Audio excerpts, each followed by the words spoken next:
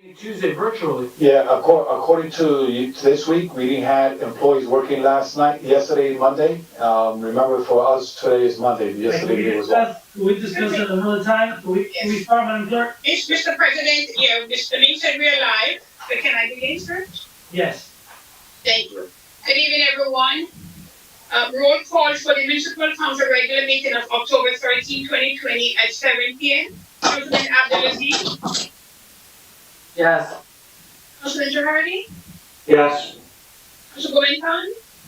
Here. Councilwoman Dazzle. Present. Councilman Jackson. Here.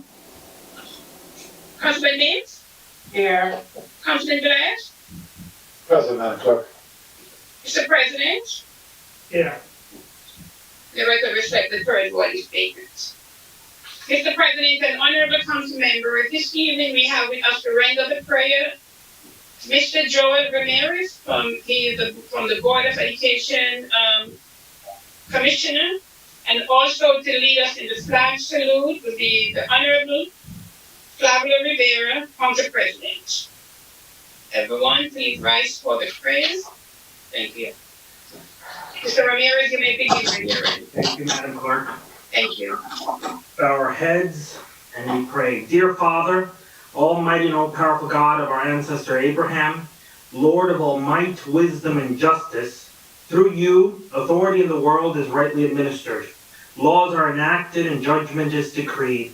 We pray that you assist the honorable members of this council with your spirit of discernment and fortitude. Keep them safe and keep them on the path that you see best. May they always seek the ways of righteousness, justice, mercy, and charity. Grant that they may be enabled by your powerful protection to govern this great city toward times of prosperity, stability, and peace.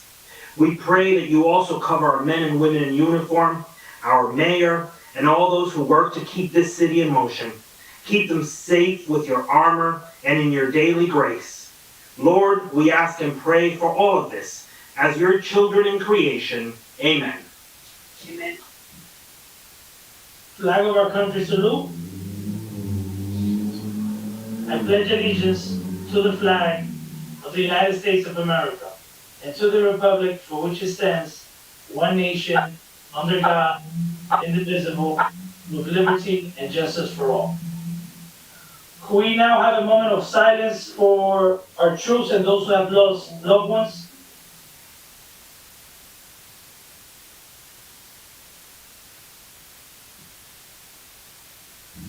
Thank you. You may now be seated. Madam Clerk, will you read the statement of compliance? Yes, Mr. President. Statement of compliance with the Open Public Meetings Law 2020 to 2021. Meeting date October 13, 2020. Time 7 p.m. Adequate notice of this meeting was compiled and disseminated in accordance with the Open Public Meetings Law in the following manner. 1. The annual notice of regular meetings and workshop sessions of the Municipal Council was compiled for the year 2020 to 2021, or about July 1, 2020. 2. A schedule of the regular meetings and workshop sessions of the Municipal Council for the year 2020 to 2021 was duly transmitted on or about July 1, 2020. 2. The North Jersey Herald News, the Record, the Arabic Voice, the Italian Voice, the State County Pulse, Dominicana News, Cascada International, El Especial, the Paterson Press, the City Post News, Tap into Paterson, in addition to any other publication duly requesting such notices. 3. The schedule of the regular meetings and workshop sessions of the Municipal Council for the year 2020 to 2021 was prominently posted in the lobby of City Hall, first floor, in the place reserved for the announcements of this type. 4. The schedule of the regular meetings and workshop sessions of the Municipal Council for the year 2020 to 2021 was duly filed with the municipal clerk. 5. A copy of the schedule of regular meetings of the Municipal Council was mailed to any person who requested and paid the fee authorized by the Open Public Records Act. Mr. President, may I just read for anyone who wishes to call in on the public portion, the number to dial is 973-321-1579 and enter code 8326. Press star 1 to listen to the meeting, or press star 2 to leave a recorded comment, or press star 3 to be added to the speaker list. And also 973-321-1579, enter code 8326. There are 2 items on the agenda that requires public hearing. They are items 1 and 2. Mr. President, you may continue. Thank you. Yes, council colleagues, we're gonna try to do the public portion at 8 o'clock. So at this time, Madam Clerk, Yes, sir. let's entertain, since the parties involved are here at the meeting, let's entertain item number 31. Number 31. Actually, I take that back. Let's do the bills list. Okay. Pay no bills. Next item is the payment of bills, and, just gonna take it. Dr. Lee? Thank you, Council President, Madam Clerk. We have our payment of bills in the amount of $1,861,328.45. There is a waste management payment on here. I move this item. Second. We have a second. Moved by Councilwoman Mims, second by Councilman Abdelaziz. Discussion. Discussion, Madam Clerk. Councilman Abdelaziz. Madam VA, March, we received these payment bills on Friday via email from your staff. I would like to know if anyone had questions over the weekend or during the holiday break in regards to this payment of bills, so I don't have to repeat any questions. I did not receive any questions, Councilman. Madam CFO? No questions? All right, thank you, Council President. Roll call, Madam Clerk. Council President. Councilman Jackson. So, which is extremely surprising, I'm sure many people in the community have seen it circulating. There's been an alarming number of, or let me say, the disbursement of overtime hours within a certain department is of grave concern. And I'm surprised as the chairman of finance and the council president that we're just milling over it without even addressing it. I've asked the VA today to send me a full report of the overtime that has been absorbed. But for certain employees to receive over 40 hours in overtime, and this council not address that, is of great concern to me. So, I mean, we can proceed if that's what you would do, but Well, Councilman, that's the problem. we all are aware of the situation. I've been very vocal about, overtime throughout my time here on the council. But the fact of the matter is that doesn't mean that we cannot discuss it later on. But there is no payroll on this bills list, and there is no COVID expenses either on this bills list. That's why we're not discussing it at this time, but that doesn't mean that throughout the meeting, we cannot use an opportunity and use it as a segue to actually, have a conversation in regards to the matter. But at this time, with all due respect, I just want to entertain a roll call on this item, given that there was no payroll on this bills list. Can we continue the roll call, Madam Clerk? Yes, Mr. President.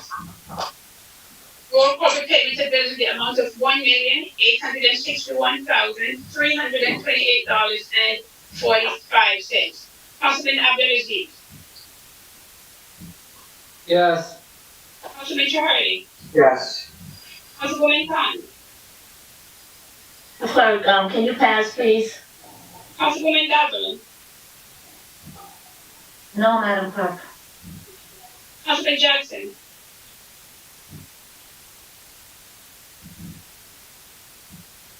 Councilman Jackson.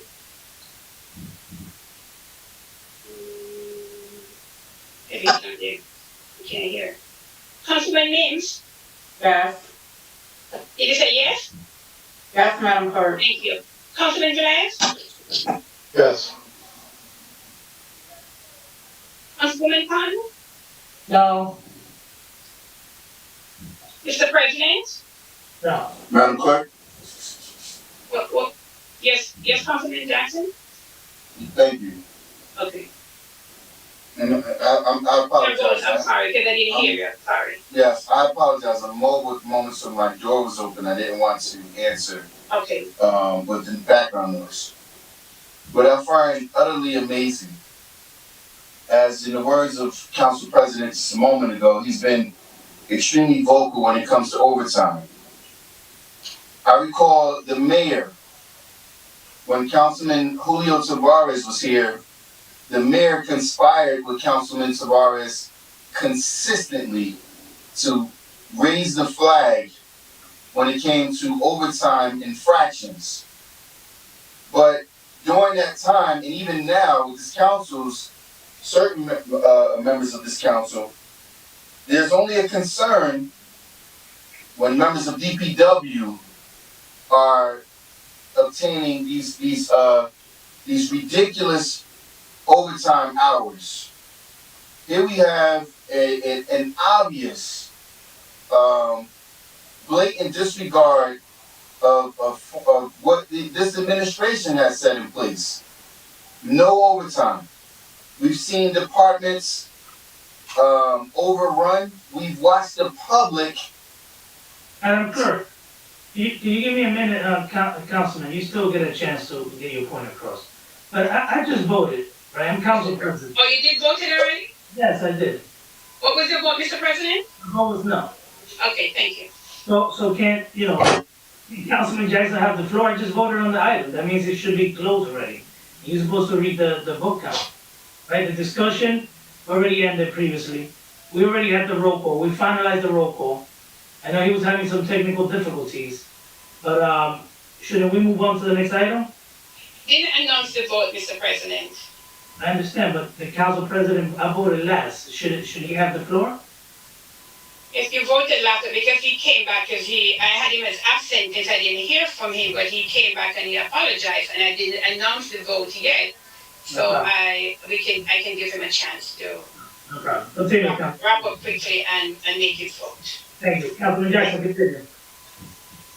Well, Council President, if you like for me to take my opportunities at every other moment that I have to speak, I understand that you consistently would like to try to muffle my concerns, but I think the public shares these concerns. And the fact that you, even as the chairman of finance, would allow this to go without being scrutinized and just simply, and then Councilwoman Cotton counting votes, I'll pass to see if it's gonna pass or fail first. This is the type of scrutiny or lack of scrutiny that happens in this city, where people are allowed to obtain more than their regular hours in overtime without showing any justifiable cause for it, while other members of this administration are denied the ability to accumulate overtime, even when members of the public are not receiving the services. When we see lines outside of City Hall for taxpayers to pay their bills, and then you have secretaries in the mayor's office going downstairs disrespectfully yelling at the employees on how they need to work faster, as if this is China or some third world country where they're working in a sweatshop. So to disallow other members of this administration or the employee base to work as per needed, and then allow for certain members only in the mayor's office, in the VA's office, to accumulate this type of overtime is a disgrace. It's a disgrace, and I'm glad that I see Councilman Morris on this call, because I'm confident when Councilman Morris was as the chair of finance, this type of thing would have never happened. So I implore you, Council President, to continue to do what you're doing. You can make an effort to silence my efforts or silence my concerns, but that will never happen. And I'm going to continue to take the community's concerns in my own hand and be the advocate when we should never be milling over something so egregious. Madam Clerk, I appreciate the opportunity. My vote is no. Okay, thank you, Councilman.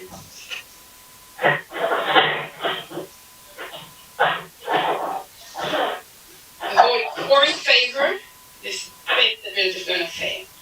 Council President, It's, No. I'm making this. May I continue, Mr. President? Council President, You continue, Madam Clerk? The vote is 4 in favor, 4 against.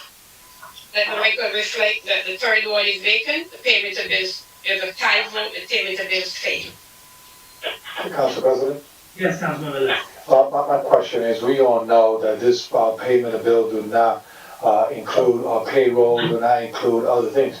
We need to be responsible paying our vendors. You know, we got insurance payment here for our employees. We got policy coverage here in this, you know, what will happen now?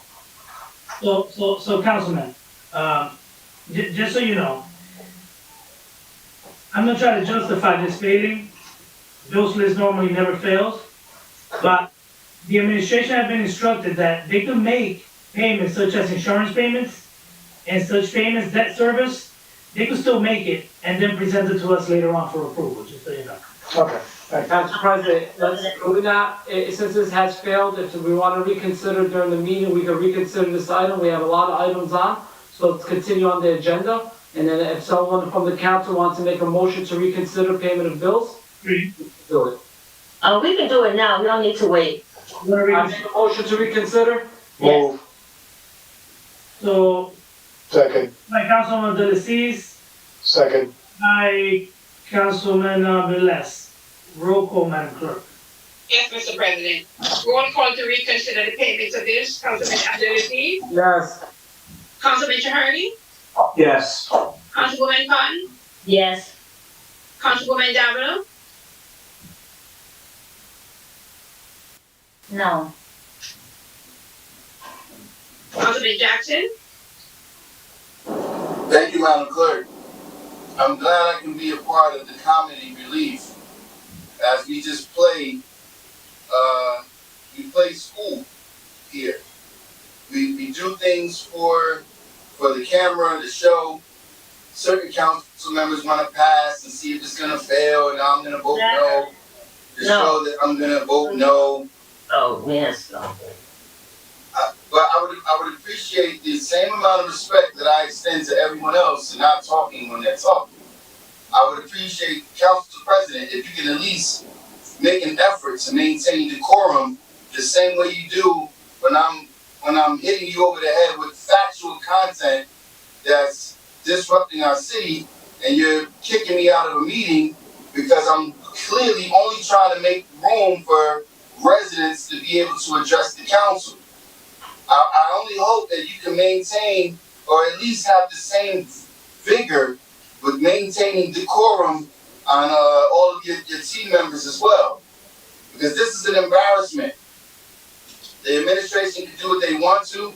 They can pay whoever they want to overtime and then target other employees and mistreat them and jeopardize the livelihoods of families that work extremely hard for our community. Madam Clerk, I'm going to continue to do what I've done. When I sat alongside Councilman Morris, when I sat alongside various other council members in this council, I've never changed. I'm going to stay consistent. I'm going to be consistent and vote in favor of the public, Madam Clerk. My vote is no. thank you, Councilman. Councilwoman Mims, Madam Clerk, before I vote, I sent Ryan the text. Could you ensure that Ryan receives the text? We have someone that's trying to get onto the Zoom. And I'll get the information. He texted me back, thank you. Madam Clerk, my vote is yes. thank you. Councilman Velez, Madam Clerk, I could make an all-night statement, but I'm gonna make it short and sweet. But when I look at the, Just a motion to reconsider, so. I'm getting used to Michael Jackson taking long to speak. Okay, thank you. My vote is yes. Thank you, Councilman Abdulaziz. I got your back. Thank you. Councilman Velez, what was your vote? I'm sorry. Oh, yes. Oh, thank you, Councilman. Mr. President? I'll vote yes to reconsider. Okay. So the vote is 6 in favor, 2 against. Let the record reflect the third ward is vacant. The reconsideration is hereby adopted. So now I have to do a roll call to adopt the payment of it. Madam Clerk, before you call for the roll call, Yes. I want to ask my council colleagues, out of respect to the residents, let's try to keep our comments at least to 2 minutes. There is time, that you're gonna extend it, but let's try to keep it to 2 minutes, please. I started keeping the time, sir. I did. Thank you. Okay. I'll keep it myself also. Okay. Thank you. Roll call, Madam Clerk. Okay. Roll call to payment to bills, $1,861,328.45. Councilman Abdulaziz, Yes. Councilman Hurley, Yes. Councilwoman Cotton. Thank you, Madam Clerk. There was a question I needed to find out on the payment of the bills. I'm not gonna be the first person on this city council or the last person to pass. Every last one of us sitting here has passed on a vote and have come back. So it's not about picking someone who passed. I needed a question, my question got answered, and now I know what it's about. So Madam Clerk, with that being said, my vote is yes. Thank you. Councilwoman Dazzler, No. you're voting, okay. Councilman Jackson, Thank you, Madam Clerk. First and foremost, let me just, from this point on, I'll make sure I address my concerns and commentary to the public. The fact of the matter is, every council person does have the right to pass and or change their position perspective on the vote. But we are all here and pledged to be accountable to the public. So the public should know exactly what are those concerns. Every time I have an issue, I make it clear on what my issues are, why I'm changing my position, and I'm not saying anyone else needs to do what I do, but we need to stop playing this game, this flip-flopping game of, oh, I didn't support that, or I did support that, let's see if it passes. This is part of the reason why the city's in the worst condition that it's ever been, with close to 100 shootings, with the city being as dirty as it's ever been, being overran by everybody else's issues, because we have municipal government officials who are just running a game. And I'll say it again, by far have this council president, as the chair of finance, been the most irresponsible. Everything that we've been impacted by, the sewer, assessment, utility, and now even with employees running 40 plus hours in overtime with there being no recourse. This administration can do whatever it wants to do under the current condition of this council. Madam Clerk, please let me know when I'm nearing my 2 minutes, because I will be utilizing every second of the 2 minutes for the remainder of the evening. This is an embarrassment. I'm sorry, Madam Clerk? the timer will go off. I have it on.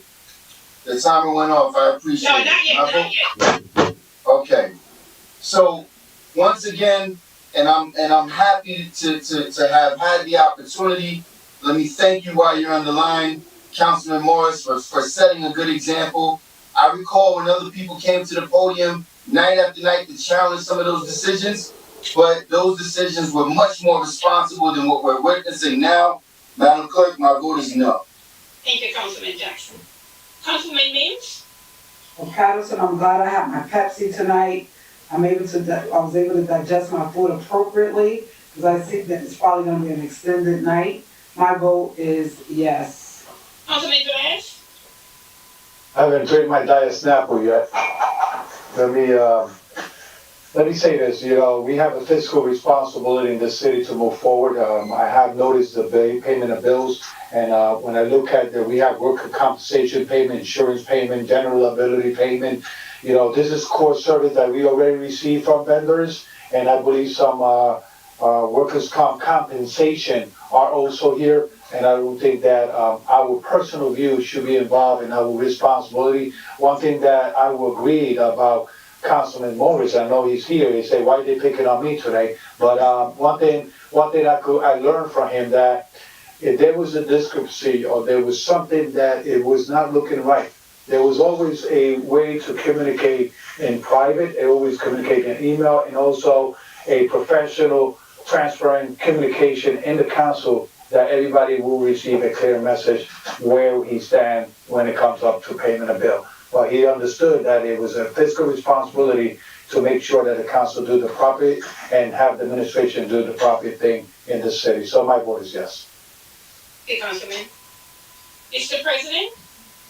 Said I wasn't on the being this nonsense, but that's what happens when residents elect people that don't understand their function and what they do. Even the times when Councilman Morris was here, a lot of times the council find out after the fact. That's why we ask for monthly reports, and we try to put a stop when the overtime starts. Now, what has happened is you have a COVID situation going on where the county provided us with over $8 million. The members that were in finance today notice how I went after the administration, because till this day they still have not reclassified the expenses. They're still sitting in last year's budget and this year's budget and have not been charged to the grant. So for this councilman to always go after me when I only been president for 3 months, and those who have read the newspapers know that I'm one of the few council members that actually, let me not use the few council members, because we all bring something to the table. But if someone is equipped to hold this administration accountable when it comes to the finances, it's me. If this councilman understood that what we do as council members, Madam Clerk, please apply the time to myself also.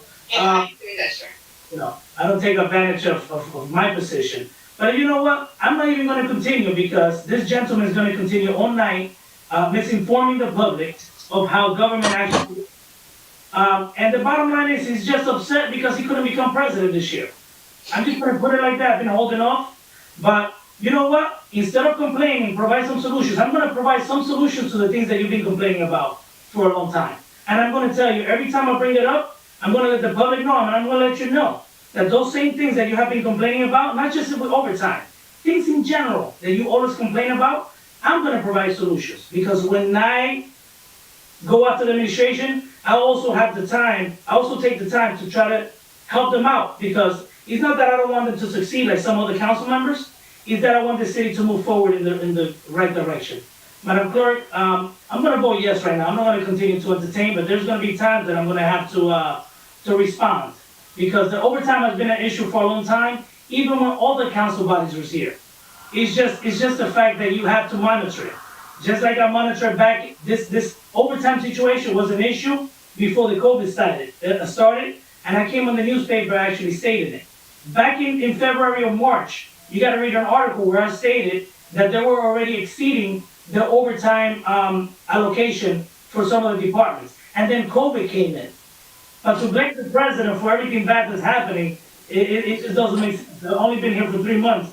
And like I stated previously, I guess everything else was great. Is the 2 minutes apply to you as well? Madam Clerk, Do the 2 minutes apply to you as well? You've been well over 2 minutes. I asked Madam Clerk to let my time was up.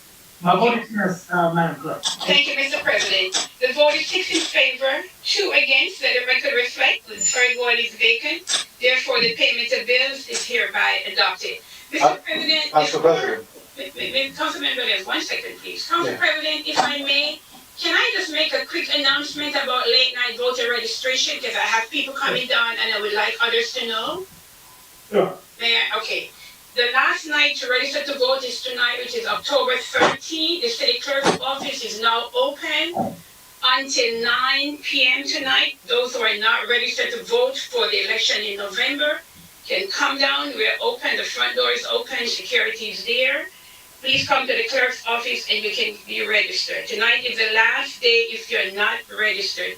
If you have any question, my staff is here with me. Give us a call, 973-321-1310. Thank you very much, Mr. President. Madam Clerk, Madam Council Clerk, President. Clerk with the voter registration. Is 9 PM the statutory time? Yes, Is that- sir. Yes, sir. Oh, because the way this meeting goes, looks like your office is gonna be there till midnight. Well, they will leave and leave me here, it's fine. Okay. So But I can't accept anything after 9 o'clock. If I can accept it, but it will not go through for this election. So, Thank you. Clerk, thank you. At this time, I want to entertain item number 31. 31, yes, Mr. President. Council President, Councilmember Les, is it related to item 31? it's related, to you if it's possible. Now, so can we hold off for a minute? Is there No. a statement? No, it's regarding because, Council President, the problem is that I'm the last one voting, and when you made all your statement, you didn't mention who you're directing your statement, so you're speaking in general. So a lot of people could understand, gonna think that you're telling me, because, No, we're not getting there because I was not talking about you, Council. okay, all right, I just wanna make sure that, you know. Next item on this non-consent agenda is item number 31, Mr. President. Yes.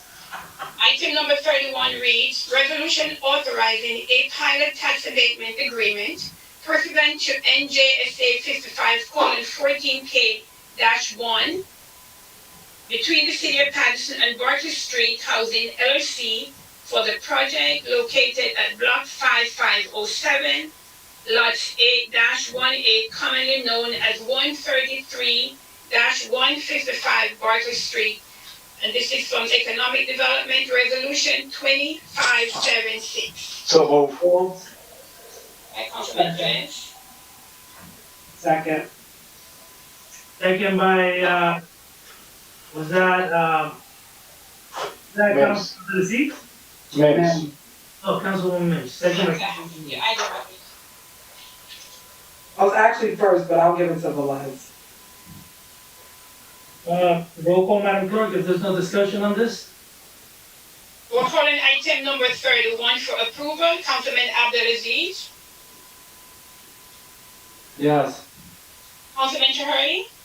I just want to, Council President, just take this little moment to say that NJCDC in St. Joseph has been an amazing partner to the city of Paterson.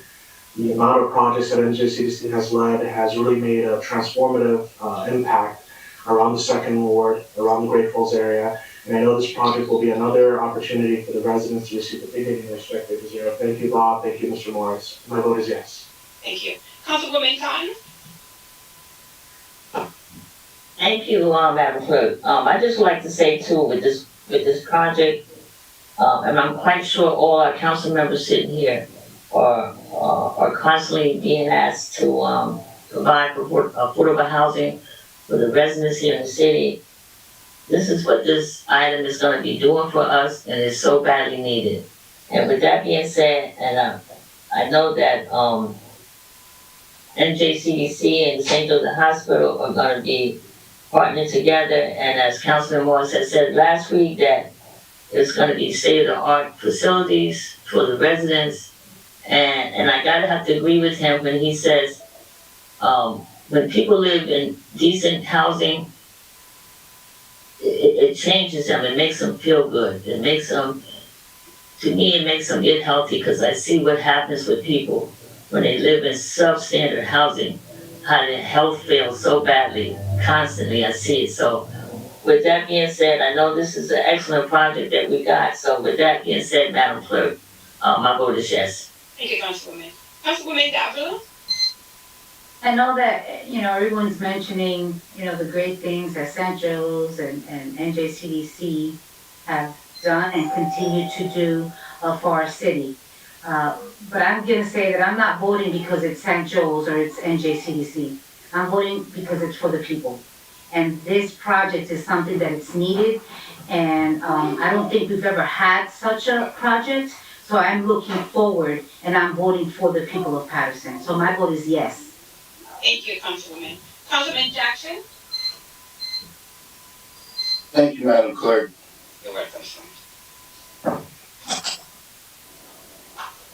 You know, I'm having a very difficult time with this item, mostly because of a comment that was made during the last during the workshop, and where one of the council members said, "Well, we're not although we're not favorable for pilots, we based on who it is, and that really didn't sit well with me.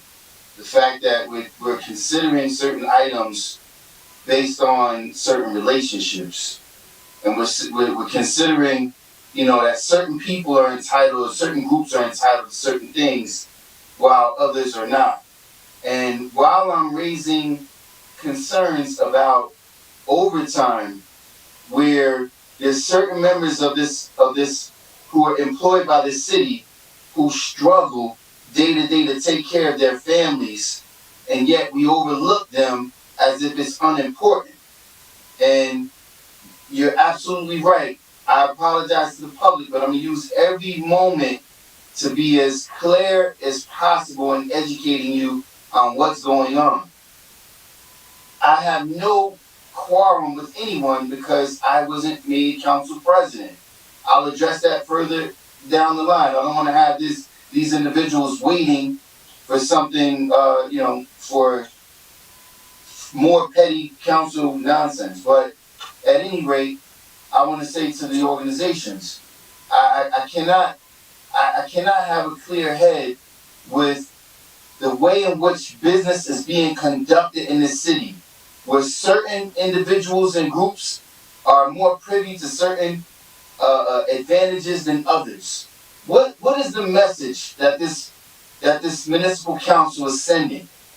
If we have one applicant that comes before the community who is rendering the same services, the same amenities, they are not favorable. But because certain groups are doing it, then it's okay. And with that being said, Madam Clerk, I can't support this item. My vote is no. Thank you. Councilman Mintz?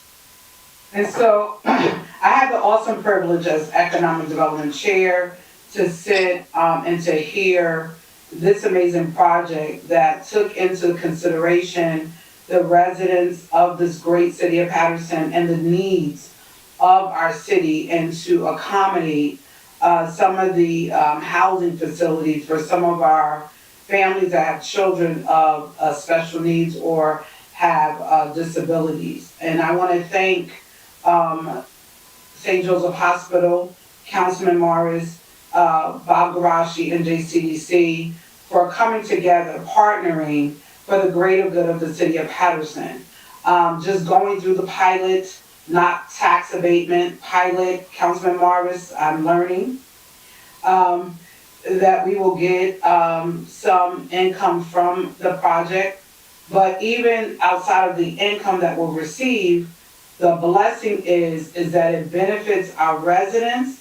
It has a holistic approach to it, and it has been well thought out. I want to commend both of you, St. Joseph and NJCDC, for once again putting the residents of this great city of Paterson first. My vote is absolutely yes. Thank you. Councilman Velez? Yeah, Madam Clerk, thank you, audience out there. I see benefit on it. Some people will not see the benefit on it, especially when you know Paterson. Especially when you go to the area, you see an empty lot for many, many, many years. When you see that the area has improved under the St. Joseph Regional Medical Center. When you see that NJCDC have invested in our city, it could be grants, it could be other kind of funding, but he has to invest it. NJCDC have invested in our city for the community. When you see that we're not building side, we went up, and our image of the city have changed a lot. You have to say welcome. And I say welcome because this is going to be another project adding to those that have been done in the past in the 4th Ward, in the 5th Ward. Probably they're not going to have they don't have the same indemnities that this one has, because they blessed that St. Joseph's is part of it. But I encourage St. Joseph's also to start creating those type of service to others, buildings that have been constructed here in the city. It will be beneficial for everyone. But I believe that I have seen this project from day one. I sit in the planning board representing the whole council, and I did my questions here, and I put them against the wall, and take them out of the wall. And I think this is a a blessing for the city of Paterson. So saying that, my vote will be yes, especially when I see there's gonna be 56 affordable apartments and including 10 units for a person that has special needs. And whoever will now understand that, ladies and gentlemen, needs to go to another profession. But we're here for the people of Paterson. My vote is yes. Good, Councilman. Mr. President? So Councilman Velez, I share many of your sentiments about this project. We have to look at the bigger picture here. We often say that we have to entice developers or development in the city. I understand that base case scenario, most of these buildings and structures would be on our tax rolls, regular tax rolls, instead of just being pilots or abatements. But even if they would not come before the council, many of these projects are getting abatements anyway. So I'm just happy that this project is coming up. We have a lot of sites in the city that are vacant. We have a site in the 5th Ward that's been vacant for a long time, and they're moving on that site.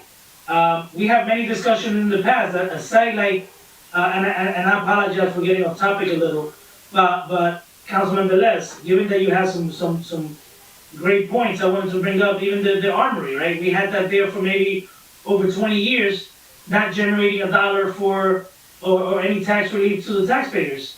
At least this is, they're paying into the coffers, and we're beautifying the area. My vote is yes, at this time, Madam Clerk. Thank you, Mr. President. The vote is 7 in favor, 1 against. The record reflects the 3rd ward is vacant, therefore item number 31 is hereby adopted. Madam Clerk, as we announced previously, we said we were going to have the public portion, and thank you guys. Thank you very much, everybody. Thank you, Council President. Can you hear me? Yes, Councilman Morris. Thank you, Council President. Really appreciate the work you're doing, all of the rest of the members of the council, and I am no stranger to the challenges that each and every one of you are having in the city of Paterson, and those challenges are becoming even greater as the years pass by. So I do not envy the challenges that you face. I truly appreciate the council's support for this particular project. It is unique in social times. The address of the social determinants of health with high quality affordable housing and community space, and creating direct pathways to those folks who need needed healthcare services. And I do hope this project sets the model for other affordable types of projects in the city of Paterson to integrate community space and social service space into those projects.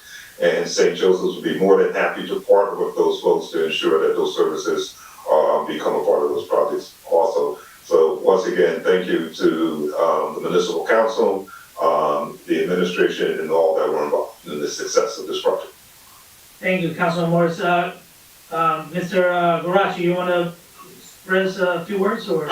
No, I won't belabor it. I'll just thank the council for allowing us to proceed with this, and I promise you that we'll continue to do everything we can to provide, highest quality housing and services for our neighbors here in this great city. So thank you. Thank you very much. Madam Clerk, at this time, could you make the announcement again for the public portion? Mr. President, anyone who wishes to participate in the public portion, please dial 973-321-1579 and you enter code 8326. 973-321-1579, enter code 8326. Press star 1 to listen to the meeting. Press star 2 to leave a recorded comment. Press star 3 to be added to the speaker list. And this is for the public portion, which will be open at 8 p.m. I think it's 5 minutes to 8 now. Yes, Mr. President, you may continue. Do we have any speakers that have called in already, Madam Clerk? Not yet. I have Ryan here with me. He said no, not yet. Okay. Maybe your consent items? Yeah, no, let's just wait, Madam Clerk. Or you just wanna wait a few minutes? Okay. A few minutes, it's almost 8 o'clock. All right, then. This That's the time that we announced. is, 3 4 to minutes, 4. 4 minutes to 8. Okay. 3 to 4. That way, if we don't have any speakers at 8 o'clock, we would, Those. we would just move on to the agenda item. Okay. All right, so just wait a few minutes. Mr. President, Yes, Councilmember.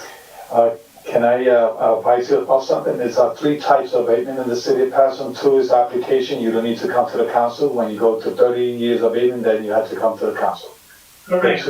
Correct. Statement that I made was not in regards to the year, it's in regards to just tax breaks in general. Correct. So some people think that people don't get tax abatement. Yes, there's a 5-year and there's a 20-year that you don't need to come to the council. It's just a simple application in the tax assessor office, and they grant it based on the merits. So there's a lot of property doing that. Correct. Yeah. Mr. President, I'm sorry. At this time, we have one speaker. Sure, so let's, Would you like to take that person out? yes, please. Okay, sure. The public portion is now open. And our first speaker, please state your name and address for the record. You may continue. Thank you.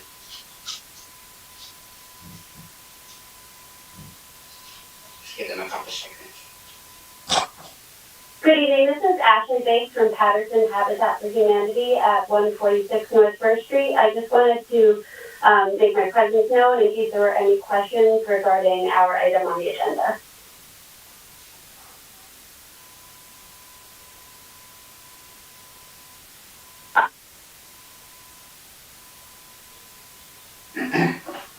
Council President Adams, Council President.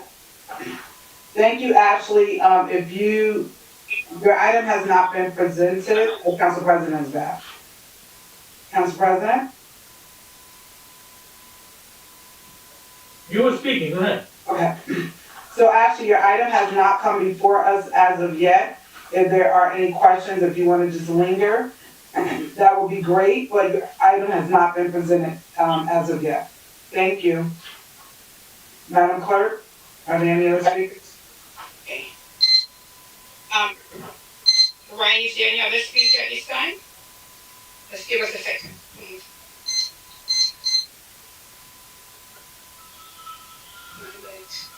Okay, Mr. President, there's no one else. Let us wait. I still have 2 minutes to 8. Give them a couple minutes.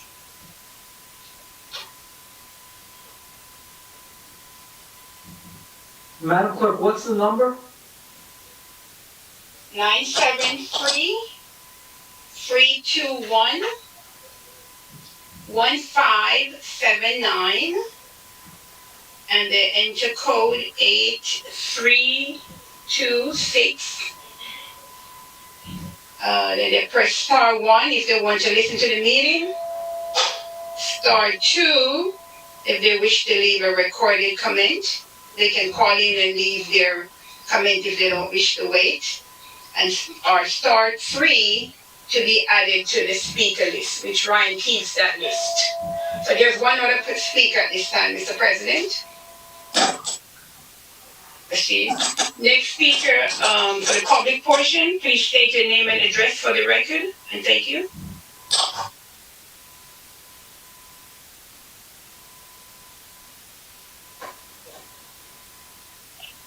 Hello, this is Juan Miranda from Paterson. I'm calling about, I believe it's item 37 and 38, about the cafe called Ornido on 21st Avenue. I don't know if it's going to be, I don't understand too much these formalities, but I think it's going under a vote for something.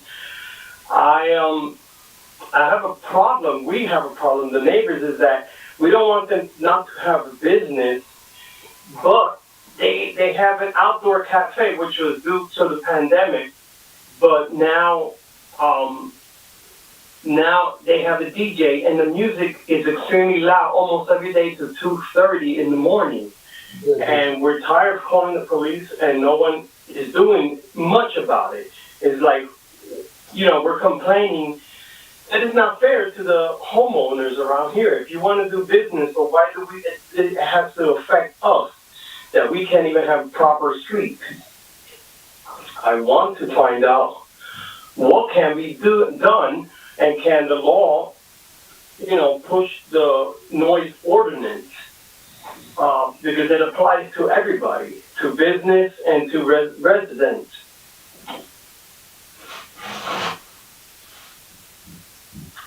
I'm done.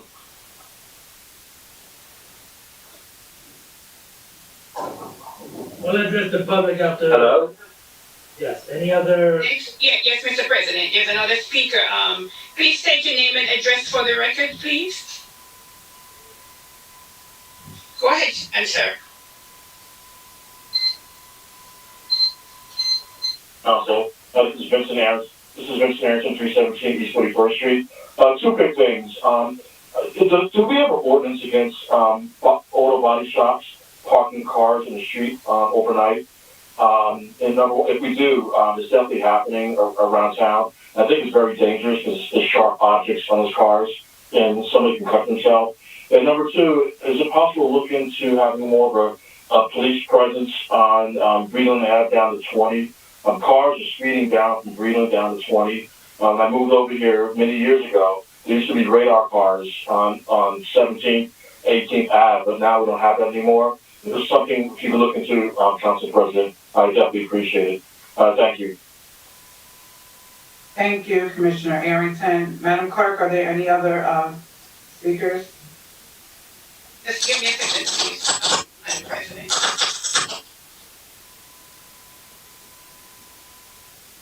Okay, they're coming in, so just give us a couple minutes. Ryan will let me know when the next speaker is ready. Thank you, Madam Clerk. They're calling in now.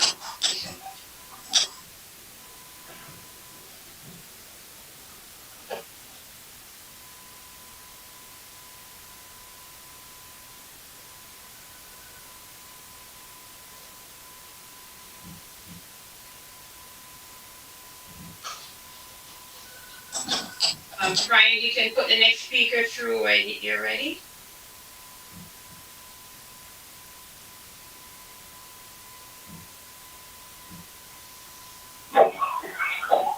Please state your name and your address for the record. Hi, my name is Lynette Olivencia, 494 21st Avenue. Continue, you may continue. Okay, hi. I'm just wondering, what is the time that a restaurant can close? What is the ordinance? Because they built a brand new restaurant next to us. Monday through Friday, they're open till 1:30 in the morning, and Friday through Sunday, till 4 o'clock in the morning. Music bumping like it's a nightclub, and they're competing across the street with the club across the street. So the music, the motorcycles parking on the sidewalk, 10, 15 motorcycles daily. Like it's ridiculous. Like what time can I call the police to get these people to be quiet? There is no rest on 21st Ave at all.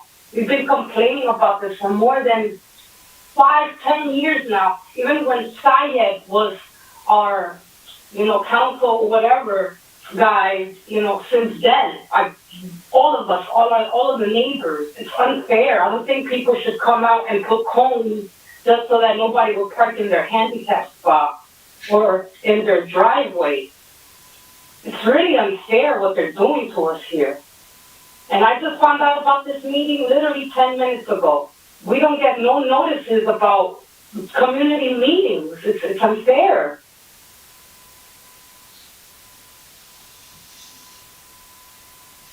Thank you so much. We'll have our administration address the concerns at the end of the callers. Madam, thank you so much for calling in. Madam Clerk, are there any other speakers? Yes, Madam President.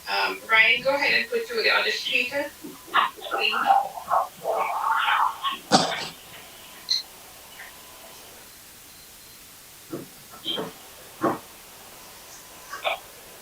Next speaker. Okay, there.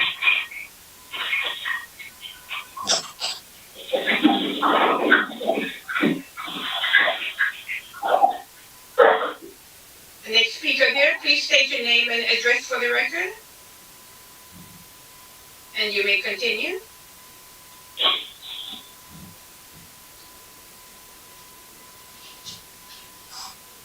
Hello, You may continue. Can you please your name and your address for the record?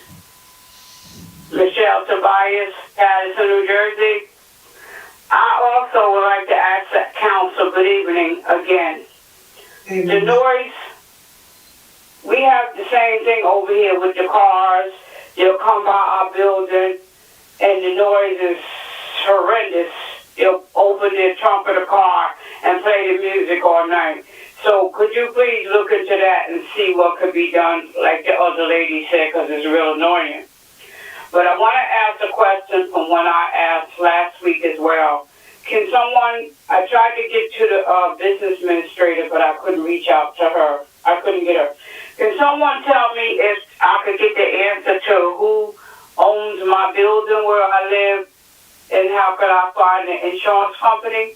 I was told it was Apollo Dye. And I would appreciate if one of the council members could reach out and let me know about that. And the situation I called about the sewer backing up in my house, I want to know, can the city send plumbers to the street, inspectors to the streets and see what's going on? And I'll wait for y'all answer. Thank you. Thank you, Mr. Bias. Madam Thank Clerk? you. I appreciate it. You're welcome. And are there any other speakers, Madam Clerk?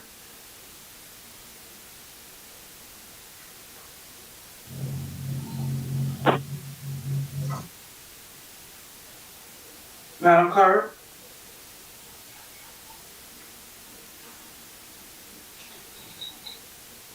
Madam Clerk? Sorry, Madam President, my mic was off. I'm sorry. Yes, can you give us 1 second? I don't think.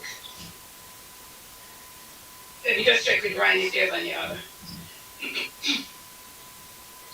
Are there any other speaker, Ryan? Anyone else?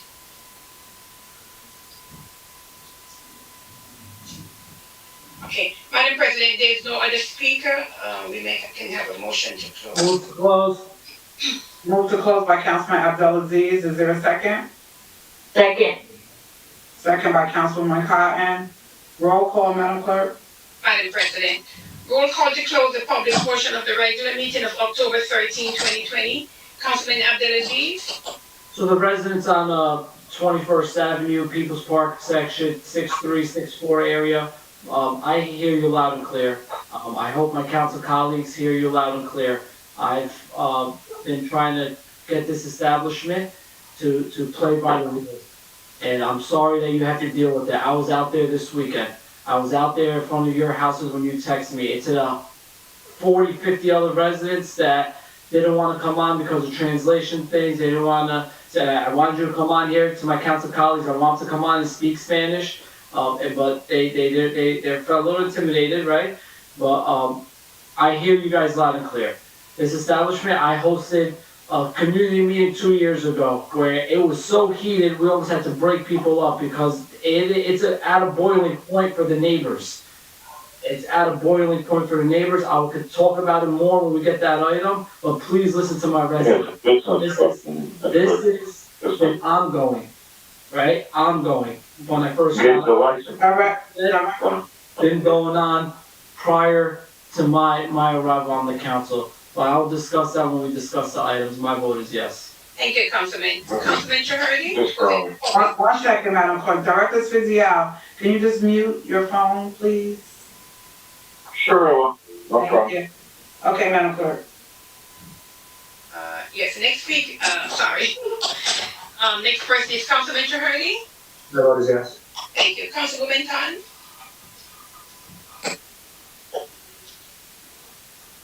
Wait, unmute. Wait, Khan, unmute here.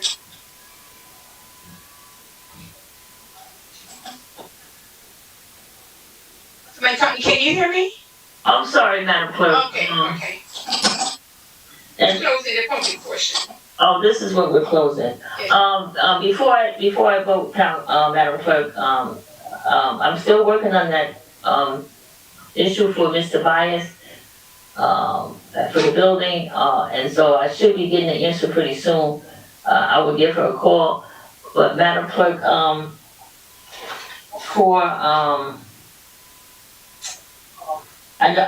working on that answer that she asked about, but with that being said, Madam Clerk, my vote is yes. Thank you. Councilwoman Davila? Before I vote, and I know it's pertaining to the question that Mr. Bias asked in terms of who owns her, it's Freedom Village, correct? Yes, I think that's what it is. Okay, because it was my understanding, Madam VA, I've been to that building various times with Councilwoman Cotton. We've met with seniors there and, about their complaints. And, we were told that, Penrose is the owner of that building. So if that changed, she mentioned somebody else, I'm sure not aware, and I don't know that Councilwoman Cotton is as well. So I would like to know that information as well. Madam, my vote is yes. Close the public portion. Thank you, Councilwoman. Councilman Jackson? Thank you, Madam Clerk. So, first to the public, let me continue to express my disappointment. And just for a point of clarity, Councilwoman Davila, it was expressed that the building was sold because much like a lot of these other projects that take place in the city that are poorly negotiated on the city's behalf, these developers come in, they make a fat dollar, and they leave out and they render the poorest of services to these residents. And I'm just curious, and my banter, some may categorize it as frustration or, Councilman Jackson has a vendetta, but let's just be terribly honest about this. I've been extremely consistent in holding everyone accountable, the past administration along with this administration. I want to know, when is there going to be a level of accountability now? The public comes and asks questions week after week. Their questions are never answered. We want to rush through things, mill through things so quickly. Oh no, they'll answer your questions afterwards, and their questions are never answered. And the people come back week after week with the same concerns. People are talking about the same thing. We have an elected official from the 3rd Ward talking about how there used to be a speed trap set up there, but there's not. Let's talk about the recent drug bust that was done in the 6th Ward by the state agency, because apparently we haven't given enough resources so we can have a detective agency, a fully functional detective bureau within the community of Paterson under the auspice of the Paterson Police Department that are putting together these large-scale busts. This is the second time I have to read in the paper of a pill manufacturer in the 6th Ward, and then coincidentally 6th Ward residents come here with these consistent complaints that very concerningly, this administration that seems to address most of the concerns in the 6th Ward first. So what does that say about the residents in the 1st and the 4th and other parts of the city? So listen, I challenge anyone to tell me where I'm wrong, tell me where, and dispute it with factual context, because when you look at the habitual neglect of the city residents, not just from this administration, but the failure of this municipal council to hold this administration accountable, it is absolutely deplorable. Madam Clerk, my vote is no. Thank you. Councilwoman Mims? Well, at this point, we're closing the public portion. Council President, can we just ensure that the business administrator, Madam VA, addresses some of the concerns, or make sure that some of the items that were discussed, that there is a phone call to the residents? My vote is yes. Thank you. Are you sitting still as the Council President? I am. No, he's here. Oh, Mr. President. Okay, I'm sorry. Thank you, Councilwoman Mims. Councilman Velez?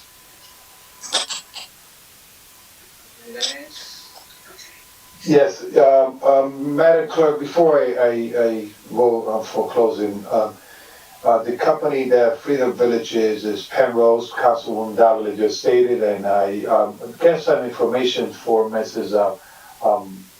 The caller. I forgot her name now. Michelle Tobias. She's requesting information. It's Penrose. She knows the management on it. She has spoken to that, but she was requesting information of the insurance company. I advise Ms. Tobias that to be able to get information for any particular company, any property, anybody out there, you need to submit a claim through your attorney. If you want to get policy number or whatever, is matter going through an attorney and file a claim, and they will get you the insurance carrier, they will get you the policy number, and they will also follow up with any claim that you have with Penrose. I did call Penrose, and they told me that if she needs anything, to do it through the legal way, because the breach of communication not being the good one. So I advise her also myself to do that. So Mr. Tobias, the best thing is to get a legal aid involved if you cannot afford an attorney, to put your claim and get a policy number and a carrier for Penrose if you need to claim something that you have lost or whatever in your apartment. Saying that, I know that Madam DA will address the issue regarding the inspector or the inspector that needs to go to that building, but it's a multi-dwelling building, and I believe the state is involved with this multi-dwelling building. So my vote is yes. Thank you. Thank you, Councilman. Mr. President? Well, council colleagues, we, two years in a row now, we heard this throughout the summertime. Remember one time, Councilman Delacis and I, wanted to be proactive and asked the chief to have a quality of life unit, and they had that in place. But we're at a point right now that we as council members need to look at our legislation and make sure that we increase our fines or anything that we could do to make sure that once these people are hit, they don't do it again. Now, talking about getting hit, we have to work with the police and do a sting every weekend, and then talk to a prosecutor to make sure that those tickets are not, that they pay their fine, basically. I keep it simple words. That's how we're going to change the culture here. That's the only way we're going to change the culture. Once I went to see a resident this weekend, and that resident told me that some people from New York City were moved into her neighborhood, and that they often had parties. But once the police went and hit them a few times, that's no longer a problem. So you let them know that it's not acceptable to do that in the city of Paterson, and that would, control what's going on a little bit. So at this time, Madam Clerk, my vote is yes. Thank you, Mr. President. The vote is 7 in favor, 1 against, that the third ward is vacant. Therefore, the public portion is now closed. So, Madam Clerk, I want to entertain at this time. You know what? Let's start from 35. Let's start from 35. 35. Yeah.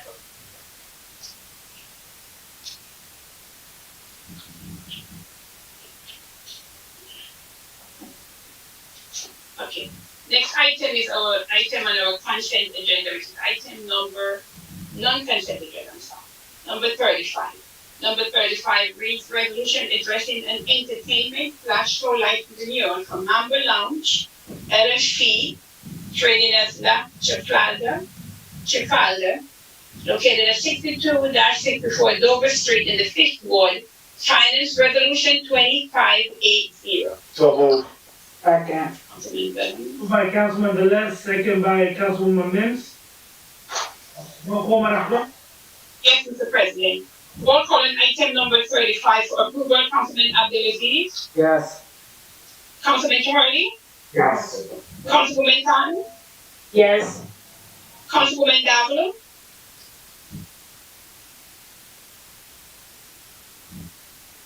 Move it along. Councilwoman Davila, she's not there. Okay. Councilman Jackson. I'm sorry, Madam Clerk, what item are we voting on? It's item number 35, resolution addressing an entertainment show license for Mambo Lounge, LLC, trading as La Chifalda, and they're on 62-64 Dover Street. Yes. Your vote is yes? Thank you. Councilman Mims, Yes. Councilman Velez, Mambo Lunch said in the Fifth Ward, and they being good neighbors, minimal complaints, but they been addressing as we speak, every time that we speak about Mambo's, our good relation with the community. Minimum complaints, but they been addressing. My vote is yes.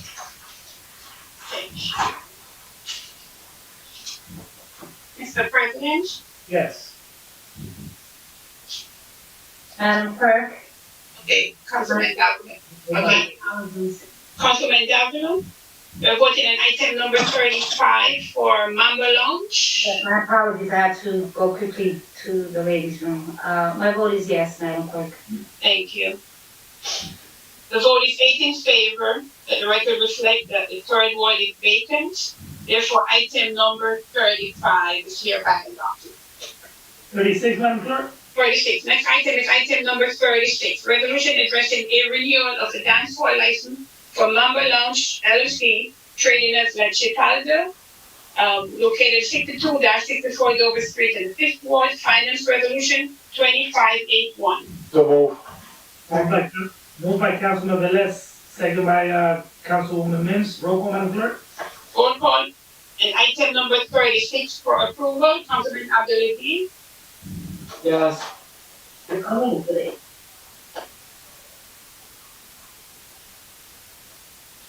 Councilman Chahardy. Yes. Councilwoman Khan. Yes, Madam Clerk. Thank you. Councilwoman Davila. Yes. Councilman Jackson. Yes. Councilman Mims. Yes. Councilman Velez. keeping in mind that this is dance hall license, we all understand that 8 months they have lost revenues with the COVID-19, and they're doing pretty good as they are right now. So I know when everything come back to normal, they could take a full advantage of this dance hall license. So my vote is yes. Thank you. Mr. President, Yes, Madam Clerk. the vote is 8 in favor. Let the record reflect that the current ward is vacant. Therefore, item number 36 is hereby adopted. Number 37, Madam Clerk? Yes, sir. Next item is item number 37, resolution addressing an entertainment/show license renewal for the Cater Court trading as El Mexicana Restaurant located at 487 21st Avenue, the 6th Ward, Finance Resolution 2582. So move. Moved by Councilman Velez. Do we have a second? Second. Second by Councilman Jackson. Roll call, Madam Clerk? Roll call on item number 37 for approval, Councilman Abdulaziz. So my council colleagues, I don't want to bring this up in discussion. You heard my residents in the 6th Ward. This establishment is a new establishment called Hornito's Lounge at this location. I've had issues, and my residents in my neighborhood has had issues with this establishment. Some of them are on tonight. Constant music outdoors. I was out there this weekend. This is unacceptable. This isn't something new. We have a saying in the city that my former 6th Ward councilman, when I was younger, anything goes in the city of Paterson. They damage the area, they cause havoc on our residents, and then the city council awards them with a license. I've met with this establishment 2 years ago. And when I tell you the frustrations in the eyes of my residents, I think some of my council colleagues were there. It almost got to a boiling point. The director was there, we almost had to break people up. That's how frustrated they were. They promised change. And then, we have a new establishment. And my council colleagues, some of you that are at large, have received these phone calls. You've received them. We have to send a message that you cannot come into town and do what you want and disrespect the neighborhood that you are in. Because when you own establishments and go sleep somewhere else, my residents, our residents, 6th Ward residents, and Councilman Jackson's absolutely right, we don't tolerate that stuff in the 6th Ward. They are vocal about it. And I, as their councilman, I'm going to fight tooth and nail to make sure they have peace in their neighborhood. What I'm urging my council colleagues here, let's not do the status quo and award every license to establishments that have been causing chaos in the neighborhood. Let's send a message. And if they do well, they could come back and reapply for entertainment license. Let's show them. I'm in education. When a student's misbehaving, you give them incentives, make them work for something. Maybe this is what they have to work for, this establishment. We've worked hard there. We've tried. This is a good neighborhood. Hard-working people, homeowners that have to come in and stay up. Even last night, I got a text that the music was going to 2 a.m. Come on a Monday. I was there on the weekend. I don't want to play the recording that I was listening. I'm from East 24th side. Colleagues, please. I'm passionate about this because I tried to bring the neighbors together. But we have to stop the status quo, let them earn it, and come back to the council and say, these are the improvements I made. Because we gave them the benefit of the doubt. My vote is no, and my residents, I'm going to keep fighting for you guys, and I'm sure my council colleagues see it, and I have confidence in them to see what's happening in the neighborhood. My vote is no. Thank you, Councilman. Councilman Taharani? I have to concur with my council colleague. He's absolutely right. The city's expectation has to be higher. Businesses must operate within the law, but they must operate in an understanding with their neighbors. For far too long, we have businesses operating in the city of Paterson that believe that they're above the law. They pay their taxes, if not minimal, and then they feel as if that they have a license to do whatever they want.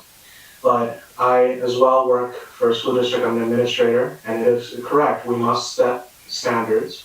We must give an opportunity for individuals to show us that they can do the right thing when given the opportunity to. But at this moment, especially because of the strong statement made by Councilman Al, I can't vote yes on this. My vote is no. Thank you, Councilman. Councilwoman Cotton? Thank you, Madam Clerk. I just want to say to my council colleague, I understand what you're saying. And it has been going on for quite some time. And even though I know we're in this pandemic, but I know there was something that came from the state of New Jersey that you could not play music when you're on the outside of your building. Because they allowed them to do, set up tables outside, that even setting up tables outside, they still were not allowed to have entertainment, DJ, a band. They could not do that. So, and when businesses do not want to follow the rules like they're supposed to follow the rules, this came down, and I believe that it should be around 10 o'clock, that they should be shutting down around 10 o'clock. I'm not sure about the weekend hours, but during the week it should be 10 o'clock. So my council member Al for the 6th Ward, I hear what you're saying. I hear the two callers that came in before to hear what they're saying. You cannot buy a business and think that you can come in and do business like you did where you came from to do business. So with that being said, before my council colleague, with the noise of the residents that call, Madam Clerk, my vote is no. Thank you. Councilwoman Davila? It's interesting, the statements that are made. And I'm gonna say this as Councilwoman at large, our Council President is at large, and Councilwoman Mims. So it is true what Councilman Abdulaziz says, that we get phone calls.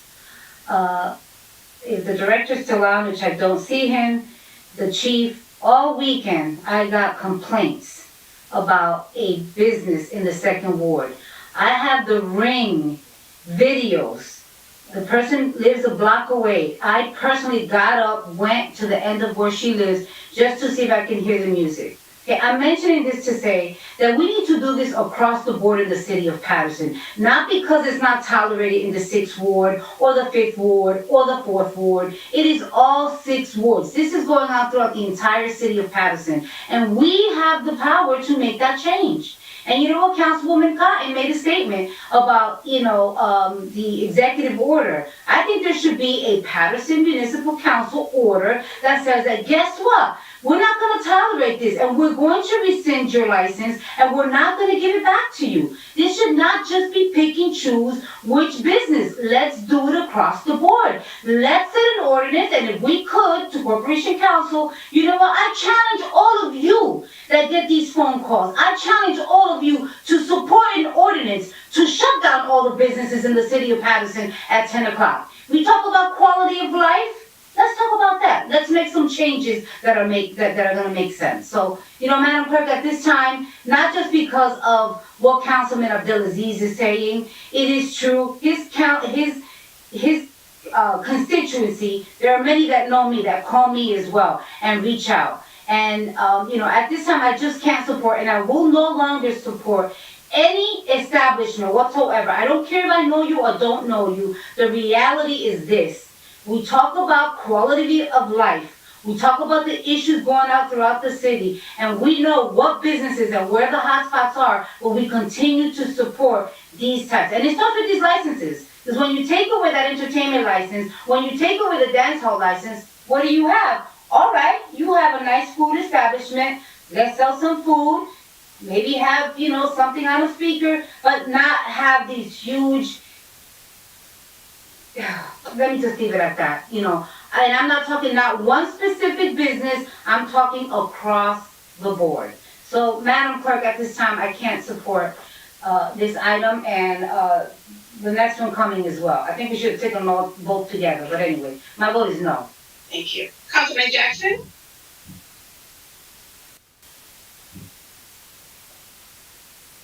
Thank you, Madam Clerk. You're welcome.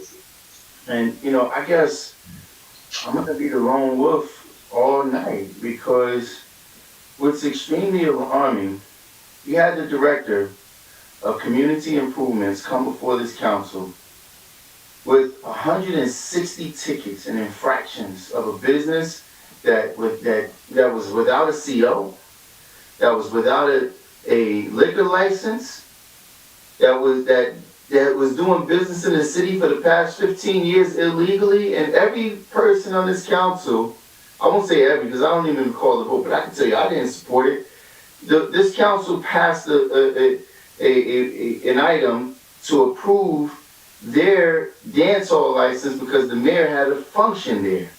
I drive around the city all the time in various wards. I see places that have completely disregarded the state mandate where there's no people allowed inside, smoking hookah and doing all kinds of things in the inside of the establishment. I see that all over the place. Now, I'm not saying that this business doesn't deserve to get closed, but there's a process. And see, by us negating the process is very unfortunate. Now, I respect the councilman, the current appointed councilman of the second ward, because he doesn't really know, but he's not familiar with the process, so he's going to follow the lead of the person who went before him. But if this establishment has a dance hall license and an ABC license, then there is a unit that does reporting, and no one even asked for the report from the unit that's in charge of making sure was there any infractions. You have to look at what is the actual infractions, not a text message you got from your buddy or whomever else you're claiming. Like there's a process. There should be a log of call for service. But once again, when the council is failing to do their job, see now we're trying to administer what goes on within the city and how we're going to regulate business by not approving licenses. That's not our job. So when Council President earlier talked about understanding your role, our role is to legislate and hold the administration accountable for the enforcement of the administering the legislation. And obviously the ball that's being dropped here is the administration. When you have members of the public calling saying they called for police and there's no one that responded, when they call for service for whatever, for garbage pickup, recycling, and no one responds, and now you're going to hold the business owner accountable who's dealing with some of the same elements because he's probably one of the main ones calling for service. So listen, I don't know the specifics behind it, and obviously, the various members of the council is not important to them. I'm not going to oppose it, but I can't support it as well. Madam Clerk, I'm going to abstain from this vote. Abstain? Yes, abstention. Thank you. Councilwoman Mays? And so, Councilman Abdelaziz, I have to commend you. You were very proactive. You had a meeting with the owners. I was present. Director Jerry Squeezy, I was present. We were there, you met, and you were right. It almost got into a fist battle, trying to get an understanding and to get a better quality of life in that area because the neighbors were in an uproar. And so I have to commend you for the proactiveness of trying to get this resolved and work with community and business. And you tried to do that. And so to see it here, I was a little surprised, and then to hear the resident come out with the complaint. So I always have to say, the residents, I'm listening, business owners as well, but I was a part of that meeting. I am glad that I was there to see the discussion and to see the fist fight that went on because of the issues in that area. Before I vote, I want to also say I totally agree with Councilwoman Davila, but I want to go a little further. We need to do something about the loud music. All over this city, people are calling us 2, 3, 4 in the morning. I am going to put a plug out to the residents of the city. Respect your neighbors. If you're having a party, respect your neighbors. There are seniors, there are people in school, we're doing remote learning, and people have to go to bed and go to work. Respect your neighbors. The police are going out, you turn the music off, they come back, they leave and you turn the music up again, and all of these things are going on. I am going to say this, respect your neighbors. People are calling us 2, 3, 4 in the morning. One party, they sent me the video, it was going till 6 in the morning. I don't know about you, but you got to sleep at some point. What were you partying for? I just don't understand. So we have to do something about the quality of life. I put the charge to the individuals that are playing this music all night. Also, Director Spezial, I'll have a conversation offline, but we have to do something to get the quality of life back in place. And this is across the city. But for this entity, there has been things that have been proactively done to try to get resolved, and the residents are still not satisfied. So I cannot support this item. My vote is no, Madam Clerk. Thank you. Councilman Velez? Madam Clerk, I listened to all these statements made by the council, all the statements made by the residents of the city of Paterson regarding this establishment. I had to concur with Councilman Abdulaziz regarding his meeting 2 years ago, and I could pull out records, probably a call service from 2 years up to this application was put in. Probably it got some changes. They saw some changes in the area. I said it before, COVID-19 had changed a little bit, a lot of situation around. People are outside, people are eating outside, people are probably making a little bit of noise. But the difference of this application that we have here now, that we didn't have the opportunity to listen to the owner of the establishment, on this new renewal of the application. No concern have been brought up to him in the workshop. He was not invited. Normally, when we go to discuss something, we call in the owners of the establishment to discuss the application. If there's something that we could address in public, we do so with the owner. I haven't heard nobody calling the owner to this meeting and to listen to his side. I haven't seen no call a service sheet. Well, even that Councilwoman Large Marissa Davila requested for everyone across the board, and it's not even here. I don't see it. The only thing I see here that the ABC department, it says there are no pending charges against the establishment of the license. I listened to some residents calling today, and what triggered me, one of the residents said, and I don't know if you agree, that they said, we are tired of calling the police. They didn't say they are tired of calling the councilman. They say, I'm tired calling the police. So the call service are here. Okay. So saying that the call service are here, I haven't evaluated all of it, so I'm going to abstain on this vote. Abstain? Yes. Thank you, Councilman. Mr. President? So what I'm gonna say is, it all has to do with, you know, the logistics, like the location, the time, you know, the space that the businesses are utilizing. There are certain businesses that don't have any residents in the area, in the city of Paterson, but I've been to that restaurant several times. I went there when Councilman Telesis held a meeting. I also have gone after that. The problem is that you have people, the windows of this residence are right next to the business. So I concur 100% with you, Councilman Abdelaziz, but I also have to disagree with some of my colleagues. We need to treat this on a case-by-case basis. I drove to Centerbrook the other day to go to Pizza Hut, right? And I saw there's an establishment right in the corner by the police station. They have their music going on. They don't have a DJ, but they have, like, you know, no music with no DJ. And people were, you know, having a business there, you know. That's what they were doing. As long as we're not affecting, all I'm saying is, as long as the business owners are doing everything in their power to control the things that they could control, I would support them.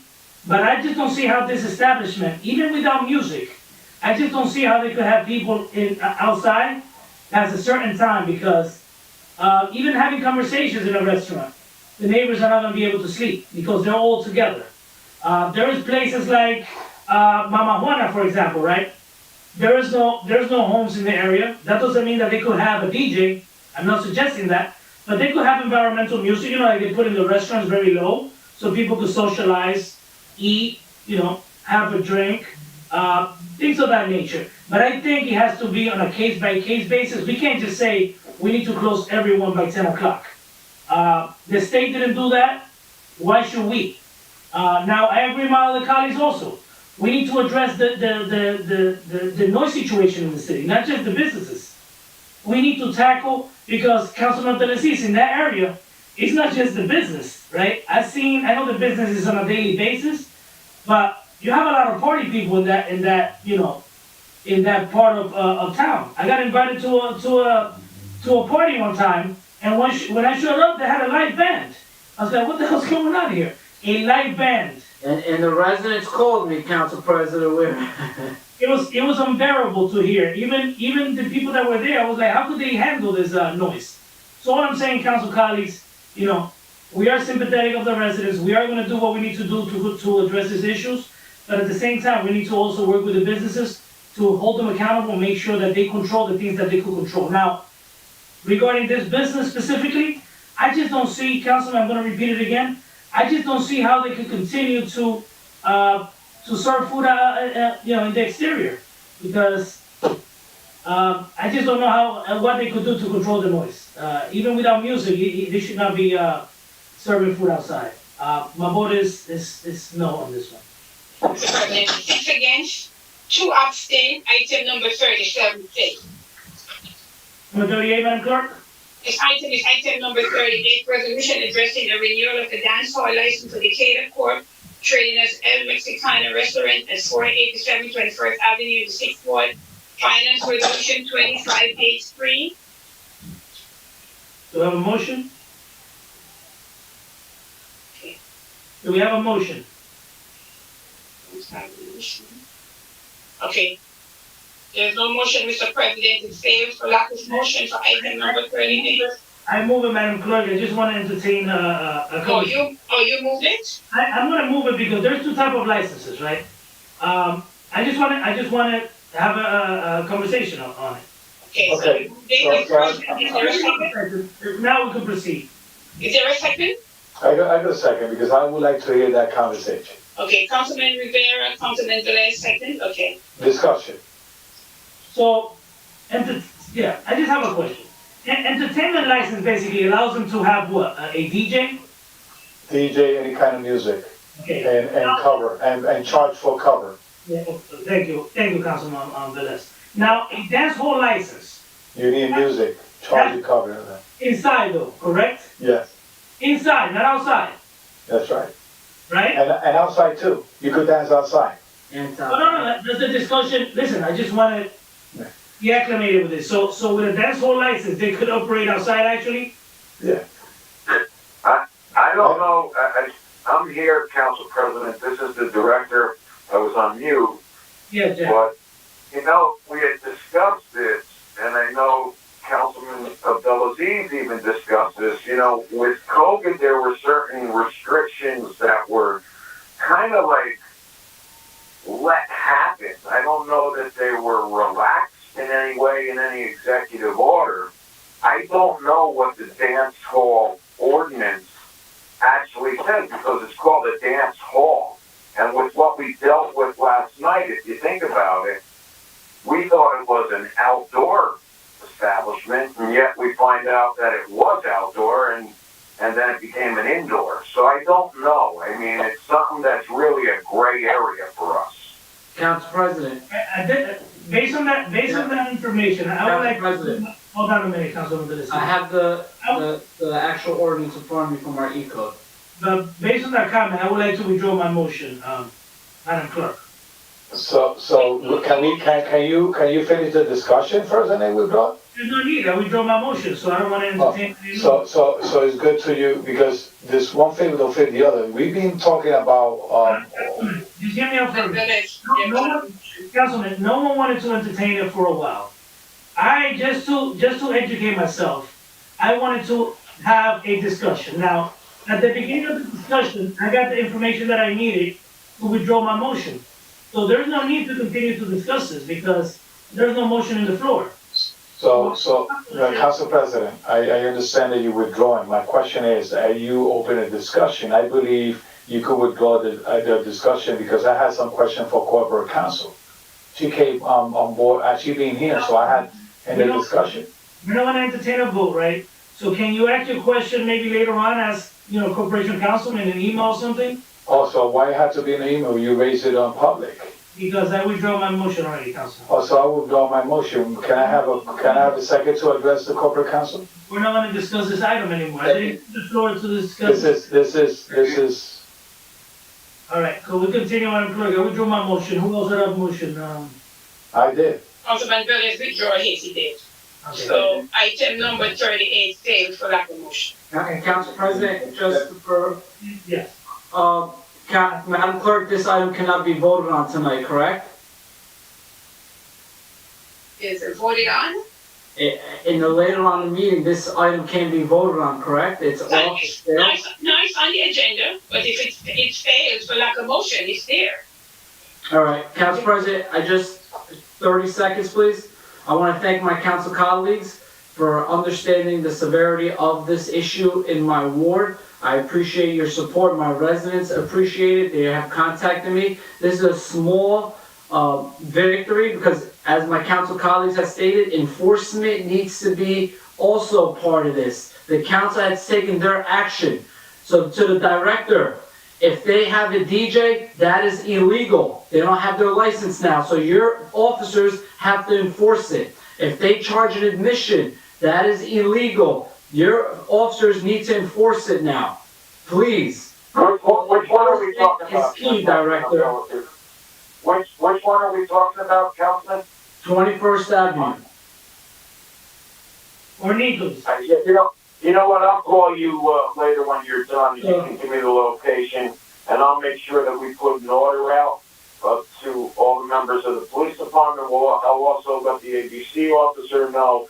It'll be handled by the ABC officer and the investigators from that, and the people that were with us last night. So Thank you. To know its location. Okay. Thank you, Director. And once again, it's Council President, my council colleagues, especially the at-large members. I know you received as many calls as I received. My residents reach out to. I want to thank you for being there for them because they do know you guys, and I appreciate the rest of the council for supporting this. This is important. This is a first step to show businesses that not everything goes in the city of Paterson. We need to change the status quo, and now we need to enforce, as my other colleagues have stated. Thank you again, council colleagues. Thank you. Madam Clerk, do we entertain number 39 at this moment? Yes, Mr. President. Next item is item number 39. And item number 39 reads resolution addressing the renewal of the Junkyard license for Margaret Kelsey, doing business as Alta House LLC, located at 39-45 Summer Street in the 4th Ward, Finance Resolution 2584. Is there a motion? Do we have a motion? 39. Second. So moved by Councilwoman Mims, second by Councilman Velez. Roll call, Madam Clerk. And Councilman Velez. Okay, roll call on item number 39 for approval. Councilman Abdelaziz, Yes. Councilman Chahali, Yes. Councilwoman Khan. Thank you, Madam Clerk. Wait a second. Thank you, Madam Clerk. I just want to say, with this particular junkyard, license, this guy is really a good community person. His business is really, he keeps it nice and clean, and, I wish I had more junkyard business like his in my ward. For that being said, Madam Clerk, my vote is yes. Thank you. Councilwoman Davila, Yes. Councilman Jackson, Yes. Councilman Mims, Yes. Councilman Velez.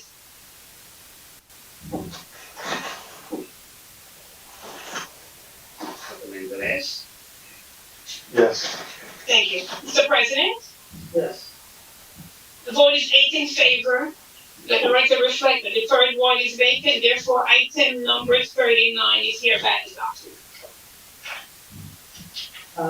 Number 40, Madam Clerk. Next item is item number 40, resolution honoring Reverend Dr. Alexander McDonald III for 35 years of spiritual leadership and commitment in the community.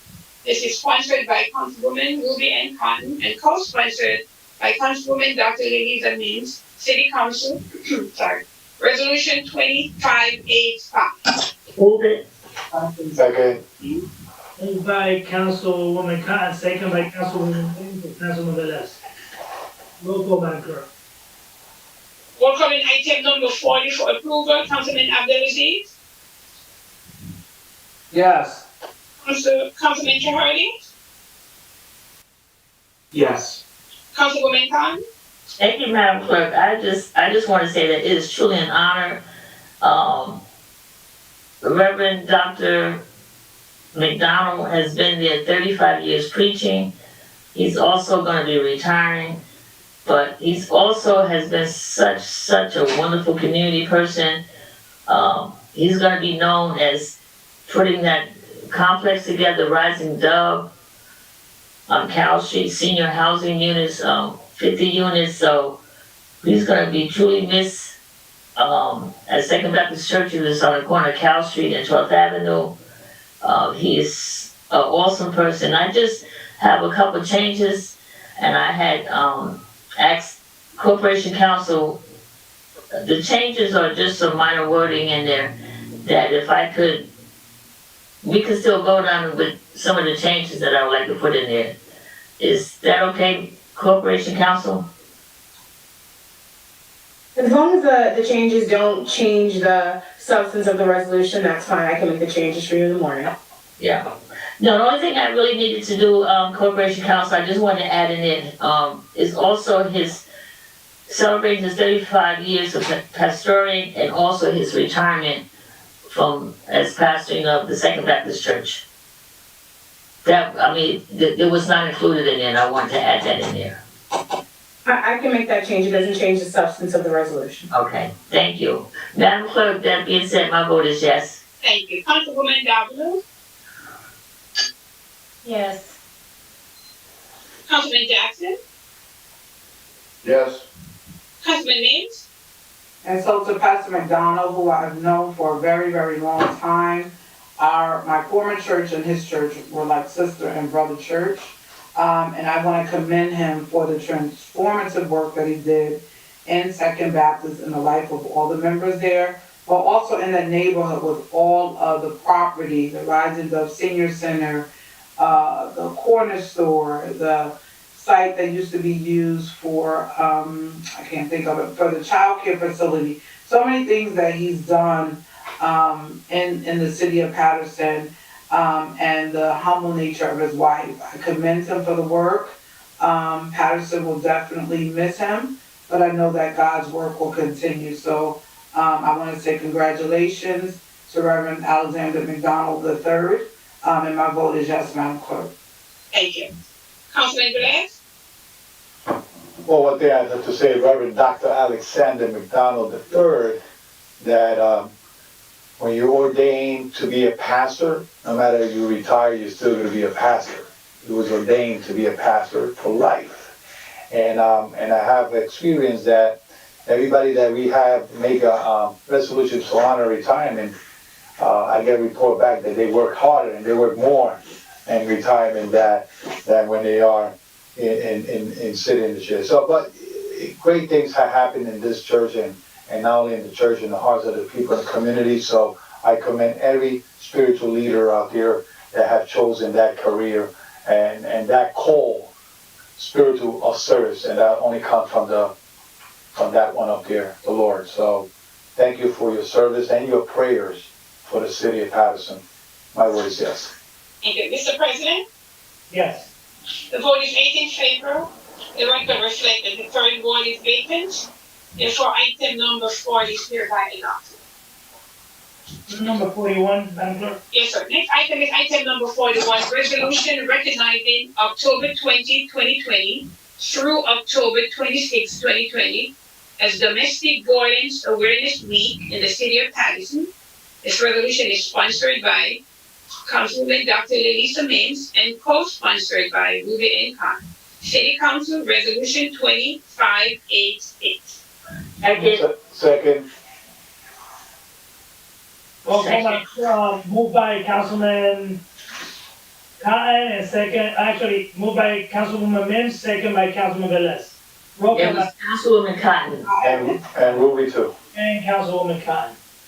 Roll call item number 41 for approval. Councilman Abdelaziz. Yes. Councilman Trahardi. Yes. Councilwoman Cotton. Thank you, Madam Clerk. It's just a pleasure for me to be a co-sponsor along with my other councilwoman, Dr. Lisa Mims.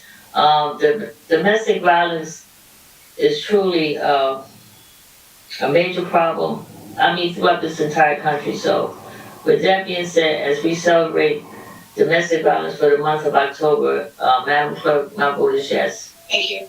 Councilwoman Davila. Yes. Councilman Jackson. Yes. Councilman Mims. As a domestic violence survivor, this is very dear and near to my heart.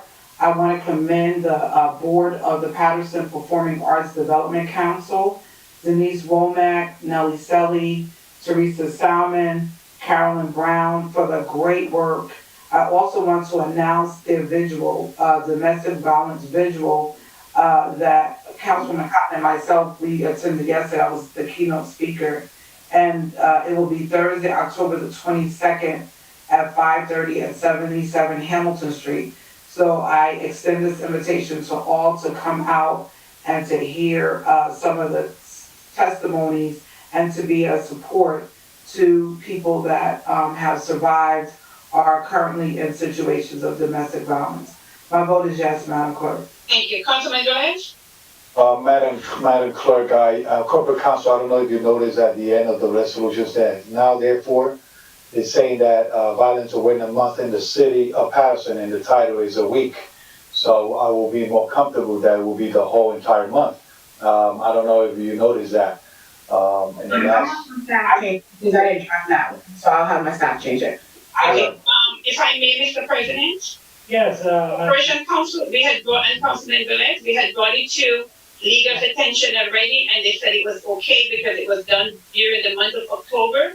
We did saw it, and they were given it okay to put it on and leave it as is.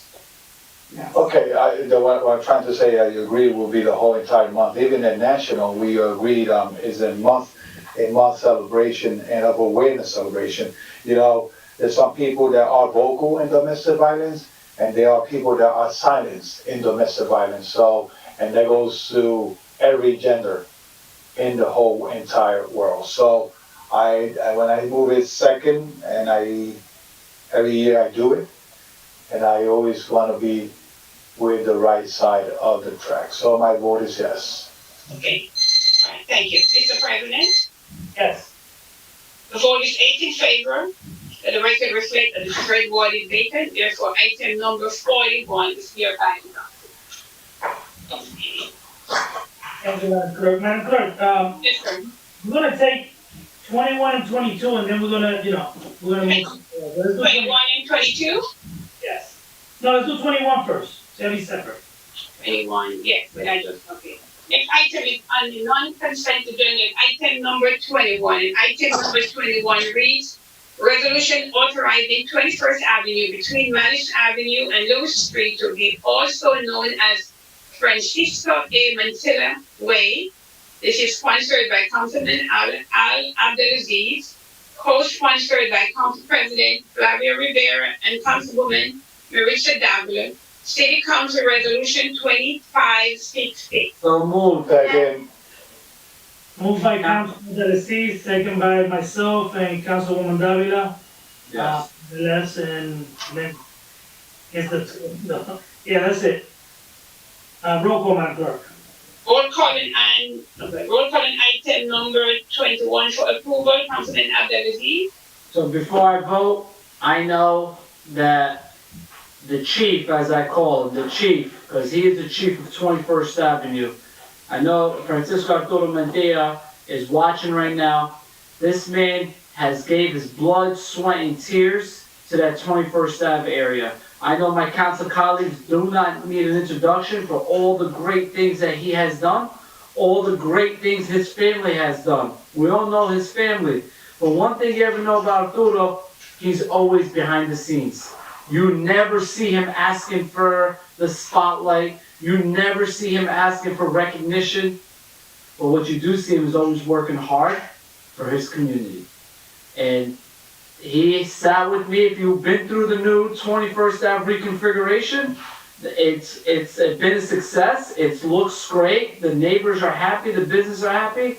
And the one person, right when I came into the council, sat me down and put this plan together and fought for his neighborhood was Francisco Arturo Mantilla.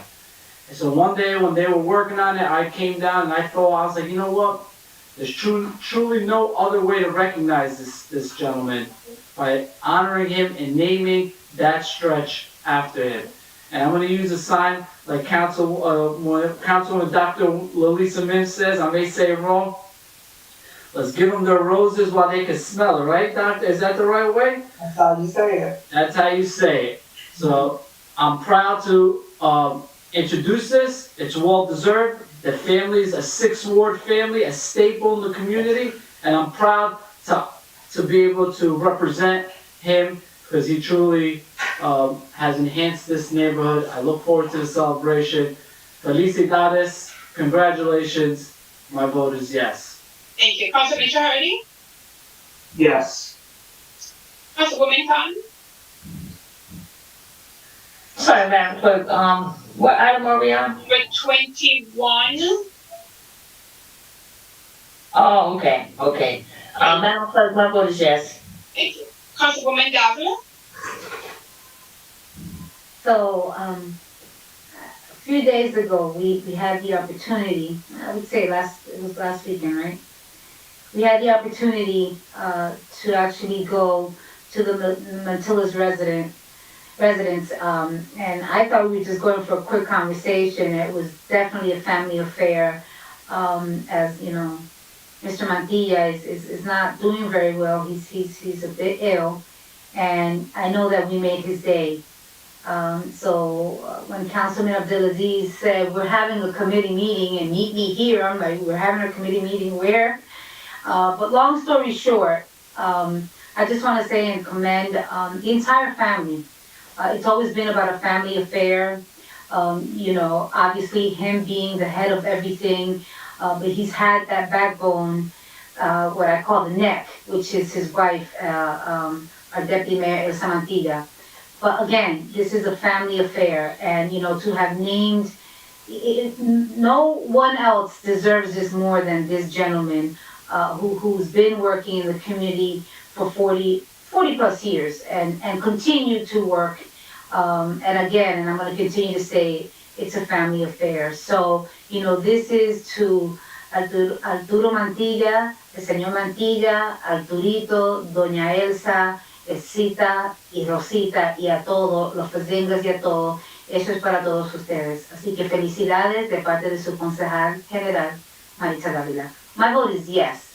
Thank you. Thank you, Councilman. Councilman Jackson? Yep. Councilman Mills? So to the Mantilla family, who I call Deputy Mayor Elsa Mama for years, she made my prom dress. The Pop, who always gives his wisdom and insight, we continually pray for his strength and his healing. I also seconded, Council President, you didn't hear me, and I put it on record. I have it written down, I do. I'm sure Councilman Abdelaziz would not mind since I wasn't invited to the dinner. It's okay. But my vote is yes, Madam Clerk. Yes, thank you. I did have you a second. I didn't hear Council President call you. Thank you, Madam Clerk. I thought my voice was resonating, but you know. Oh, we heard it. Councilman Velez? And I have Councilman Velez a second too.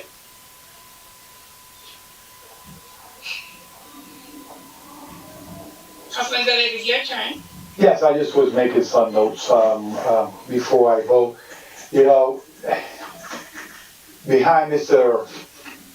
Francisco Arturo Mantilla, everybody says in their words that behind every man is a great woman.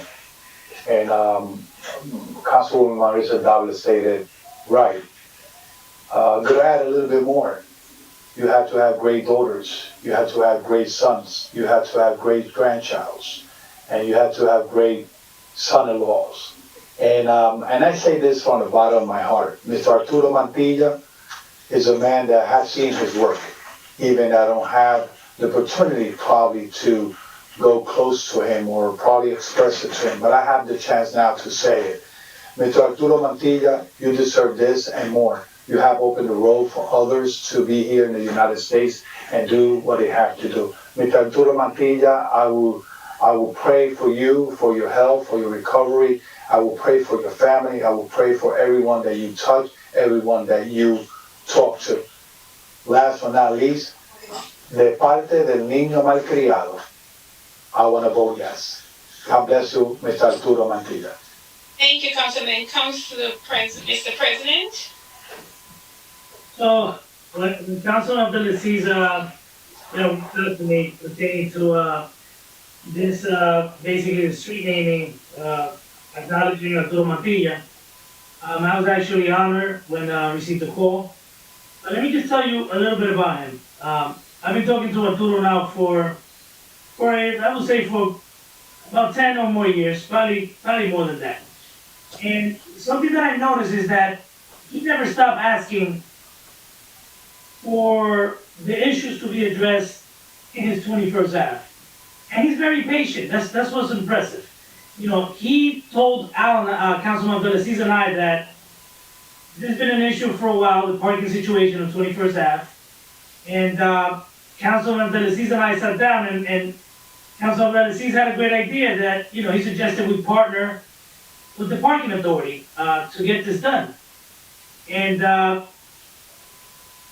today's the reality, there's still more work to do, but it's definitely going to get done by next year, right, Councilman Abdelaziz? Should get done soon. So again, Mr. Arturo, congratulations on the street naming. Every time now when people ask you for an address, just tell them, look, you come down Madison, you make a right on Arturo Mantilla Way. So, congratulations, you deserve it. Vote is yes, Madam Clerk. Thank you, Mr. President. The vote is 8 in favor. The record reflects that the third ward is vacant. Therefore, item number 21 is hereby adopted. Madam Clerk, let's do 22. Yes, the next item is item number 22 on the non-consent agenda. Resolution designating Grand Street between Main Street and Mill Street, also to be known as Mexico Boulevard. Sponsored by Councilman Luis Velez and co-sponsored by Council President Flavia Rivera, Councilwoman Marisa Davila, and Councilman Michael Jackson. City Council Resolution 2567. So Thank you. I'm gonna second it, but, Council President, in our workshop, we had the discussion that was being sponsored by Councilman Velez and Councilwoman Davila, and co-sponsored by Council President and Councilman Jackson. And that correction was not done. I recall that discussion, actually. Councilman Velez, you remember it, right? So, Yes, I stated at the last meeting, yes, even that I did the work and everything, but you're gonna be sponsor along with me, yes. so given, Corporation Counsel, given that the change is immaterial, could you just make Yeah. the amendment and we vote on it as amended? That's fine. All So, right, so President, it was moved by Councilman Velez and I seconded. I second it also. Okay. Just for the record, Mr. President, so Councilman Velez and Councilwoman Davila were the two council presidents sponsored this resolution. Correct. Correct. Okay, and then the co-sponsors were Council President and Councilman Jackson. Correct. All right, thank you, guys. And also, I put Adelazee also here. Roll call, Madam Clerk. Yes, President. Roll call. Roll call on item number 22, Councilman Velez, go with me. Roll call on item number 22. Read my emails. Councilman Abdelaziz. I'm very gracious of the very generosity of our Fifth Ward Councilman. Madam Clerk, to make it easier for me, I'm good with just supporting this great initiative that was spearheaded by Councilwoman Davila and Councilman Louis Velez. My vote is yes. Thank you. Councilman Hurley. Yes. Councilwoman Cotton. Yes. Councilwoman Davila. So before I vote, sometimes there's certain things that are better left unsaid. And I think that every council member here, it's just interesting. Sometimes the things that I hear, it's like a constant I. And no, Councilman Velez, this is not for you. This is a general statement. And so when I hear that, it really, it's somewhat very uncomfortable because as a council, we can't pass anything if we don't have each other. So does one person have a conversation first or a second has the second? That doesn't matter. We get the work done. And I'm just happy that Councilman Velez of the Fifth Ward and myself have spoken to this family and to this business owner that has been there, that business, I believe, close to 30 years, right, Councilman? Right. And this was something that they've been wanting to see. In that area, there's quite a few other Mexican owners as well. So it just gives me great pleasure that we're able to work together and move this forward. So I'm just happy, and I just want to just say that, I look forward to the celebration once this pandemic is over and we are able to, at least I don't think we'll ever come back to normal, but at least, do things, in a closer setting. So, Madam Clerk, my vote. Thank you. Councilman Jackson? Thank you, Madam Clerk. Question to Councilman Velez and Davila before I vote. This spans from Maine to Marshall, correct? 2 blocks. Just So- 2. Main Street and Mill Street. It's 2 blocks. So I thought we had a discussion about that prior to. I mean, there's no representation of that from Marshall to Mills, a completely different segment. We had a discussion about that early on with regard to being encapsulated and going from Maine to Marshall.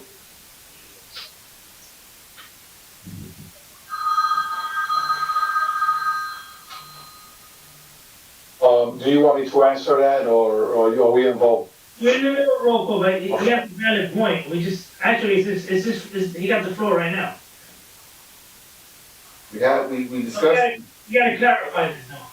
We Go ahead. discussed, and it was talked about thoroughly that it would, as I recall specifically, we talked about that it's normally 2 blocks, but this one was only, it was agreed upon that it would go from Maine to,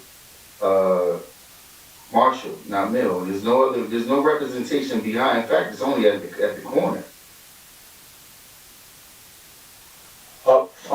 Councilman, if you allow me, Council President? No, we're not. Oh, that's okay, gotcha. I would love to have discussion, but we're in the middle of roll call. It is a valid, How can I vote on it if he's not gonna answer? no, listen, I'm in the same situation that you're on, Councilman Jensen. I need this clarified in order to vote, but you clarified it. Right now, we're having the resolution 2 blocks. So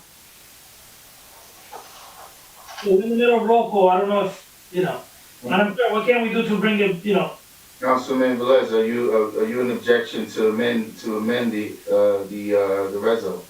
Well, Councilman, I don't have a, how you call it, a problem for it, but I have some information for you. I don't know if you want to make it valid for your statement.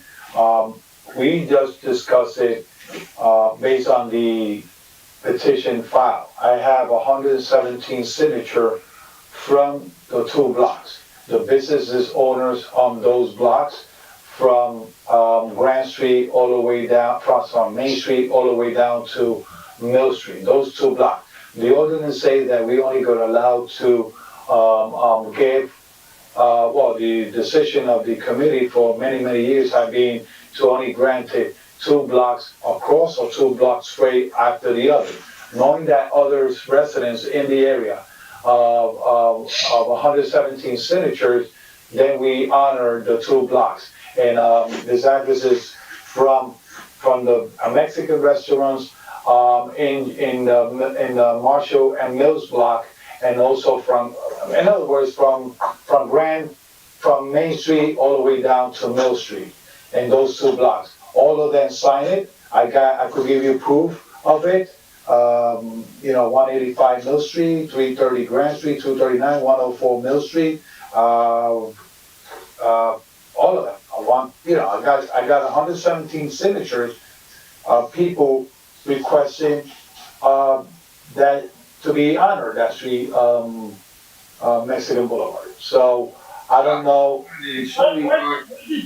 I'm sorry, let me interject. Where's the chair of this committee? Councilman Tennessee, are you there? I have to say, Mr. President, if I may I make a comment? I don't know if this can be amended on the floor. Councilman Velez, I think he has a valid point there, but I would not able to say that's correct about I think it's 2 blocks. If someone from the traffic department maybe would able to answer this question, I would prefer they would able to answer. Yeah, we can't amend it. We're in the middle of roll call, but what I'm saying is that, let's get some clarification from the 6th Ward Councilman, which is the chair of this committee, that's my understanding, and see what was agreed upon. And that's it. It doesn't have nothing to do with signatures. Well, the application was agreed on based on the recommendation of the request of the organization, that they stated a letter that they want, and they stated a letter that they want Boulevard Mexico from that stretch of the street. They could apply for whatever they want. We discussed it in committee and we decide what we're gonna do. That's how it works.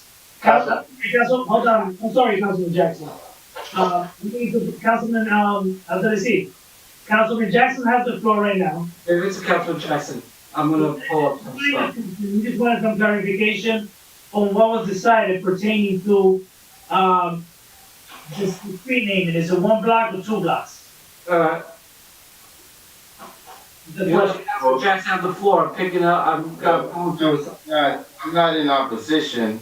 The establishment that's located on the corner of Grand and Main has been there for quite some time. He hasn't been there longer than I have. My business has been there 20 plus years. I've owned that building for 25, 26 years.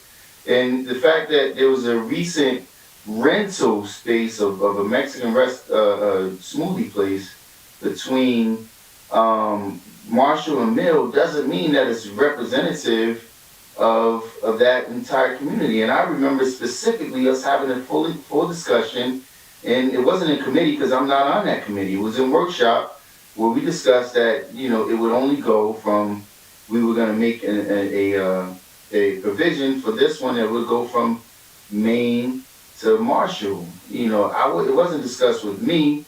Now it puts me in a position where it seems as if I'm in opposition. I've been in that block for 25 years, featured in many publications and posted and on television. And I'll have to tell my customer base that my address is now 325 Mexican Way. I mean, there's some ramifications, and it would be one thing if I speak to the neighbors in my neighborhood often, daily. I'm gonna text some of them right now and see if any of them sign this petition, because I'm curious on where did the 117 petitions derive from Marshall to Middle? Blocks. Well, two block. Councilman, let me clarify regarding the name as. Grand Street is still going to be named Grand Street. It's also known as Mexican Boulevard. It's like Park Avenue, also known as Dominican Republic Way. Also as any street that we name in 21st Avenue says 21st Avenue known as Corridor, Colombian Corridor. And that will not change the Google map. That will not change nothing at all. Now, Councilman, I hear you. You say you're not opposing it, but at the same time you're requesting if I were supposed to change it one block. I don't have no problem changing it to one block. But I also had to understand that I see the residents of the area are mainly have a mixed community, and they are Mexican. There's a lot of Mexicans that live all around the area. So first of all, I know they like your tacos when you have your taco night, but you know, I don't think this is a problem. We honoring what the rule says, the 2 blocks. Councilman, listen, it's not that there is a problem, but he's making a point. Councilman Abdelaziz. So, council colleagues, the resolution that was brought to committee, that was introduced by Councilman Velez and also co-sponsored by Councilman Davila, has a 2-block, has that 2-block radius on Grant Street. That is within the ordinance. The ordinance does allow 2 blocks. It is up to each council member to vote if they believe if that should be honored for those 2 blocks. It meets the ordinances. If there's an amendment to the resolution, which we cannot do roll call, but the resolution that was introduced by the 2 my council colleagues that came to committee were Councilman Velez and Councilman Davila, introduced it as that application and that resolution with the 2-block radius. Now it's up to the council to vote it down or vote it up. So, Councilman Abdelaziz, to that point, we should have had this discussion, you should have called for We discussion. had this discussion. No, I'm saying we should have called for discussion before the vote. Maybe some things could have been done before the vote. Right now, we're in the middle of roll call. Councilman Jackson, So, Council President, just to, just to give you the benefit of the doubt, I could rescind my vote, if that's right, Madam Clerk, and if there's other council colleagues, then we can have further discussion on the floor. And we'll vote on it later. So, Madam Clerk, I will rescind my yes vote. Okay, Councilman. anyone else? I can rescind mine too. I will as well.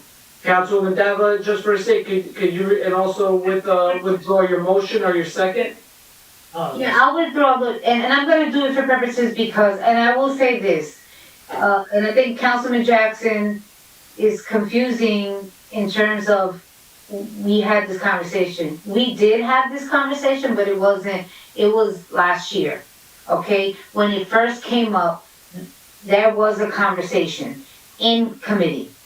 Just so you know. Councilwoman, what I think for what we could do is if we withdraw your motion, then we could get it back on the floor at a later time today, and then we can have that discussion and any amendments moving forward. Let's do it. Let's do amendment now. I don't care. Yeah. You gotta follow the protocols, Councilman. No. Now protocol, but we having a discussion in the middle of roll call? No. They withdrew their motion, everyone that withdrew their vote, they withdrew their motion. Will we move along to a different item, that way we come back to this one later, Madam Clerk? Well, actually, Council President, if I may, I think that Councilman Velez, if I heard him correctly, he wanted to go ahead and if we can just, we don't even have to go back, we just I know that's what you wanted, but right now, I could decide to put it for later, or we could do it now. I'm suggesting to do it later. So, Madam Clerk, let's go to number 23. We revisit number 22 in a few minutes. Yeah. Yes, Mr. President. 23.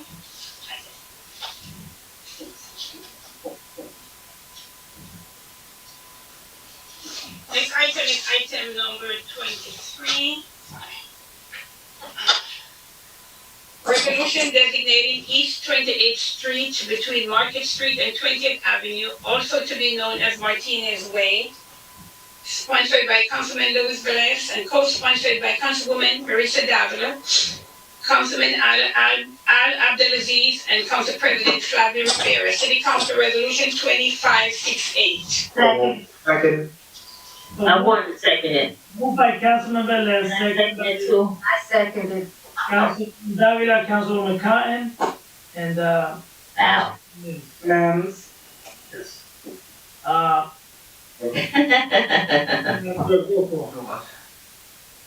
It's moved by Councilman Velez. Yes. Roll call on item number 23 for approval. Councilman Abdelaziz. So, to the Martinez family, everyone in the city of Paterson knows the Martinez family. The funeral establishment, the community service that the family has done, from the father to the kids, to the mother, to the daughter, they have really contributed to our great city. They're always there when the families are in need most, right? When there's a death and everyone goes to the Martinez family. They've always opened their doors and have been very generous to our city residents. So they're a staple in our city. I just want them to move across the street on the other side of Market Street so they can be part of the 6th Ward, but, you know, we won't hold no grudges against them on that choice. So I proudly vote yes. Thank you, Councilman. Councilman Jahari. To the Martinez family for everything they have done for the city of Paterson. My vote is yes. Thank you, Councilwoman Cotton. thank you, Madam Clerk. I would like to say to, as we would call them back in the day, Little Manny. I'm not even quite sure what his age is, but I just want to say that the Martinez family and the Cotton family were really close back in 1972, 1973. Back in the day, they had a group called the Paterson JCs, and I can tell you that, and I'm going to say back in the day, that blacks and Puerto Ricans knew that they had to join together in order to move forward in the political arena. So it was because of Manny Martinez. Back in 1973, I wasn't even married yet. They were part of the Paterson JCs. If you read about the Paterson JCs, they're throughout the United States. But the Paterson JCs was the organization that kept the Boys Club going. They did bingo before they even had CBG money, before they had any other money coming through here. The Paterson JCs was the one that kept the Boys Club going.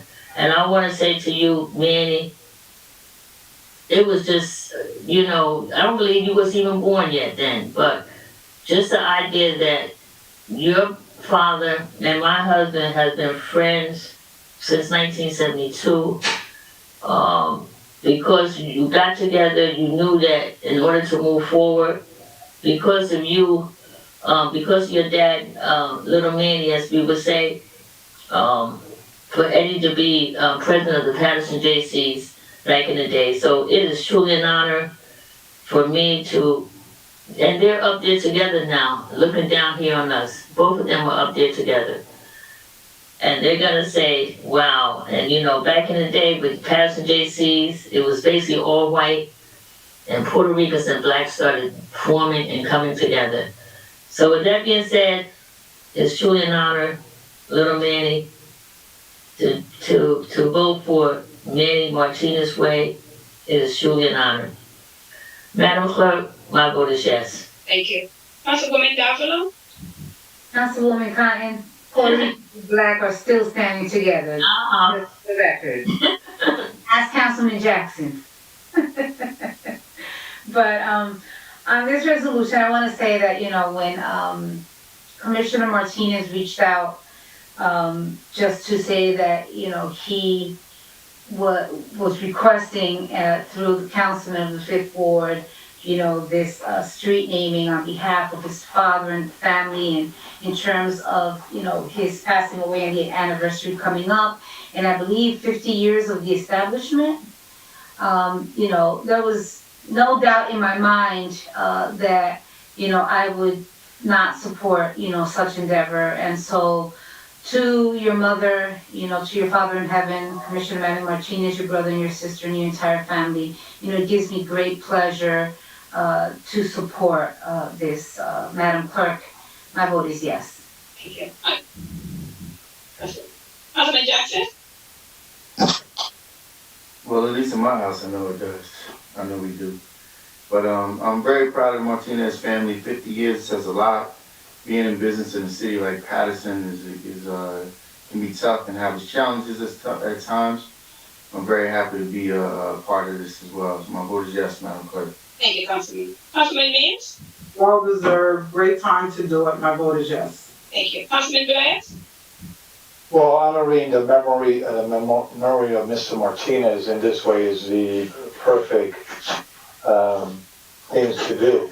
Manny Martinez Jr., I commend you for thinking not only in the memory of your father, also thinking on the legacy that he left the family, and the many years of service, starting from Funeraria Latina all the way down from Martinez Memorial, that is called now.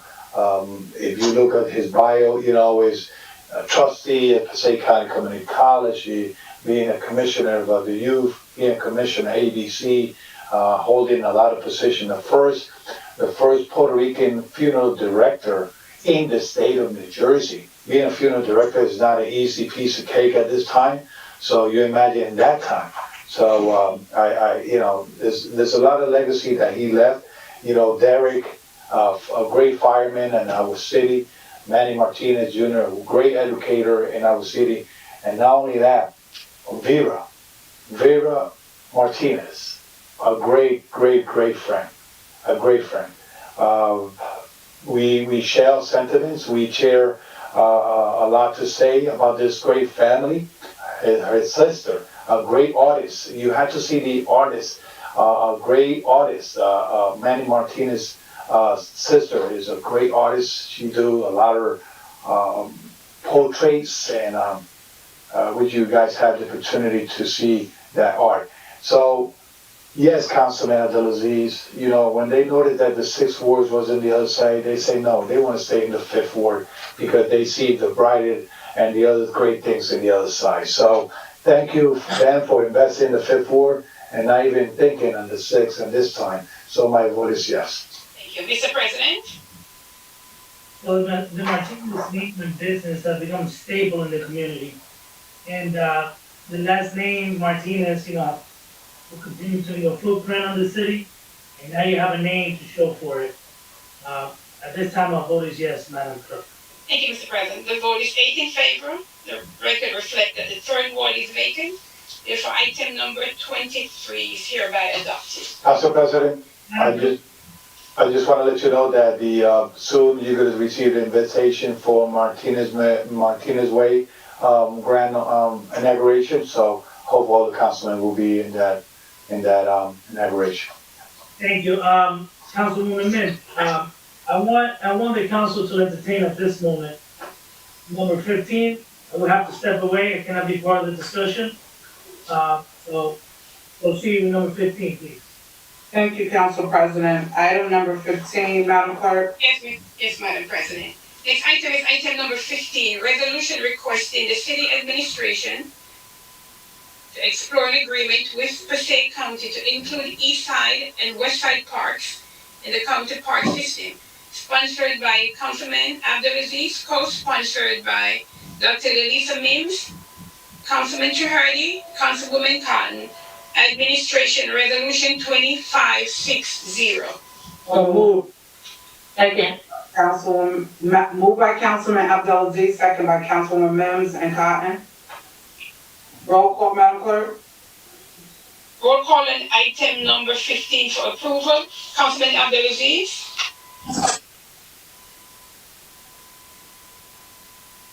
Councilman?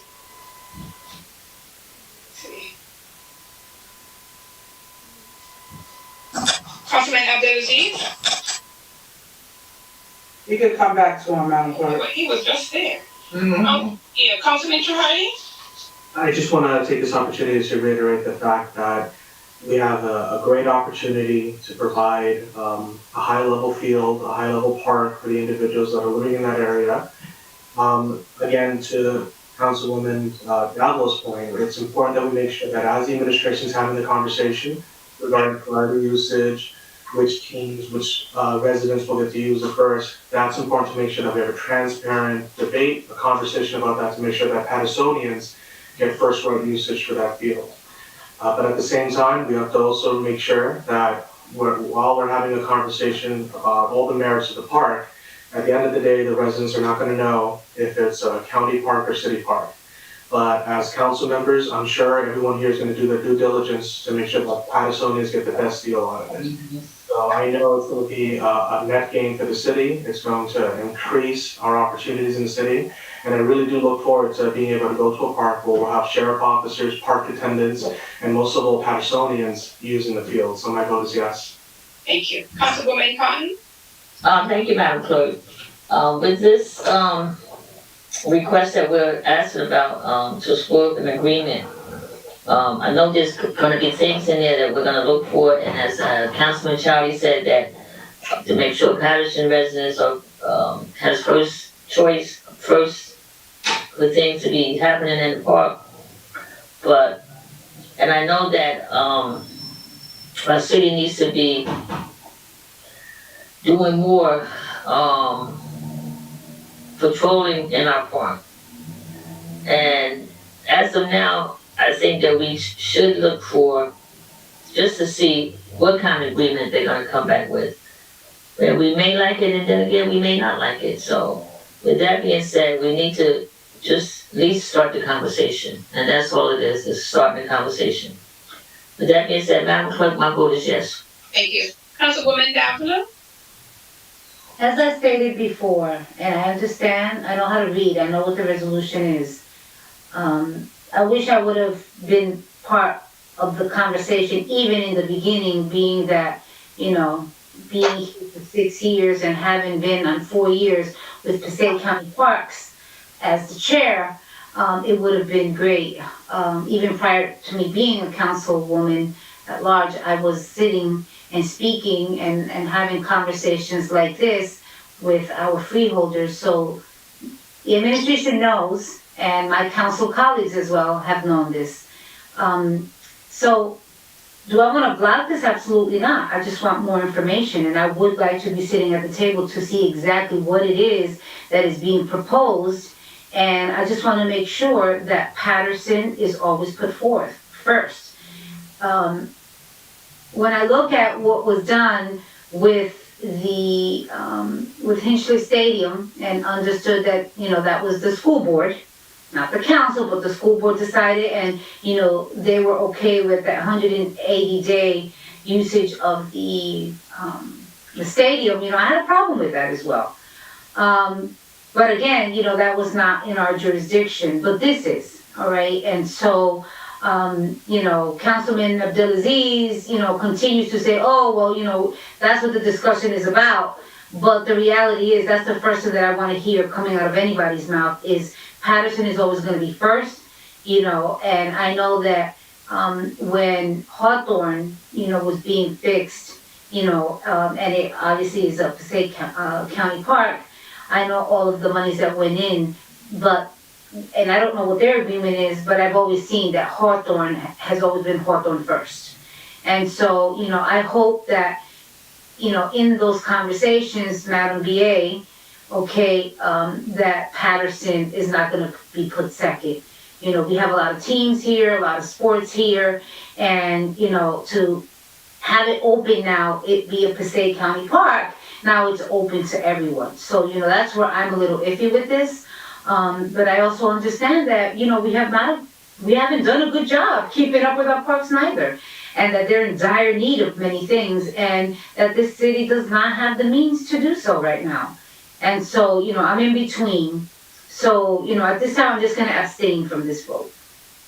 Thank you, Madam Clerk. You're welcome. Thank you. Councilman Jackson?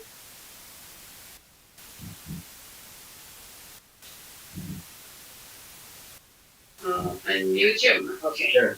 Thank you, Madam Clerk. I respect that, Councilwoman Davila, but, you know how I come.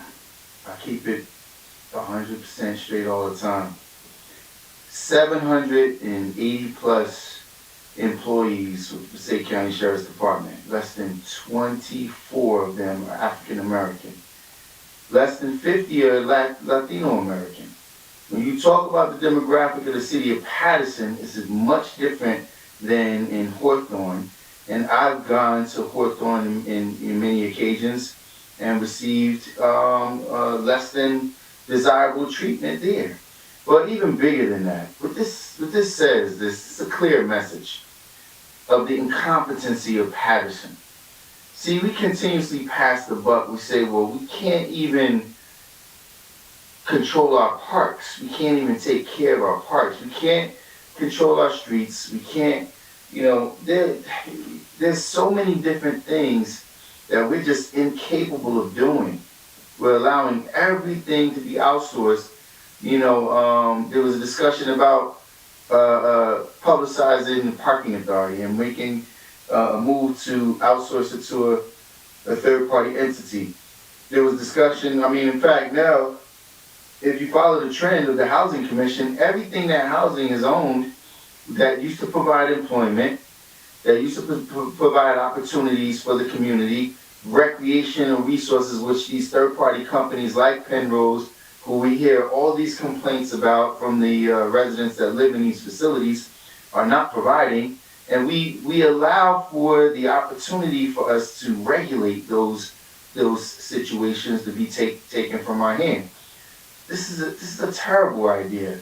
What it's called is being responsible to making sure that the administration takes what's given to them and utilizing it in a fair, responsible way to provide these services for the public. In fact, there's been talk recently about privatizing the recycling to further reduce employment locally in the city, and to also give us more to complain about, because the garbage company that we have doing the job now does a horrendous job. I feel like sometimes I'm in the twilight zone, where I'm always on a completely different narrative than everyone else. Like, this kid is doing his own thing type of deal. If we're failing to acknowledge that there's something materially wrong with what's going on in this city, then we're failing our community. Madam Clerk, my vote is no. Thank you, Councilman.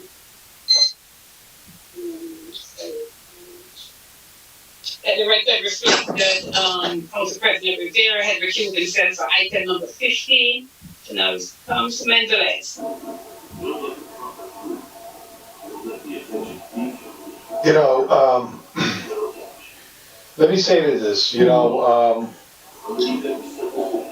I don't know, I hear something in the background. Chief of Staff, you on your phone? Thank you. Sorry, Councilman Velez. Thank you, Madam Clerk, can you start my minutes again? I want to say this, and I watched the debate on the second ward candidates, and I believe one of the candidates put a question to all the candidates, and they asked him, what do you think about transferring the parks, especially Westside Park, to the county? All of them came with the negative response that they say they don't agree. And a lot of them has common sense. What the message we send it. Now, a conversation could be put in a table.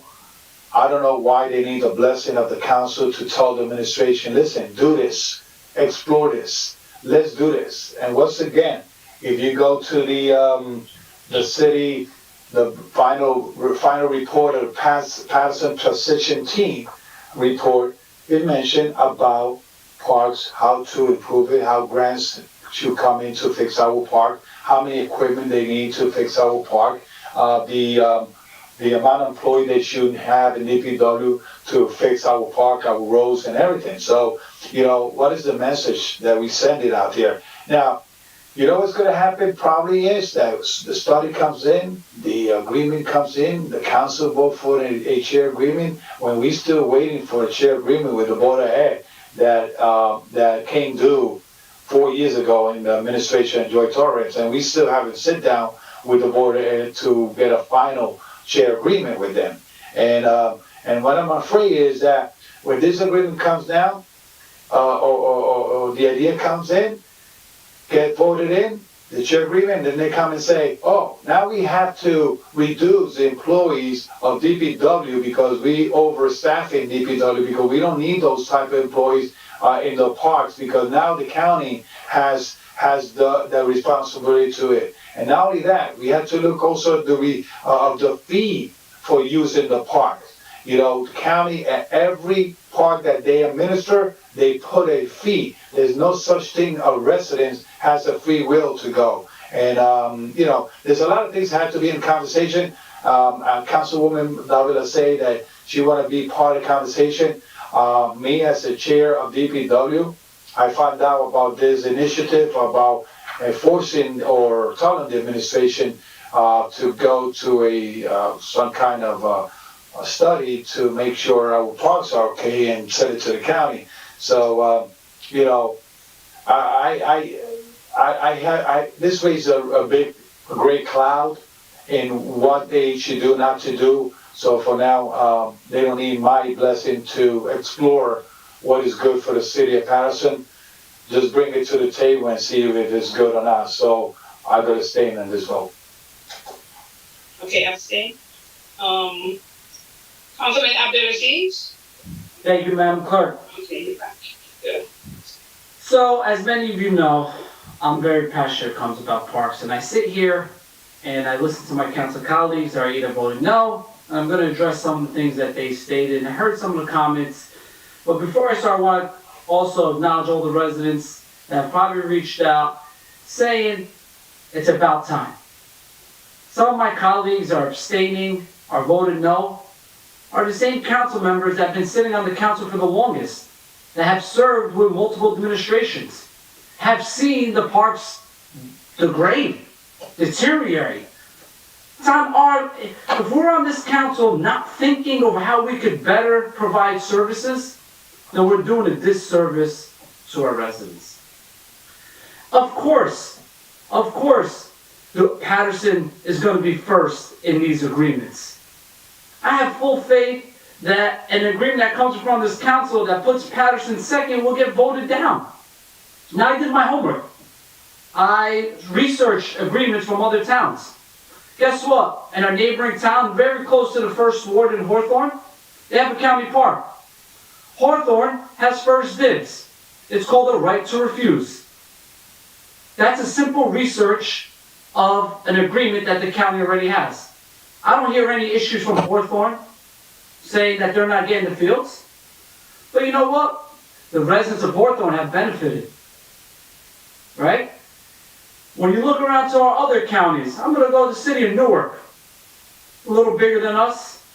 Very similar city. They have, let me look at my notes, 7 county parks and a golf course in the city of Newark. Guess who maintains them? The County of Essex. Guess who pays for them? The County of Essex. Guess who has first dibs on those parks? The residents of Newark.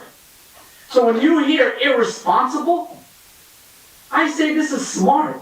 Let's get the best bang for our buck when we send our county dollars to the county. We could sit here and say we could do better. But some of us have sat here for 4, 5, 6 years and we haven't done better. That's on us. And I can't stay on the council and see things not get done. Some people call me aggressive. Some people call me ambitious. But just all of us sitting here having this dialogue is a win for our residents.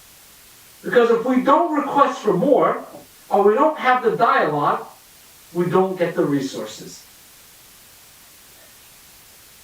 And I want to put this up on the floor, Madam President. This is a win for the taxpayers. We talk about upgrading. I've heard some candidates that are running, we need to invest in DPW. We need to do that. But it's the same council people that vote against the budget. You can't have it both ways.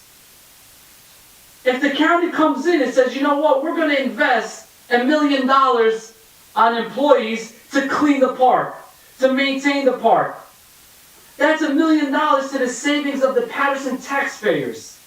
This is what you call shared service agreements and strategic planning. When we sit and accept the status quo, we're doing a disservice to our residents. And once again, I'll be honest, I was at Brookdale Park in Essex County. I have to go over there to run because they have a nice trail, an upkept trail where I don't have to jump over logs or trees and sprain an ankle. The residents of the city of Paterson deserve it. My constituents pay $14,000, $10,000, $12,000 in taxes, and then when you look at their two largest parks and you see the conditions that they're in, is unacceptable. So to my council colleagues, this is just an exploration of an agreement, a discussion, right? Let's go see what the county will give. They may say, we want to do everything and Paterson gets the first dibs. Put our pride and egos aside and do what's right. Because we've waited far too long to get the job done. And I've said this, East Side Park and West Side Park are the crown jewels. But they need a major shining. And I hope that the county will do that for us. Thank you, Council President. My vote is yes. Thank you, Councilman. Madam President? And so I want to thank all of our council members for all of the dialogue. I remember coming onto the council 2 years ago, and it was my idea to this administration to put in place a master parks plan for all of the parks, to do an assessment and to revitalize the parks due to the fact that only 1% of our budget goes to recreation. I want to commend the administration. They have moved towards that.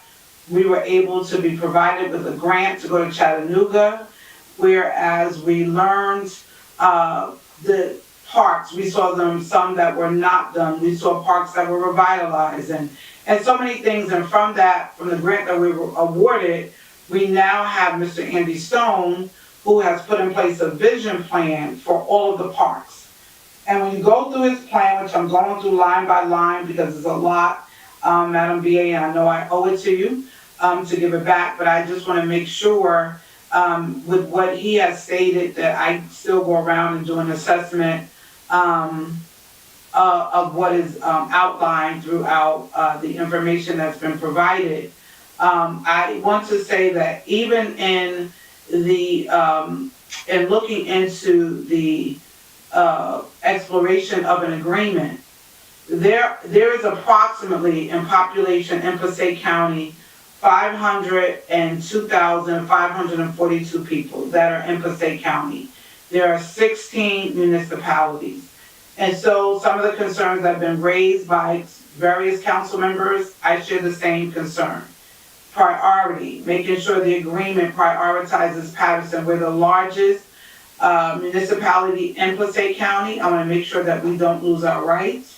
I want to make sure that our teams and our soccer teams, football teams, all our teams that are able to play currently, that they still have their rights and time schedules, that it's not that they don't get their rights. I also want to make sure that in the language, the insurance indemnification, also how do we, what do we do as regards to insurance? How do we sign out for the park? Will DPW still remain a station in there? What about our Paterson Recreation, which has the White House there, and they do the Paterson Recreation Summer Camp right in the park. So there's a lot of questions, but Madam BA, before I vote, I want to put this request into the administration. I would like to see in both parks, West Side Park and East Side Park, how much money has been spent in those parks over the last 10 years. And the reason why I'm asking the request before I vote is because I know in Eastside Park, we've spent a lot of money on Larry Doby Field, the cricket club, and we've also approved the walkway, the steps, and the tennis court, which I'm not sure what is going on with those 3 items that this very council has approved. So I would like to have an update on Eastside Park to identify what is happening with that, the work that this council has approved for the tennis court, the walkway, and the steps. I would like to see that as well. This is an amazing opportunity to come together, shared service, have a conversation, and then be a part of the process of the language to ensure that we get safer parks. The sheriff will be present to make sure that we get the upgrades that are needed, to make sure that all of these things are in place. But most importantly, before the agreement and before it comes to council for vote, I will commit to Paterson that I will be doing town halls. I will reach out to my council colleagues as well, specifically in the 2nd and the 3rd ward, to ensure that we hear from the residents and get your input before making any final vote, and even as well as I put it to the administration once the agreements are done, to also do a town hall with the 2nd and the 3rd ward residents to get their input before any finalization of a document. Madam Clerk, my vote is yes. Thank you. Madam Clerk, before you call the vote, I have a question. Jackson, we're a roll call. I have a question, point of order. Madam Jackson, Madam Clerk has the floor. I have a question for Corporation Counsel, point of order. You have to ask the question after the vote is called. We're in roll call. Yes. It's relevant to the vote. It's relevant to the vote. We let Madam Clerk read the outcome of the vote, please, and then we can discuss whatever.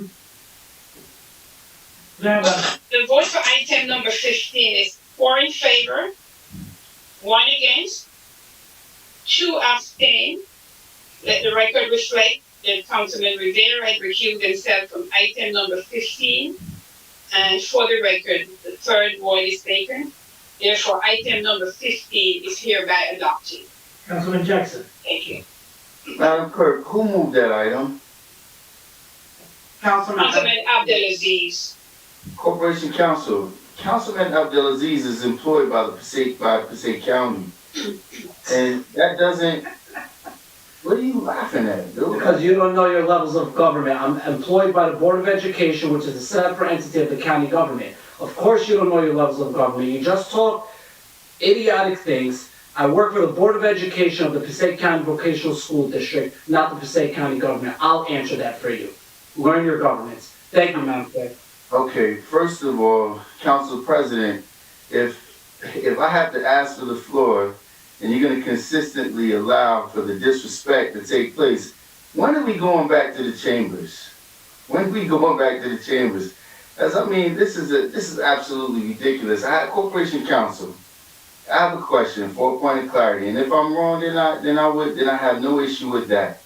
Passaic County High School, whether it's which Board of Education is that? Is that the Passaic County Board of Education? Is that Paterson Board of Education?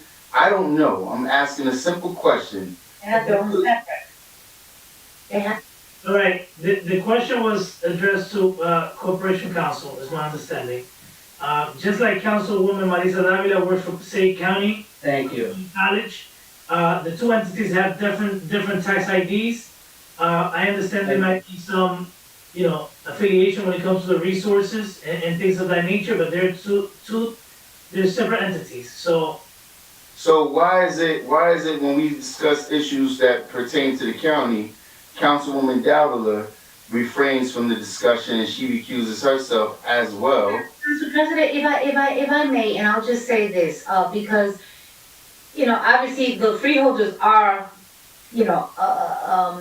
the boss of, per se, of the college. But I will say this, there is a board, we have a separate board, okay?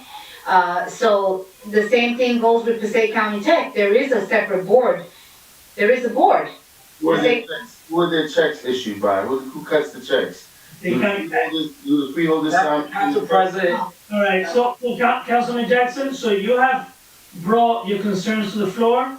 If there's any irregularities, I guess, legal will look into this and offer an opinion. But as of right now, we're not gonna go, give you a lesson on who cut the checks. The checks are cut, but Passaic County TAC is approved by the own board, not by the freeholders. Same thing with, Passaic County Community College. So, we'll leave it at that. Madam Clerk? Yes, sir. Yes, let's continue, Madam Clerk. We just finished with number 15. You know what, Madam Clerk, since we already had the benefit of a discussion, let's finish number 22 and let's continue, from there. So, number 22. Okay, from number 22. One second.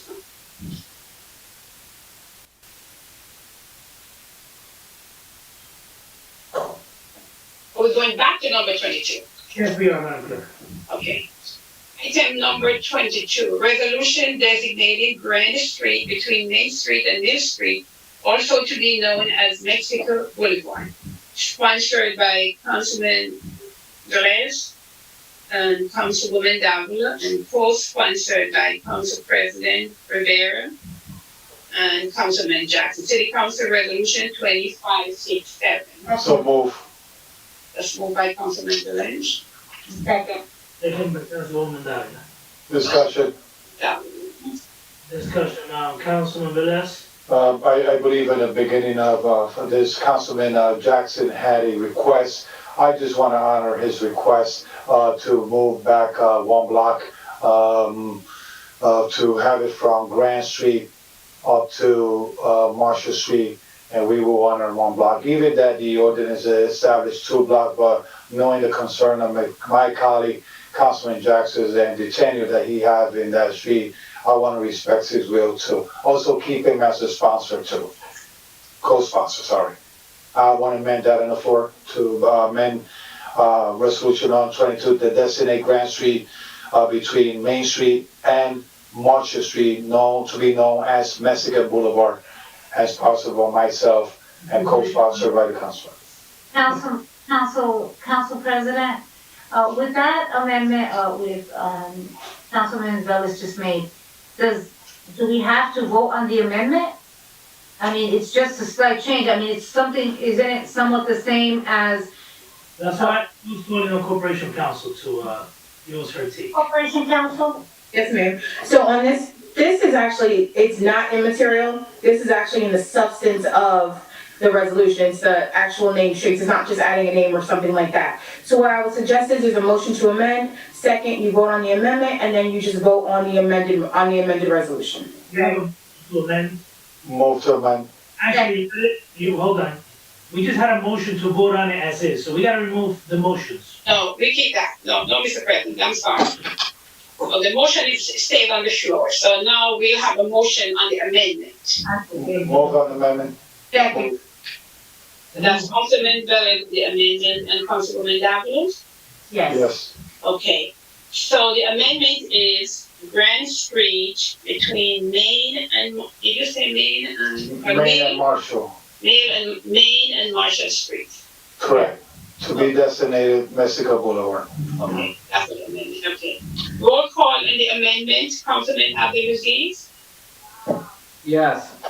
Councilman Trahardy, Yes. Councilwoman Khan. Councilman Khan. Yes. Councilwoman Davila, Yes. Councilman Jackson. Councilman Velez, I appreciate your flexibility, and I'm happy to be a part of this. Thank you, brother. My vote is yes. Thank you. Councilwoman Mims.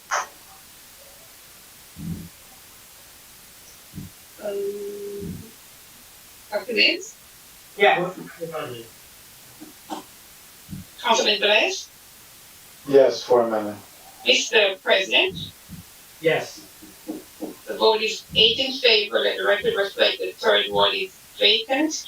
Therefore, the amendment is hereby adopted. Legal will make the necessary corrections. Now, I have the roll call now to, as amended. Can I continue, Mr. President? Yes, Madam Clerk. Roll call on item number 22 as amended. Councilman Abdulaziz. Yes. Councilman Trahardy. Yes. Councilwoman Khan. Yes. Councilman Davila, Yes. Councilman Jackson, Yes. Councilman Means, Yes, Madam Clerk. Councilman Velez. Just want to say to the Mexican and community and those that travel to Grand Street and around the Fifth Ward that this is a request made since February 2019. Thank you, Councilman Jackson, for having this communication tonight regarding your concern and to being part of this. I just want to send my prayers to Mr. Felix Rodriguez. Right now he's in Mexico. His father is real ill, so let's keep in his prayers. And I will pray for speedy recovery and to send the strength that they really need as a family. So saying that, que viva Mexico, que viva todos los Latinos. And this came good in a great Hispanic Heritage Month, naming Grand Street Mexico Boulevard. So whoever wants to have a shot of tequila, wait until the 5th of Mayo for that. All right? So my vote is yes. Thank you, Mr. President. Well, I want to say congratulations on finally getting this done. It's been discussed for a few years now. I just want to congratulate you, and I want to commend Councilman Velez for being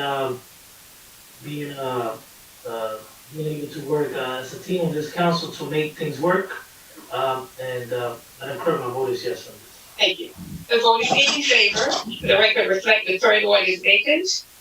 Therefore, item number 22 is hereby adopted as amended. The leader will make the necessary changes. Number 19, Madam Clerk? Yes, sir. Item number 19, resolution appointing Daisy Ferrero as a constable of the city of Paterson, sponsored by Councilman Gilman Traherty. City Council Resolution 2564. Second. Who moved it? Councilman Traherty. Charberi. Second by Councilman Velez. Second by Councilman Velez. Roll call, Madam Clerk. Roll call on item number 19 for approval. Councilman Abdelaziz. I'm sorry, I said discussion. Okay. My apologies, just quickly. Council President to Corporation Council. Yes. Corporation Council, so here we are again voting on constables. And I know that, in our previous workshop, so it's been a few weeks now, we had some discussions, and a healthy discussion at that. Council President was not here, he was away.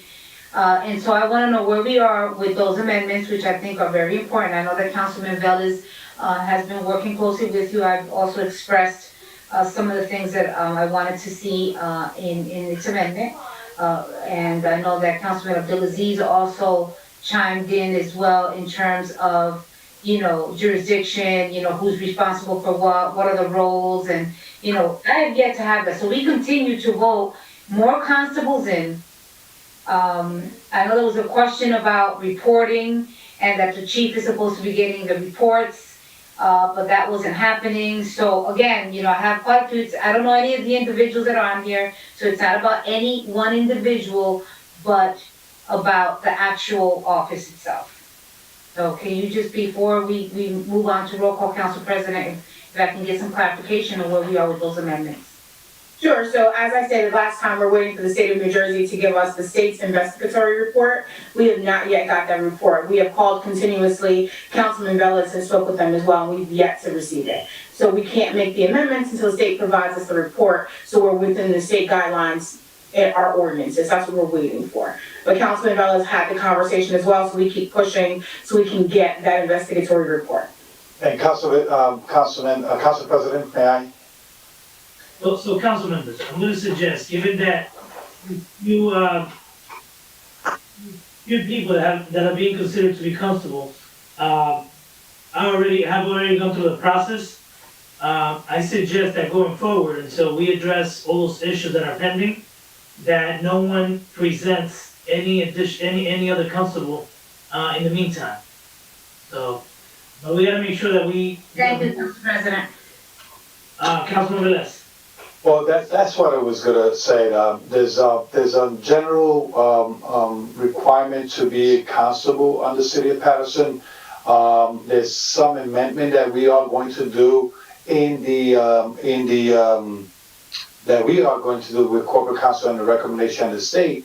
I sat down with them 2 hours on the phone regarding the constables, and they are looking for send a nice pretty report how we have to amend our, and I know corporate counsel could test this. This is not going to be a easy appointment. Now people have to go by that amendments, and it's going to be real strict. So we have take notice about the request of Council Marissa Davila and others that have expressed themselves regarding constables, but saying that we cannot stop the appointment, we then have to look for a ordinance temporary to stop that appointment, because it's under by ordinance resolutions, is the curfew of the city to appoint people. So we cannot just stop people. Yes, we are. To be able to stop a process, correct me, Madam Clerk, Madam Clerk or Madam Corporate Counsel, to be able to say I'm going to stop doing this, there had to be a ordinance to say don't do this, because right now in the books we are entitled to appoint. The agenda, Councilman, so not be anything. But What are you talking about? It's a process, just like anything else. Council President, It's the simple fact that he got on this agenda, he went through a workshop. Correct. So, but you're saying to stop recommending or to appoint people? You don't have to go through committee. Once he gets to committee, he can just die there. And if he goes through a workshop and they... Okay, all right. But it had to be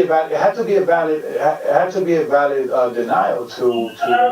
We don't deny anyone. We just hold it off.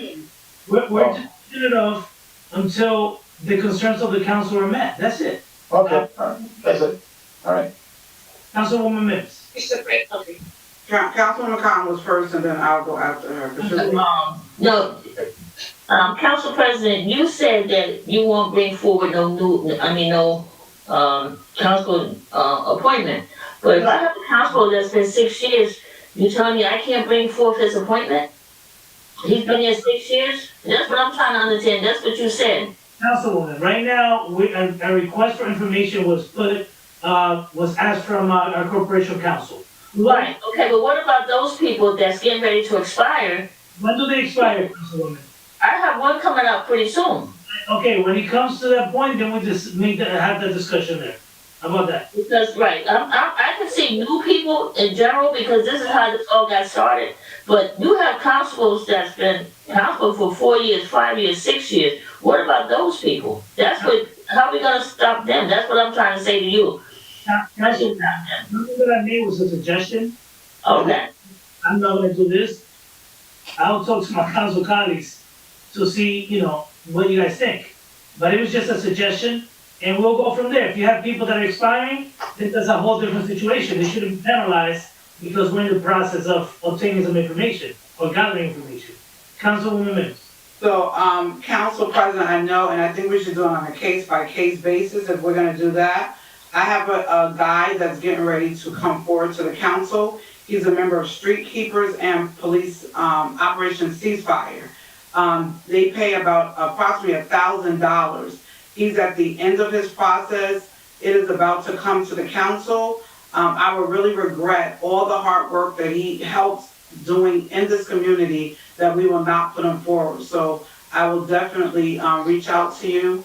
We're just waiting for his fingerprint information to come to Madam Clerk, but everything else is done. So I will bring it to you, but he's a guy that's been helping the community on ceasefire as well as street keepers. Okay, Councilwoman, that's a whole different situation. The process has started from the first. What I'm saying is we don't want to hear any new process of any additional constables until we get the information and meet the concerns of all our colleagues. That's it. Yeah, thank you, council colleagues. Mr. President, if I may, yes. as you're aware, all the constables come through the clerk's office. We are responsible for all the paperwork before it's placed on the agenda. So if I have any clarification and any I will check with legal and then I'll also consult you as well. Thank you. Okay. We also want the resumes, I think it was requested in Yes, another. we did, yes, I remember that. So, Madam Clerk, so we're doing 19 at this time, right? Yeah, we are on 19, I just need to do the roll call now, we were in discussion, Councilwoman Dabbler had asked a discussion. Yes, roll call, Madam Clerk. Yes, roll call in item number 19, which is resolution appointing David Guerrero as a constable of the city of Paterson that was sponsored by Councilman Gilman Chicardi. Roll call in item number 19, Councilman Abdelaziz. Yes. Councilman Chicardi. Mr. David is a former member of the Army Reserves. This appointment's only for 1 year, as all the other constables and appointments I'm making. This gentleman has a good integrity, good character. He understands a lot of the law, and because of his military training, he's very focused. Councilman Luis Velez has also checked up with him to make sure that he fits exactly what the requirements that we need, such as patrolling parks, making sure that they follow every rule and regulation possible. My vote is yes. Thank you. His resume is attached as well, Council President, so this one is attached. Councilman Totten? Yes. Councilwoman Dabbler? Yes. Councilman Jackson? Yes. Councilman Mix? Yes, Madam Clerk. Thank you. Councilman Velez? Yes, Madam Clerk. Mr. President? Yes. The vote is 8 in favor, and the record reflects the third ward is vacant, therefore item number 19 is hereby adopted. Council President, Number 20. can we go to, community development, items? Madam Clerk, I'm aware that, we have people waiting. We're gonna go there as soon as we get rid of the, take care of these items. These items are pretty fast, it's just voting on them, and then we're moving to those other items, which I'm sure we're gonna have a lengthy discussion on. I don't see why we would, but. Listen, I don't mean to be rude. Okay, go ahead. Go ahead. Number 20. Yes, sir. Next item is item number 20, resolution reappointing Pablo de Villalonia as the constable of the city of Paterson, sponsored by Councilman Luis Velez, City Council Resolution 2565. So move. Second. Councilman Velez. Second, Madam Clerk. Roll call, Madam Clerk. Yeah, we have a motion on the floor by Councilman Velez And second by Councilman Mims and, Councilman Fowler. and Councilman Dabbler. Okay, roll call in item number 20 for approval, Councilman Abdelaziz. Councilman, it's not there. Councilman Chicardi. Yes. Councilwoman Khan. Yes. Councilman Dabbler.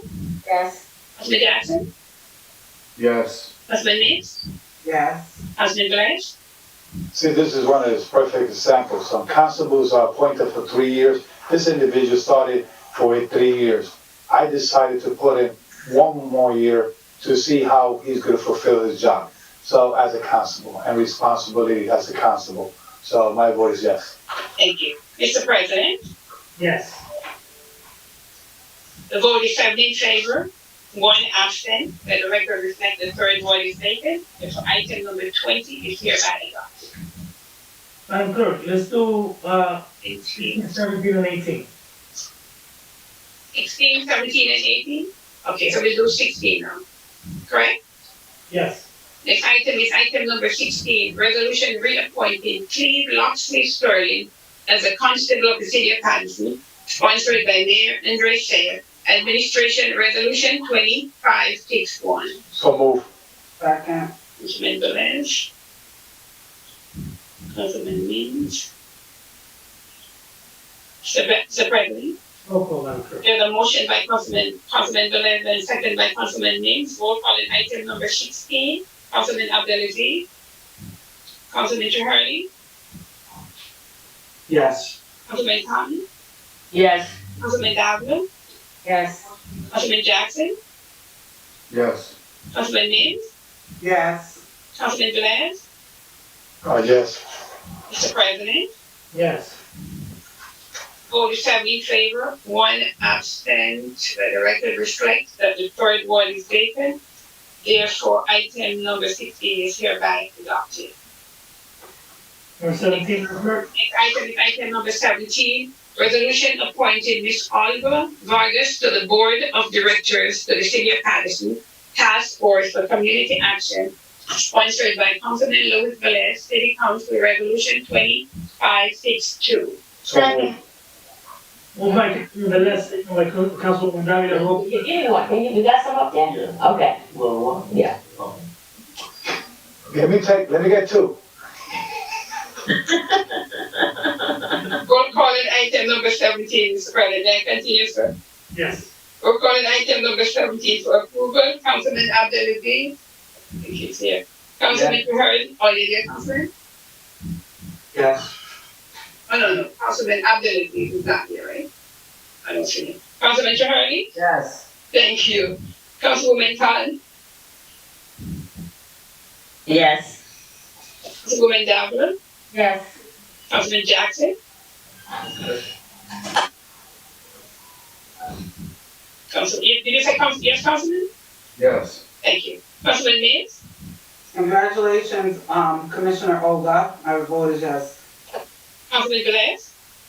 Mrs. Olga Vargas, congratulations. I know you for many, many years, and one thing that attracted me to appoint you to this position is your dedication to the community as your community service. If you guys want to recall, Ms. Olga Vargas is every year she gave a Thanksgiving dinner to the homeless, and she's real compassionate with the community when it comes to serve. So I know her role in task force is going to be one outstanding. She's community oriented. So Ms. Olga Vargas, congratulations and welcome aboard.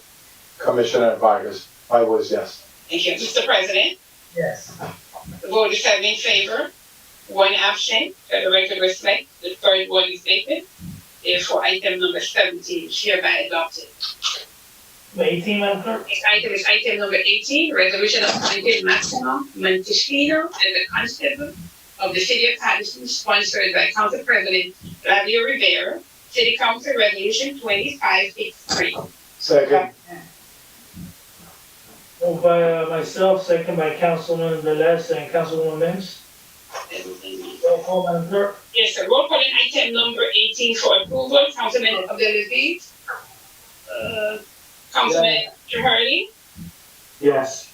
I hear Councilman Abdelaziz voice. I'm not sure. I think he voted yes, Madam Clerk. Councilman Velez. Yes. Oh, Councilman, yes. I thought I heard you. Thank you. Councilman Chahari. Yes. Councilwoman Khan.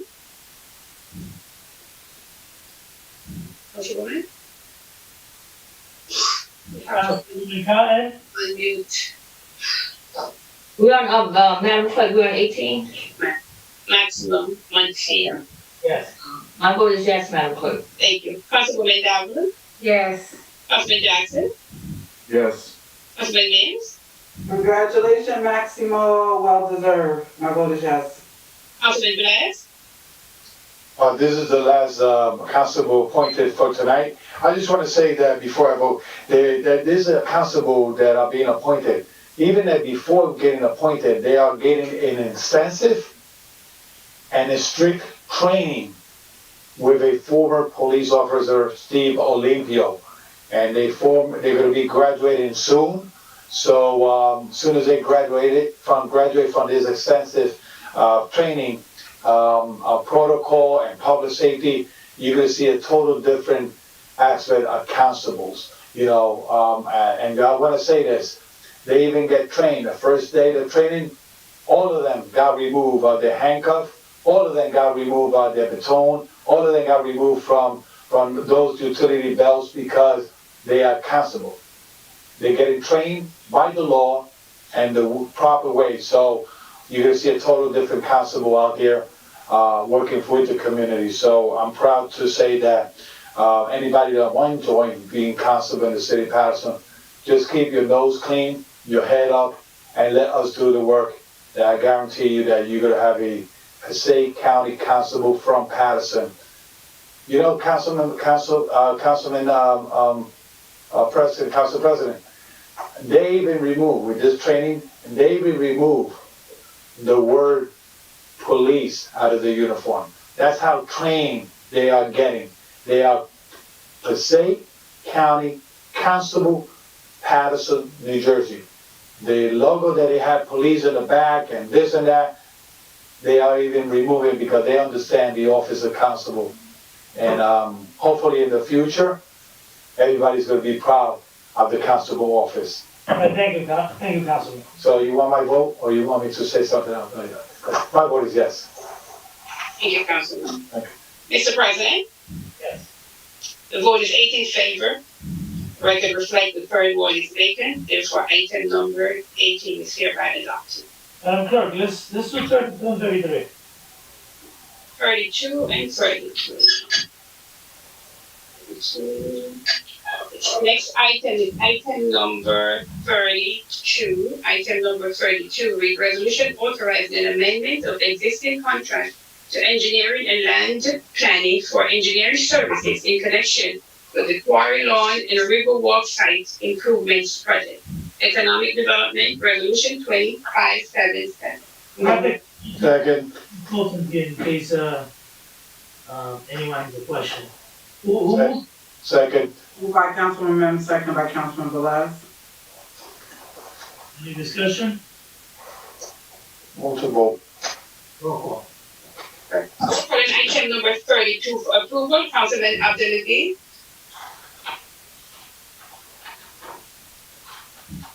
Councilman Abdelaziz. Councilman Chahurdy. Yes. Councilwoman Khan. Yes. Councilman Davlo. Councilwoman Davlo. Councilman Jackson. Yes. Councilman Mintz. I want to commend the great work that was done in the Economic Development Committee regarding this Quarry Lawn Riverwalk. I'm super excited, looking forward to it. And for it to be grant funded is really exciting. So my vote is yes. Councilman Velez. Definitely yes. Mr. President. Mr. President. Hold on a minute. I'm here. Oh, Councilwoman Davila, we are voting on item number 32. Yes. Thank you. So it's Mr. President next. Clerk, Yes, sir, it's okay.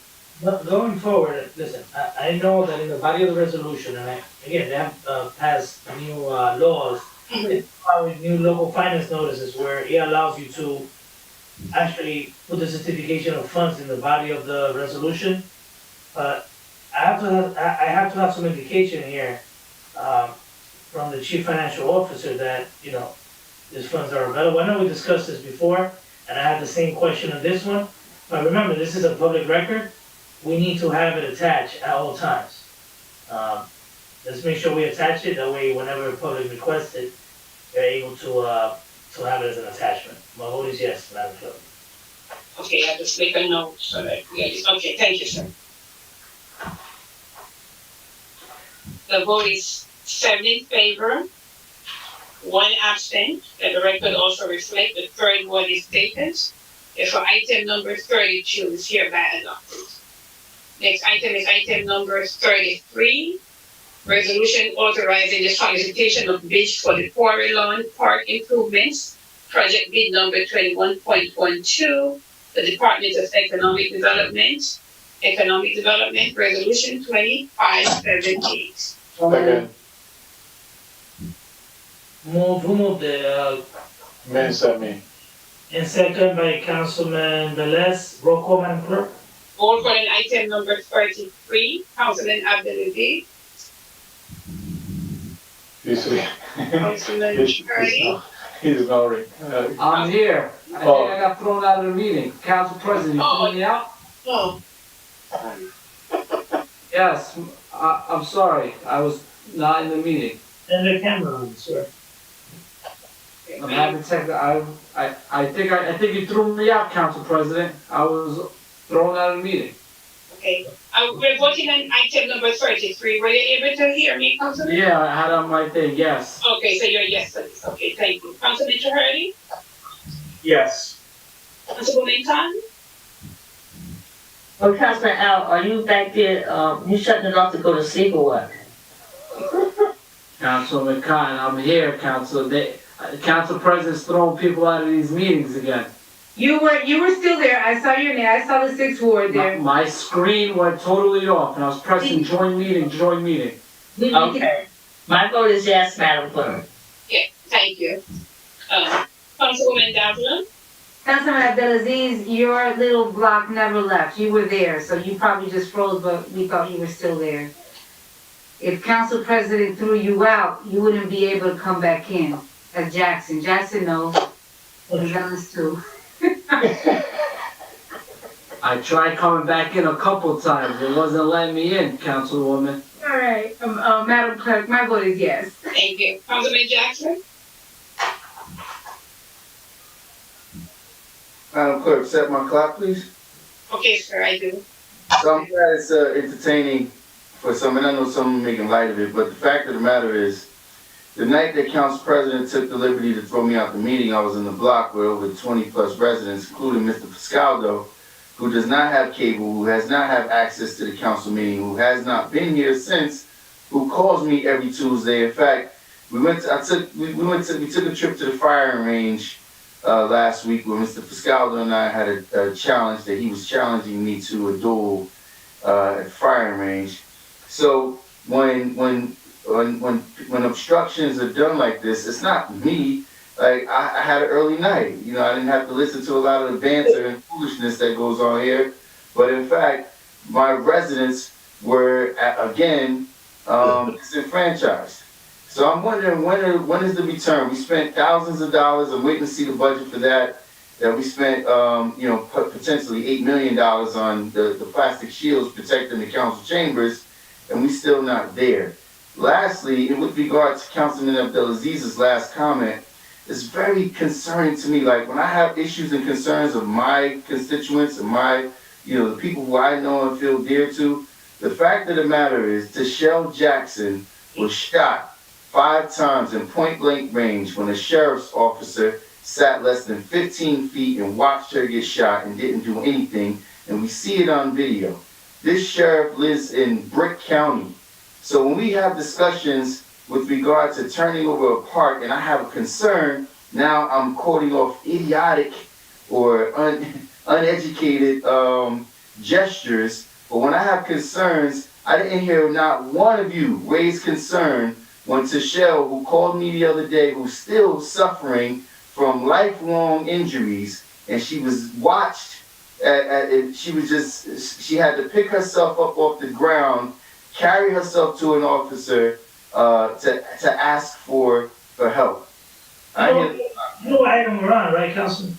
I do, but when you're muffling and not allowing me to speak freely, when I have to utilize the time when I get it and speak speak about the issues when I'm being addressed. And since the council, a lot of members reference of the moment when you took the liberty to throw me out of the meeting, I wanted to readdress that, just to remind the public that it wasn't me that was being excluded. It was those residents that their concerns weren't heard on Coral Street, who just saw a 26-unit development approved on their block, and they was trying to address it with this council, and not one of you, including you, Council President, gave them the liberty to address this with the council. So just for a point of clarity, I just want to make that known. I'm not here playing a game for myself. I don't do this for a title and or for grandstanding. I do it to bring the issues of the community forward, and that's what I'm here to do. Thank you, Councilman. Do you vote? Yes, Madam Clerk. Vote is yes, Councilman? Yes. Thank you. Councilman Meeks? For a moment, I had no idea what item we were talking about, because when I looked at the agenda. 33.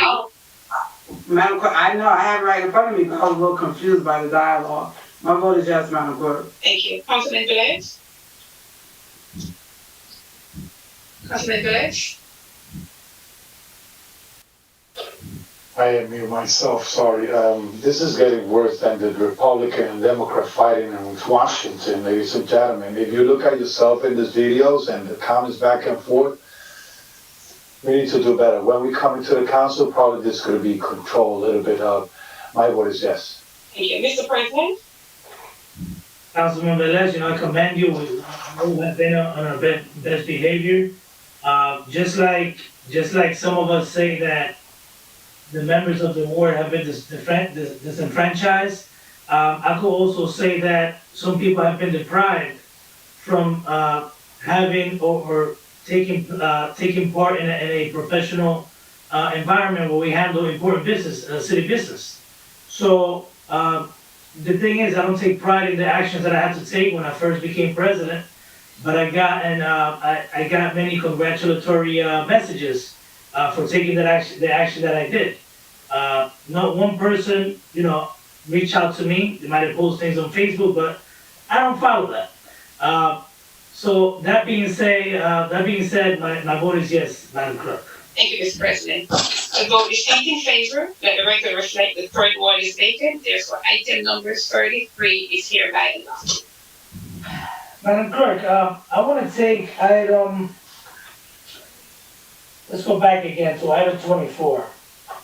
Yes, next item is item number 24. Resolution amended, resolution number 2364, authorizing the Department of Community Development to submit the substantial amendment to the 2019-2020 one-year annual action plan for the COVID-19 CARES Act funding budget revision number 1. Community Development Resolution 2569. Second. By Councilman Cotton, second by Councilman Davila. Roll call, Madam Clerk. And Mims. Okay. Roll call in item number 24 for approval. Councilman Abdulaziz. Yes. Councilman Chahardy.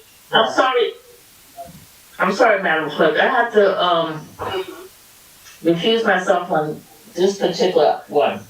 I'll move it. Okay, so. I'm sorry, I can't, I gotta take back my, Okay, so I take back your motion and Councilwoman Mims sent your motion, correct? yes. So Councilman Abdulaziz did answer. Councilman Chahardy. Say yes. Okay, and then Councilman Chahardy. Yes. Okay.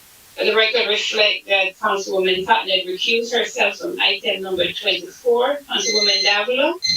Yes. Councilman Jackson. Yes. Councilman Mims. Yes. Councilman Velez. My vote is yes.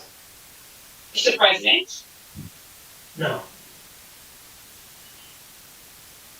Vote is 6 in favor, 1 against. The record reflects that Councilman Cotton had recused herself from item number 24, and also for the record, the third ward is vacant. Therefore, item number 24 is hereby adopted.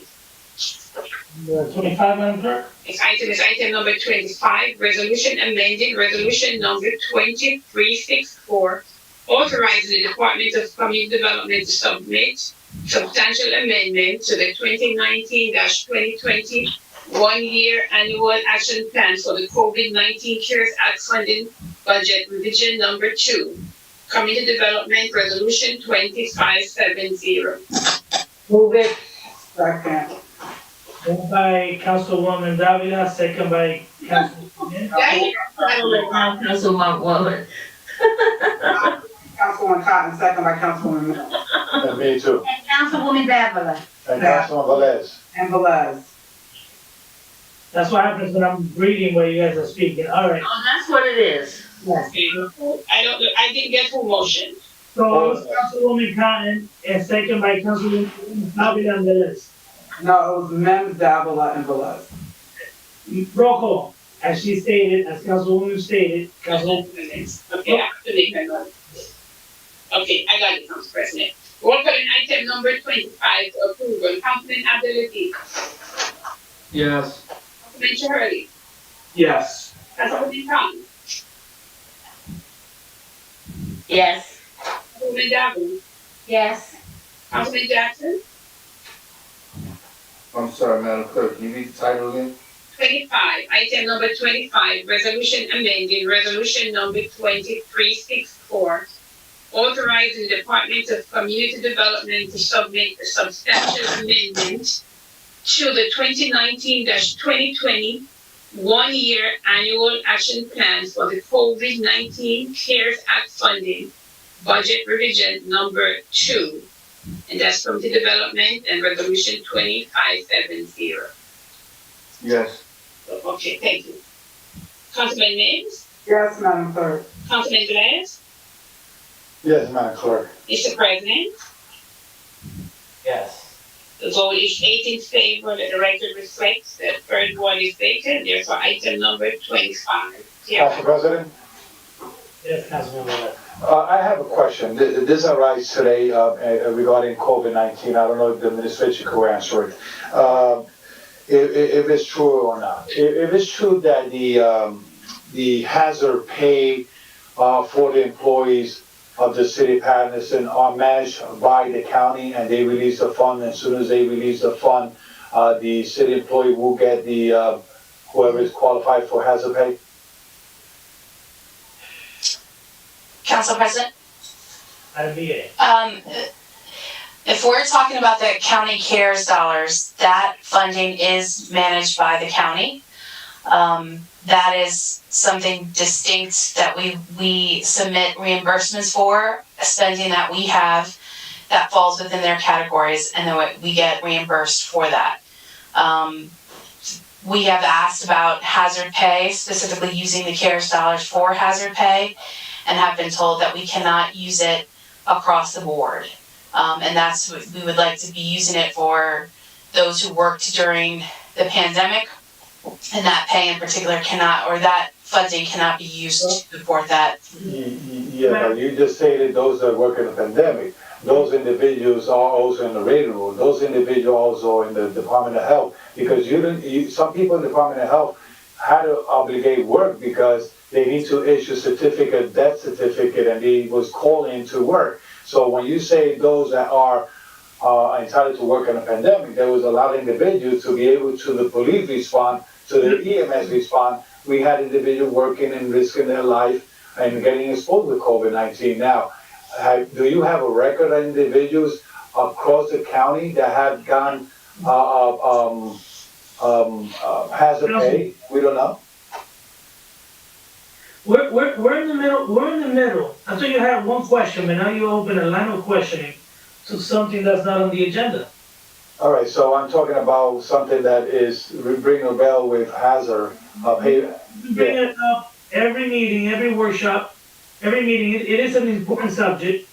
Something that came up from the answer that the Madam BA just provided is that if you asking the county questions to provide hazard pay, that means you're acknowledging then that those employees are entitled to hazard pay. They are entitled. No, Councilman. There's a method to my madness here.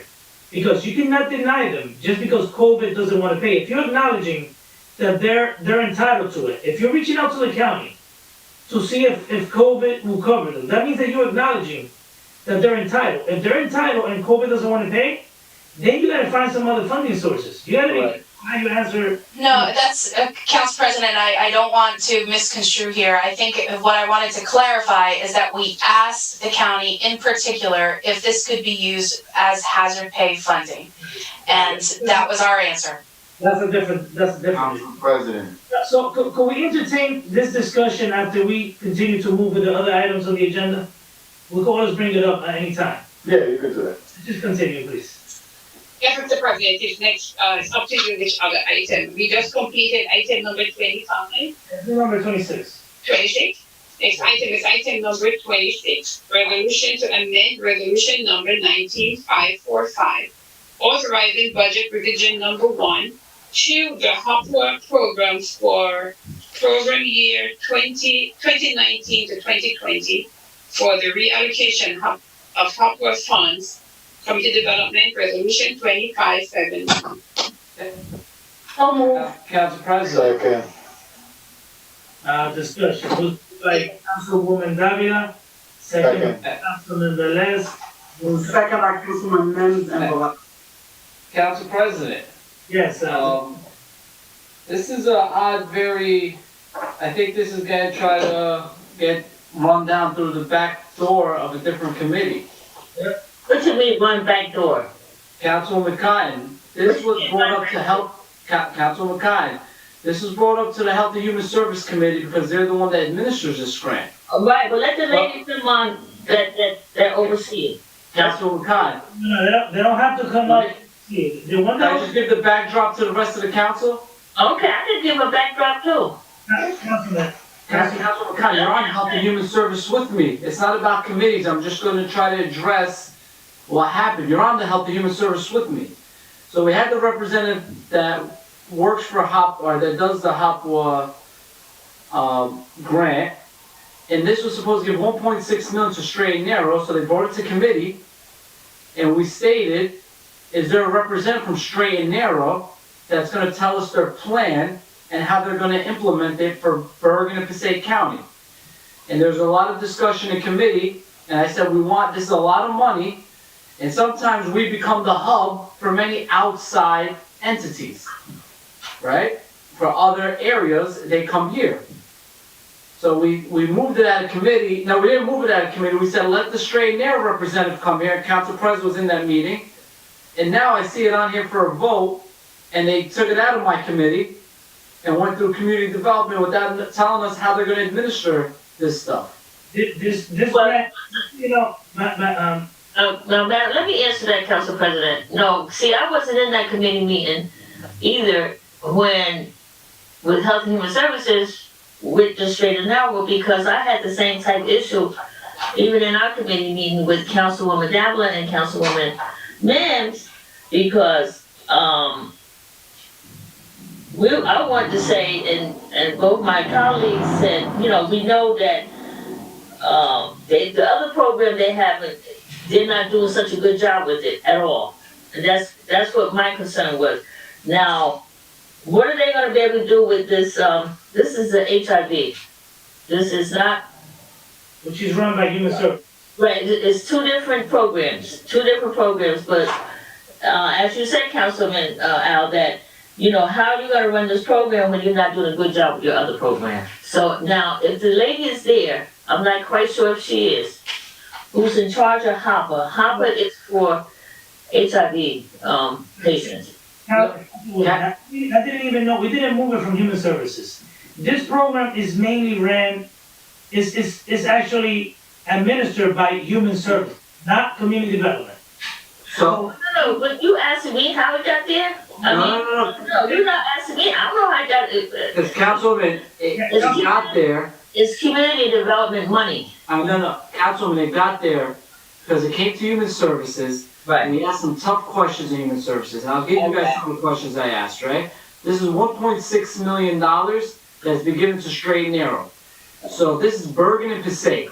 And you hear many of our residents, they say a lot of outside entities, people come from there and come here for services. So I asked them, in this program, how many Patersonians are utilizing this program? They didn't give me an answer. Then I said, where's the representative Straight and Narrow, right? So when their people come to that program, are they telling them to go back to their municipalities? Because this is also Bergen County. Councilman, can I suggest that? See, Councilman, we're not questioning that. Like, you're right. We're in Straight and Narrow. They don't want to be pulled under the carpet. You gotta give us some answers, and they have not, and tell us nothing. So, Councilwoman, so what I'm asking is, that's why I just caught this, and I'm like, whoa. They didn't bring Straight and Narrow to Health and Human Service. They took the item, I guess administration or whoever, they took the item out of my committee, took it to community development, and now they got on the agenda. I specifically requested that Straight and Narrow comes here.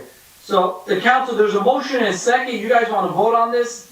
No, Councilman, I'm gonna recommend, I'm gonna say. No, we can say. There's a motion and a second, Council President. Well, I take back my motion. Sorry, we're But I think that, I think Millie needs to come on.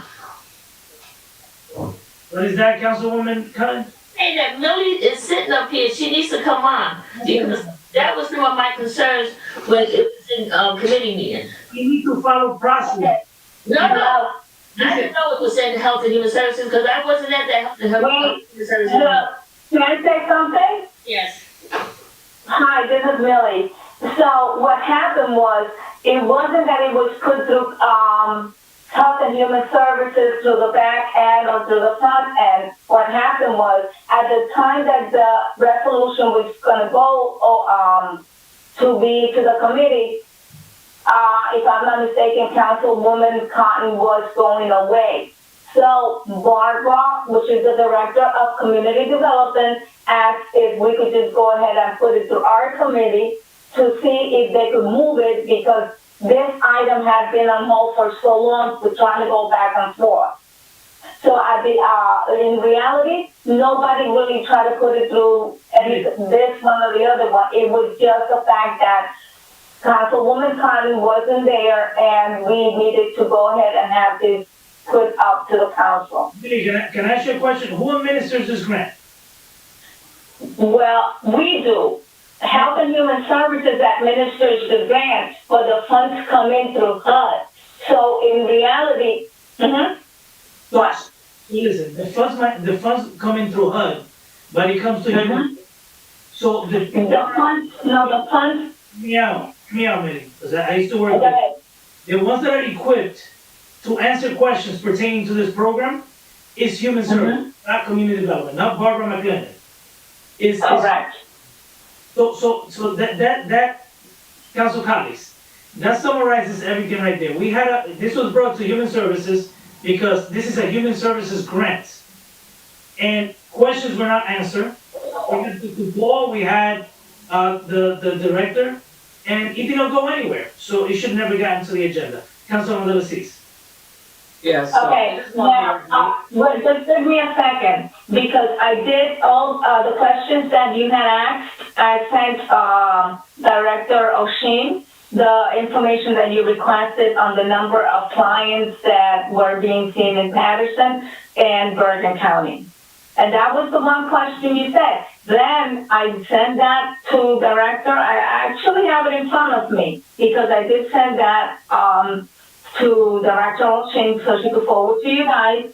And the other thing was for you guys to give me a date as to when were you guys going to be available for us to meet with Straight and Narrow. Maybe some questions were answered. And then it got to a point that we could not get anywhere, and the meeting was called up. You recall that, Councilman Delacis? Yeah, that wasn't on the agenda. Correct. So Council President. Yes. It's very simple. You want to move forward? Here's what I'm going to say to the council and to Millie. This way, it is community development funded. It's from HUD. But it's very simple when we use community development CDBG funds for a park, right? We use those funds. It goes to DPW committee when we do it for a park. It doesn't say it's going through community development. So the funds may come from HUD. Well, it wasn't Health and Human Services. I wanted to hold accountable some of these nonprofits that provide these services for outside agencies, and Straight and Narrow did not come in there. So regardless, if there was a date or something, we reach out to each other or any council person. But listen, Council President, there's a motion to second, or Councilwoman Cotton withdrew the motion. This is a service that's open up to Bergen County, Passaic, Passaic County, City of Passaic. You hear what our constituents say about some of the services with the outside people coming in. I didn't hear from Straight and Narrow what they're running. I heard from our agencies, but I would like this. They're getting 1.6 million. And even Councilman Velez, that agency's in his ward. So yeah. I let Councilman Velez speak. Right? Go ahead, Councilman Velez. Can you unmute yourself, please? Oh, thank you. You know, meanwhile the discussion is going through. This resolution has 18 whereas. If you look at the whole entire body of the resolution, 15 of those whereas explain how the operation of this $1.6 million is going to be allocated, with A to Z. Now, not because it's going to be administered in a site that is called Straight and Narrow, means that Straight and Narrow is the one administering directly the program for what. If you read at it, You know, in 2019, other municipality and other entity have got money, but knowing the need of this place of Straight and Narrow, and they're gonna be having a medical clinic, day care clinic, you know, they need this funding.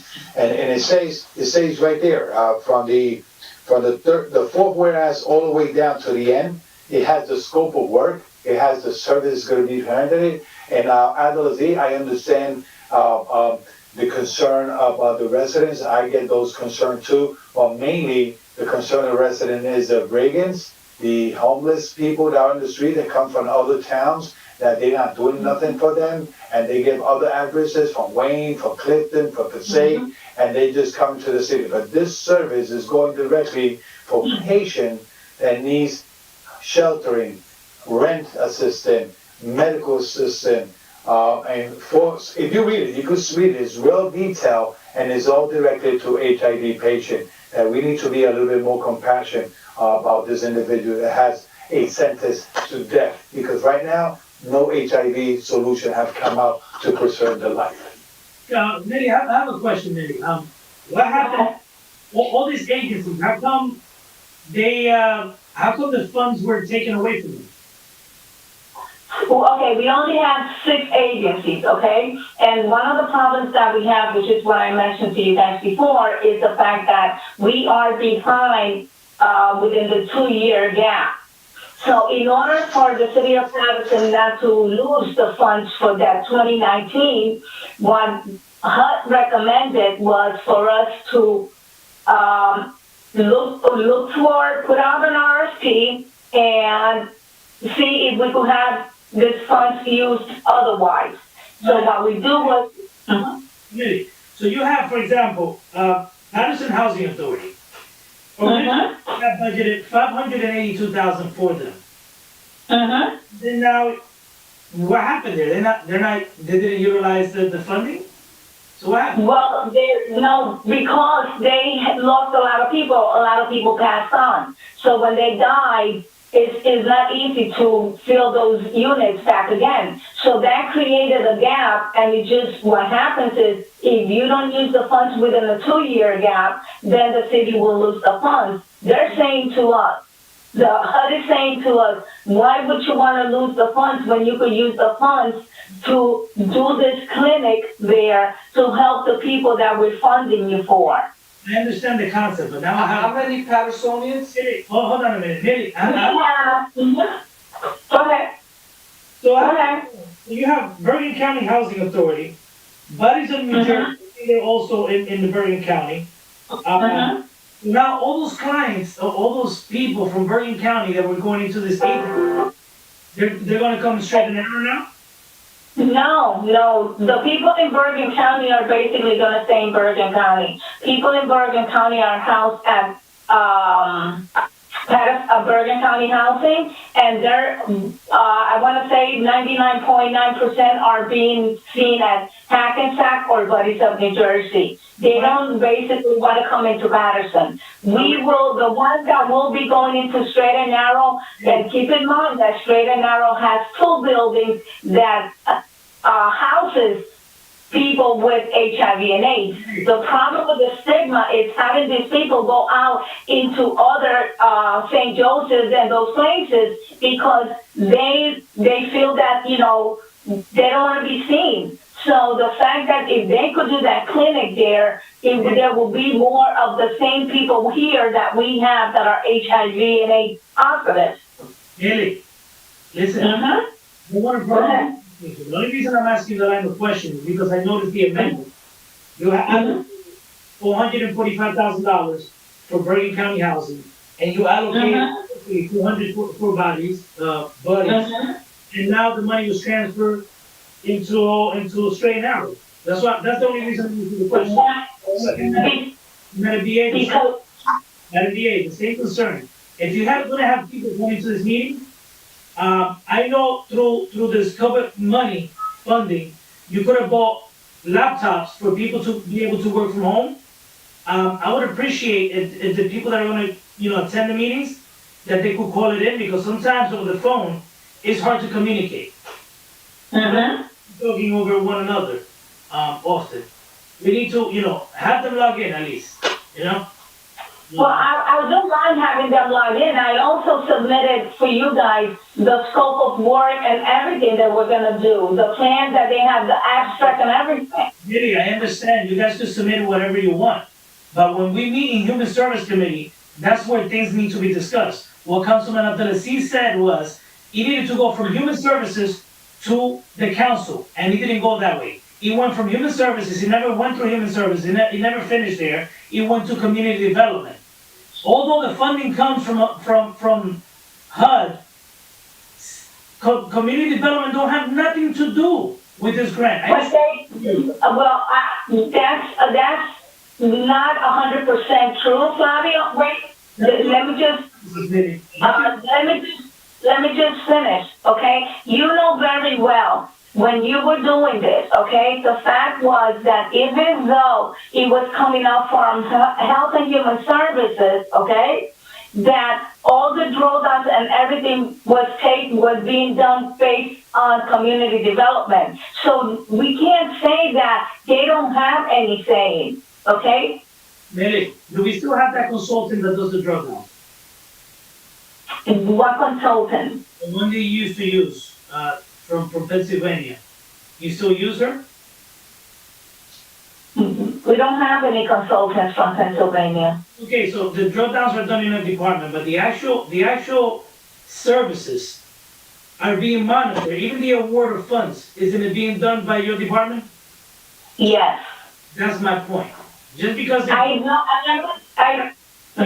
one more thing. Finance could be doing the drawdown. That doesn't mean this goes through finance. The point that I'm trying to make is not who does the drawdown, that's just the financial aspect of it. This needs to come through Human Services in the future, that's what I'm gonna say. Now, to Councilman Abdelaziz's point, do we wanna pursue council members with this or not? Councilwoman Cotton? Yes. Yes, because I know, when it came before the community development, committee meeting, the only thing is that, and Millie kept, saying that this is HOPA money from 2019, 2020.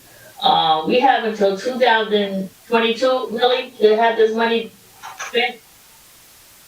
The money for the actual providers now for HAPWA are working on 2018 funds. We're supposed to be on 2020 funds, okay? And you so said that's 2018, 2019? Yeah, that's what we're doing right now, okay? That's where those funds are being spent. So the 2019 funds will go into 2021, 22, which is gonna make it past the time frame. Okay, could we continue by going forward? If we're working on 2018, Millie, how is it gonna make it past the time frame? I don't understand it. Okay, so we are currently, the providers are using the funds for 2018 to 2019. We should have been already going into 2020 funds, okay?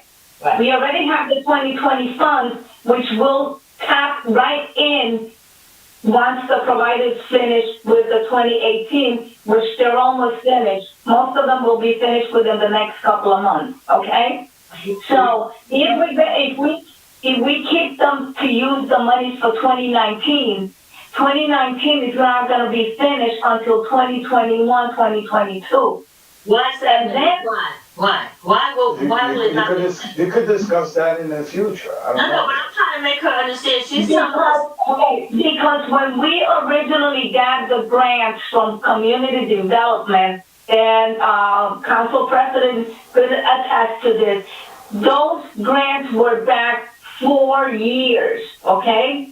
So it has taken us all this time, even council president at that point in time that used to work with the HAPWA was able to get us engaged with the housing authorities in Paterson. So in order for those funds not to be lost back then, this is what has to be done. Now, when they changed the new accounting system, now they're only giving a 2-year frame versus a 4-year frame. So they were all thrown in a pot of money, Councilwoman. Right. And then you have, we don't want to get technical. They set up activities and all that stuff without how many years. The bottom line is we need to move forward. All I'm saying is, going forward, this should go through Human Services, not Community Development, like you intended. Councilman Jackson. Okay, can we send it back to Health and Human Services? No. We're gonna entertain it, Councilwoman, we're gonna do it. Right, that's all, and let's see when Straight and Narrow can come before us. No, we could entertain now for vote. Guys, we have the floor here. No, we're not voting. Councilman Jackson, Roll call. please, you have the floor, Councilman Jackson. So, as the home of over 300 non-for-profits, and when you ride down Grand Street and see an astronomical number of people sleeping in cardboard boxes, defecating in doorways, in front of motor vehicle across from Wendy's, on Main Street in front of businesses who have to change the front facade so that there's no enclosed, so that no one's sleeping in the front of their spaces.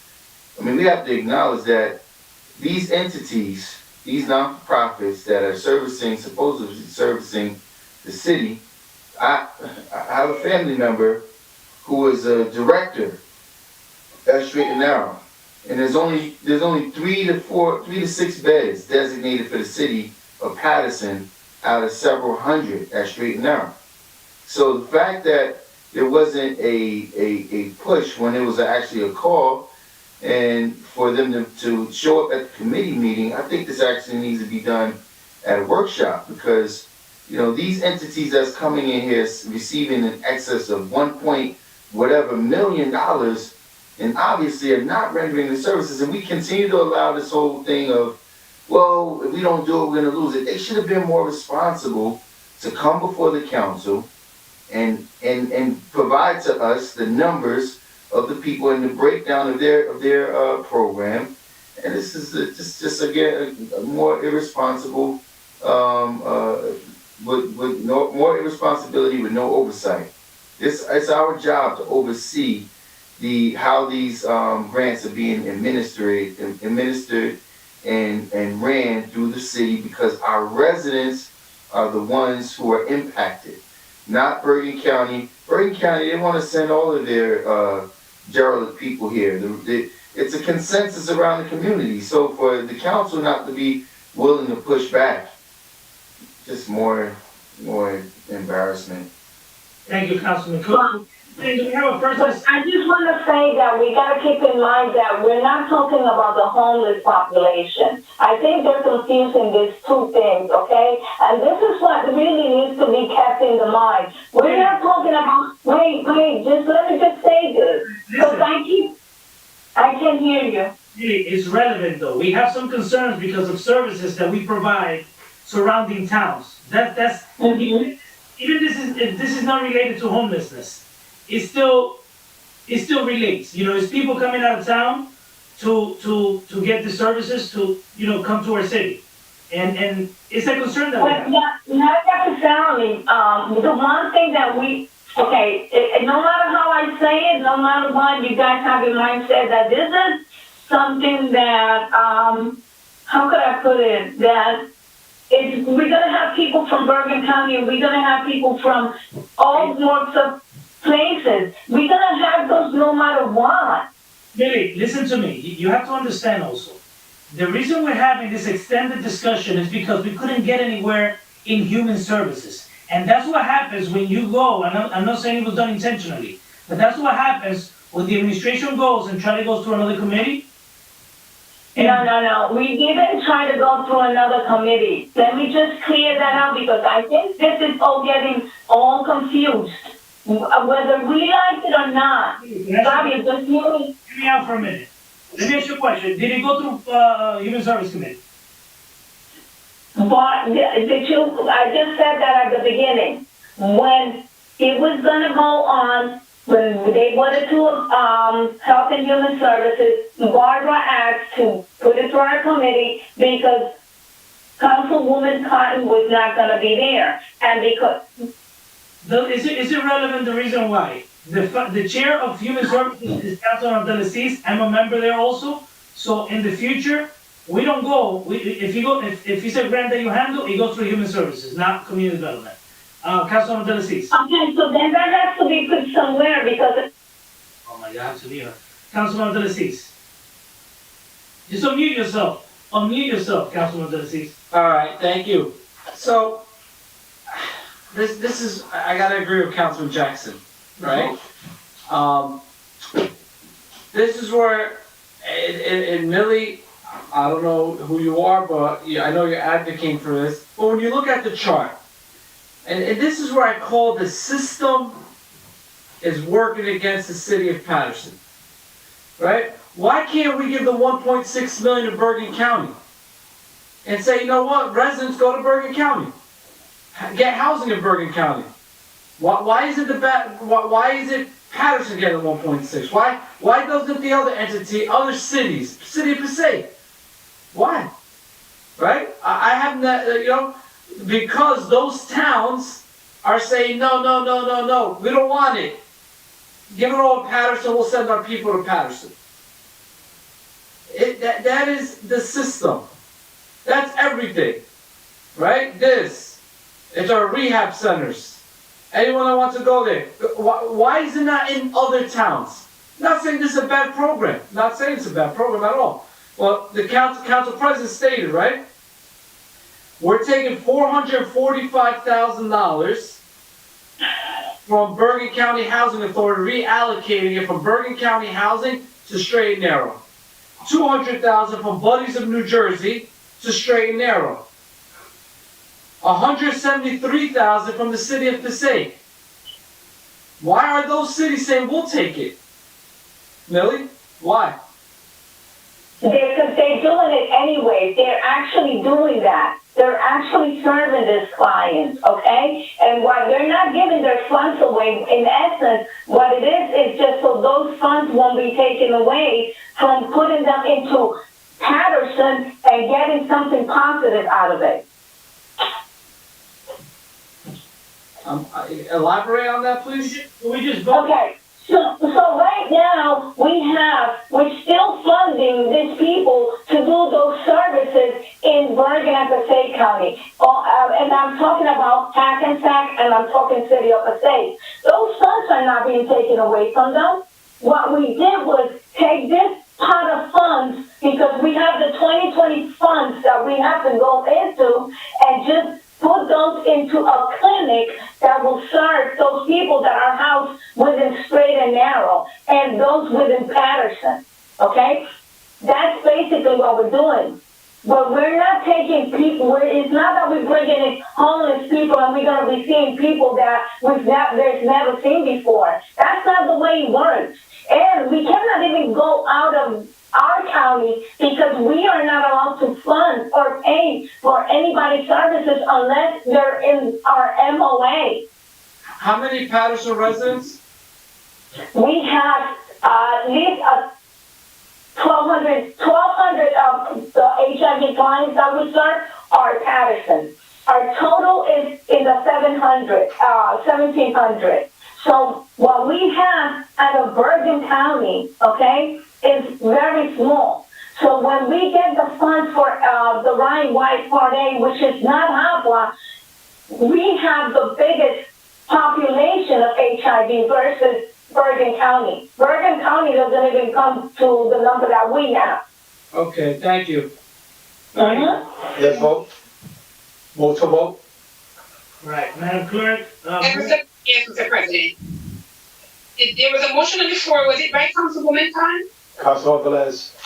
Now, the motion Because I recall that by Davila and it was by Mims and Velez. Right.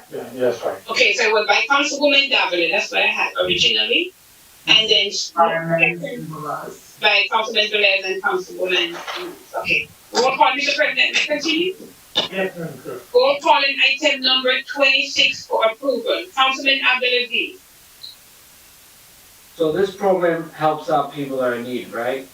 But when we're giving out funds to the nonprofits, we also got to hold them accountable and ask them to be partners for maintaining their areas and helping us with the problem of keeping people on the streets, right? They're congregating in front of their buildings, right? We need assistance from these nonprofits. So when we go to them for 1.6, we need to be in front of them and ask them, you know what? Are you gonna help us make sure that the clients that come here are not congregating, are not doing this, are not selling, not panhandling? Not saying this agency, or not saying this program specifically, but the nonprofits in general. And Councilman Jackson did state that there's more nonprofits that may get funding that we have to, pull them out to the table and ask them these tough questions. So my vote is yes. Thank you, Councilman. Councilman Jardy? Yes. And President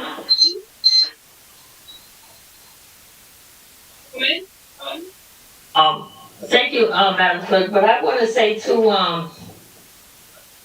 you know, I know that with the HIV, patients, Millie said we got 1,200 Patersonians. I'm not sure who's gonna be watching over, Straight and Narrow. To me, Straight and Narrow seems like they don't need to come to the table and talk to nobody. That's the feeling that I get from Straight and Narrow. They know the situation that's going on, and I know that, and you're saying that this is only for, County of Passaic. We're not taking Ocean County, Monmouth. No, none of that.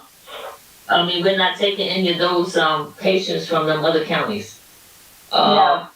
Oh, may I ask you something, Millie? When do you think that you can put together a meeting with, Straight and Narrow? I mean, can you? I already requested a meeting with them, and I also requested for them to give us a plan of action as to when they release anyone that is residential in there. So one of the things that I did say to them, and this is based on the conversation that we had, was the fact that they needed to give us information as it relates to the people that are leaving Straight and Narrow that are not Patersonians. So that is something that I already had a discussion with them, and you guys just have to tell me when you want to have that meeting, and I will make that happen. Because I went back and I said to them, this is not acceptable, and they have a lot of concerns as to how you are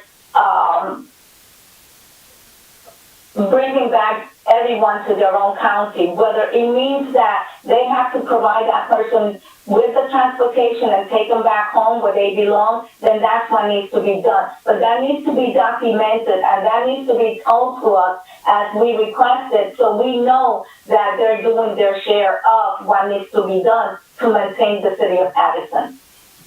Right, okay, if that's the case, Millie, could that be added here in this resolution that we have here now, or it cannot be? What you just said? I don't have a problem with adding it, but again, we need to have, I think one of the biggest things that we need to do is bring them on board and have them understand our concerns. That is the first step that I think we need to take. I understand what you're saying, Millie, so I think that you need to do that. I'm almost finished, Councilman. I know, but I needed to answer the question, Councilman. I hear what you're saying, and, unless you have family members who die from HIV, I understand where they need somewhere to live. I understand that it is very hard because you have family members that do not even want them near them when they have family members that are HIV. So I think that meeting should be set up as soon as possible, Millie. So, and I know this is for HIV patients. I'm voting, Councilman. So Madam Clerk, my vote is yes. Thank you. Councilman Davila? Davila? Yeah. Councilman Jackson? Thank you, Madam Clerk.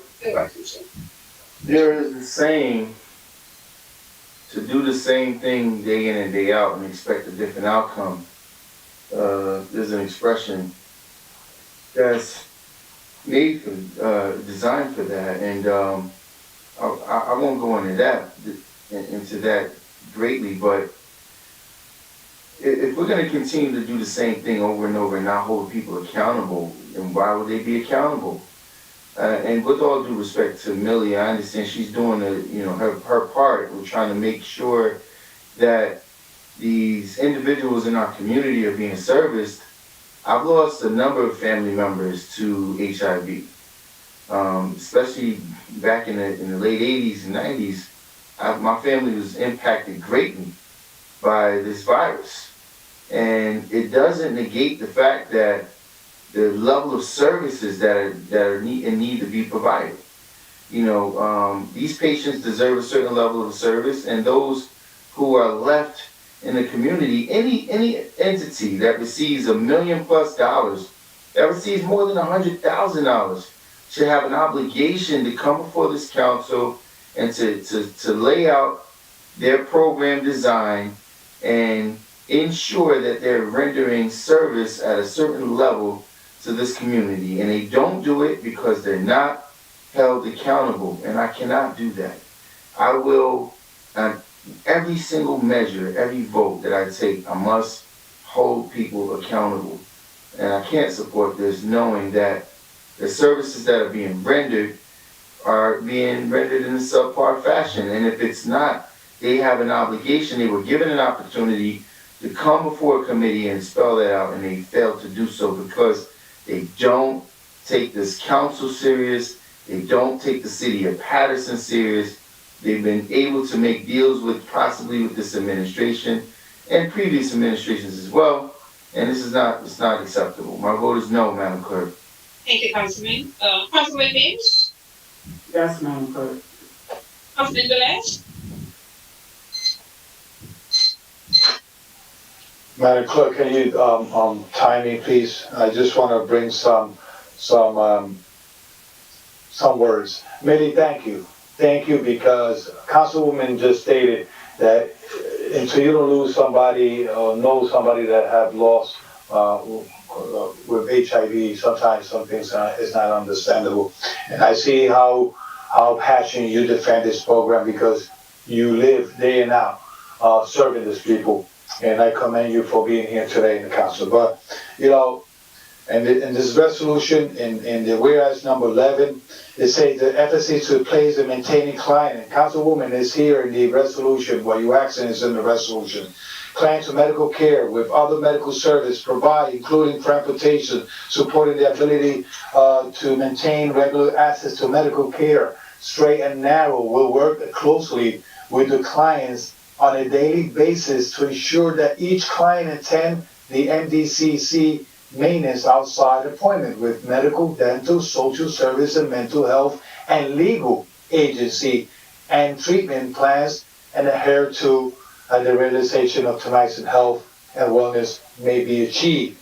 And then number 14 says, the 14 where it says, in addition to serving those with HIV/AIDS, the facility will employ additional staff to increase employment for the city of Paterson and provide employment opportunity to Patersonian by an estimated 14 position: program director, program coordinator, 3 drivers, nurse, directors of nursing activities, directors, 2 substance abusers counselors, 3 counselor case managers, office managers, according to the workforce development. What I'm trying to say is, you know, people have mixed apple with potato.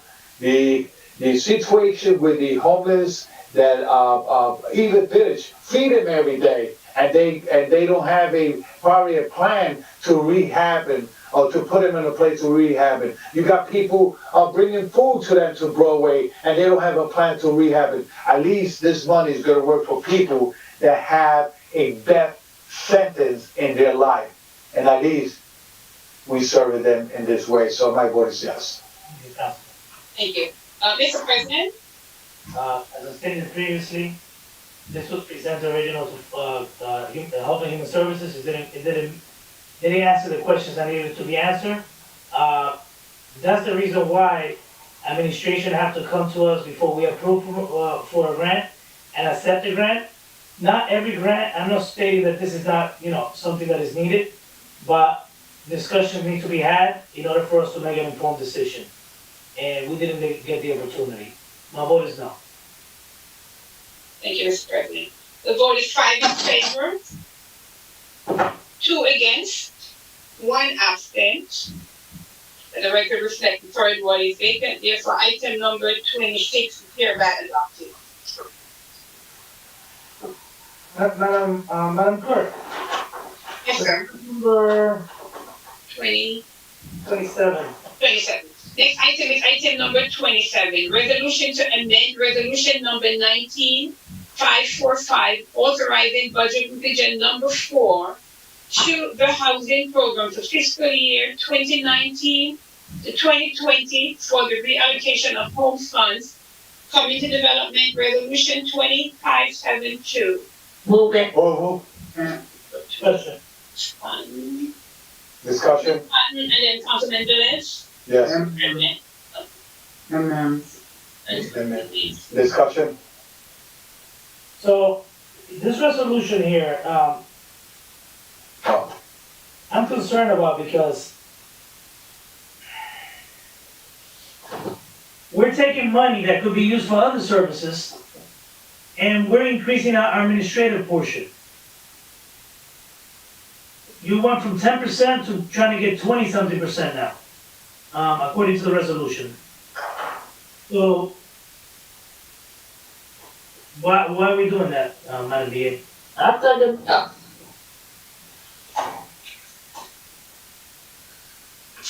Councilwoman Khan, sorry. no, my understanding was, and maybe I'm wrong, Marge, Madam DA, that the federal government changed the guidelines that increased it from 10% to 25%. Now, does that increase the amount of employees they bring in? I'm not sure, but. The administration decides what amount. That doesn't mean if they allow 50%, doesn't mean that we have to utilize 50%. Well, if they needed to run the program, they're running right. I'll let the VA, but that was my understanding. The VA. I've got a question before. Yeah, Sure, I can answer.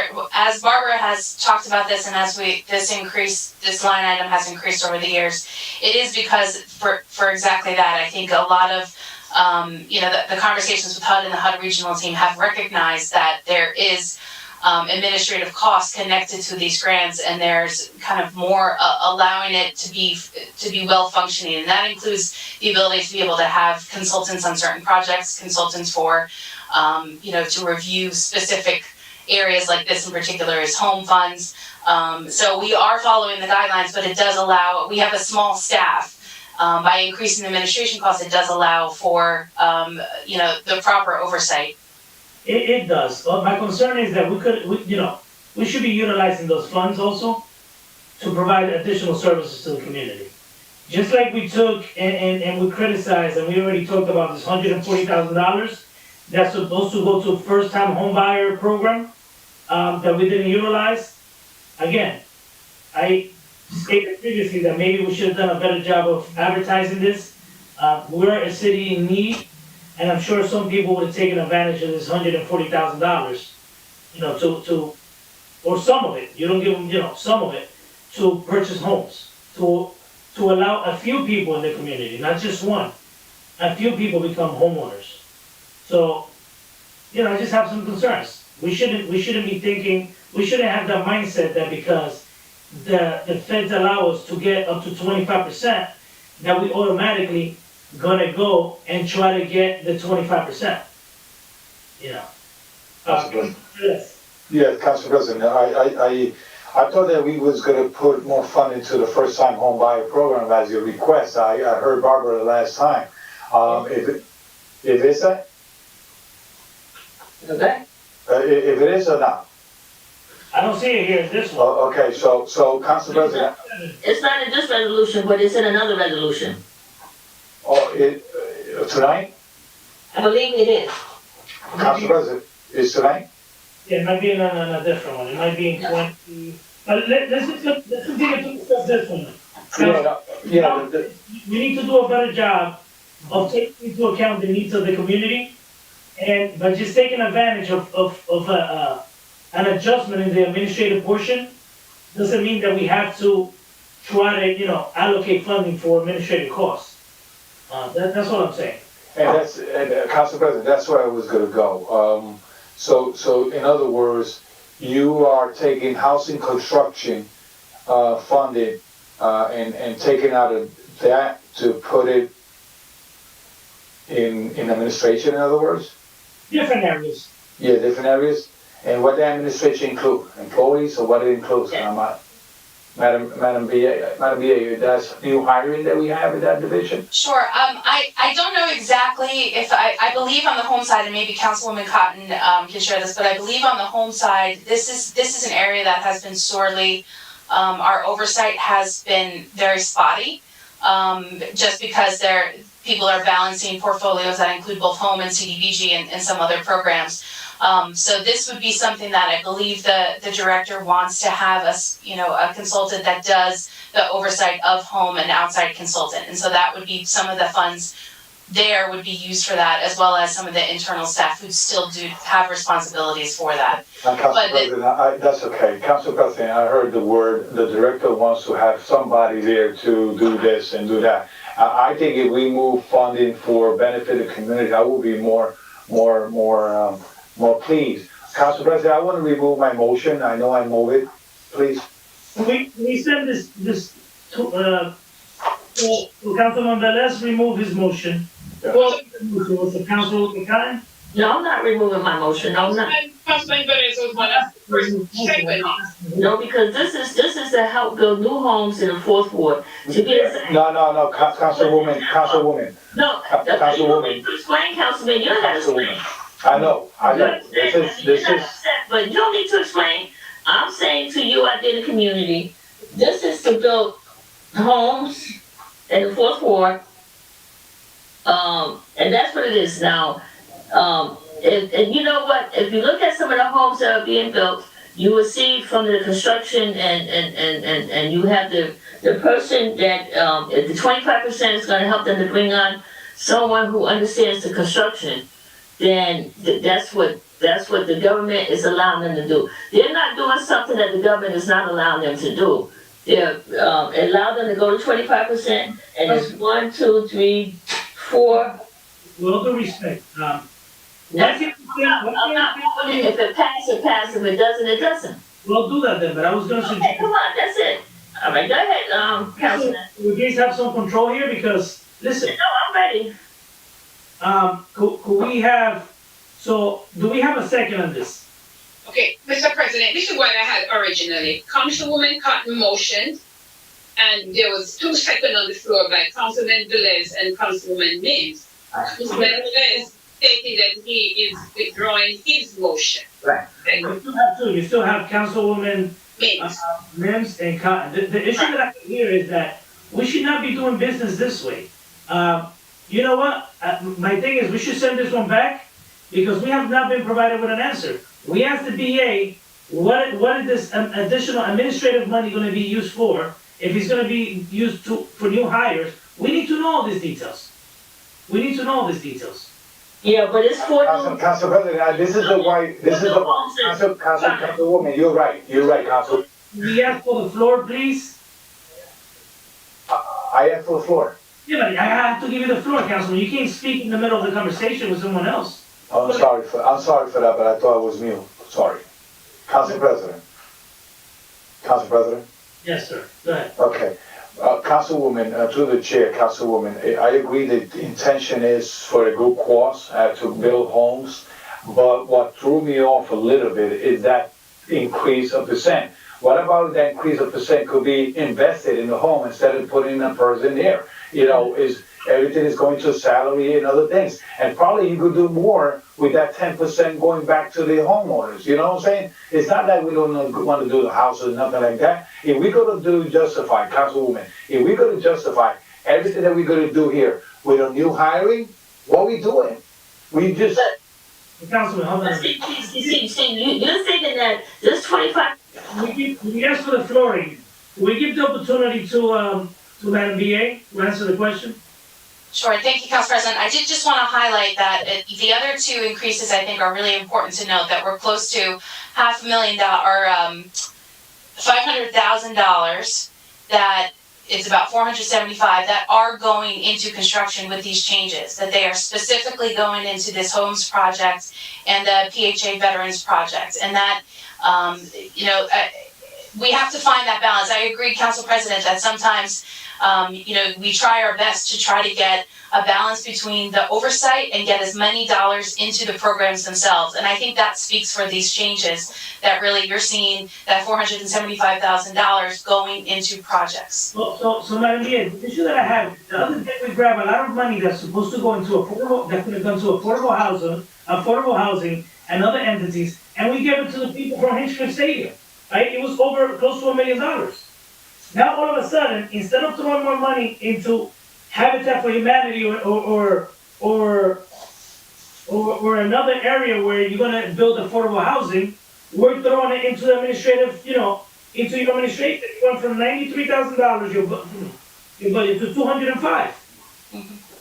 Well, there are, Council President, there are, requirements for oversight of these programs, and I think that this reflects the real need that is there to do it the right way. And regarding the Hinchcliffe project, that is an affordable housing. It was funds going to the affordable housing component of that. So all of these are continuing to support these projects. Yeah, you could say that it's part of, going to the affordable housing, but we already gave them too much.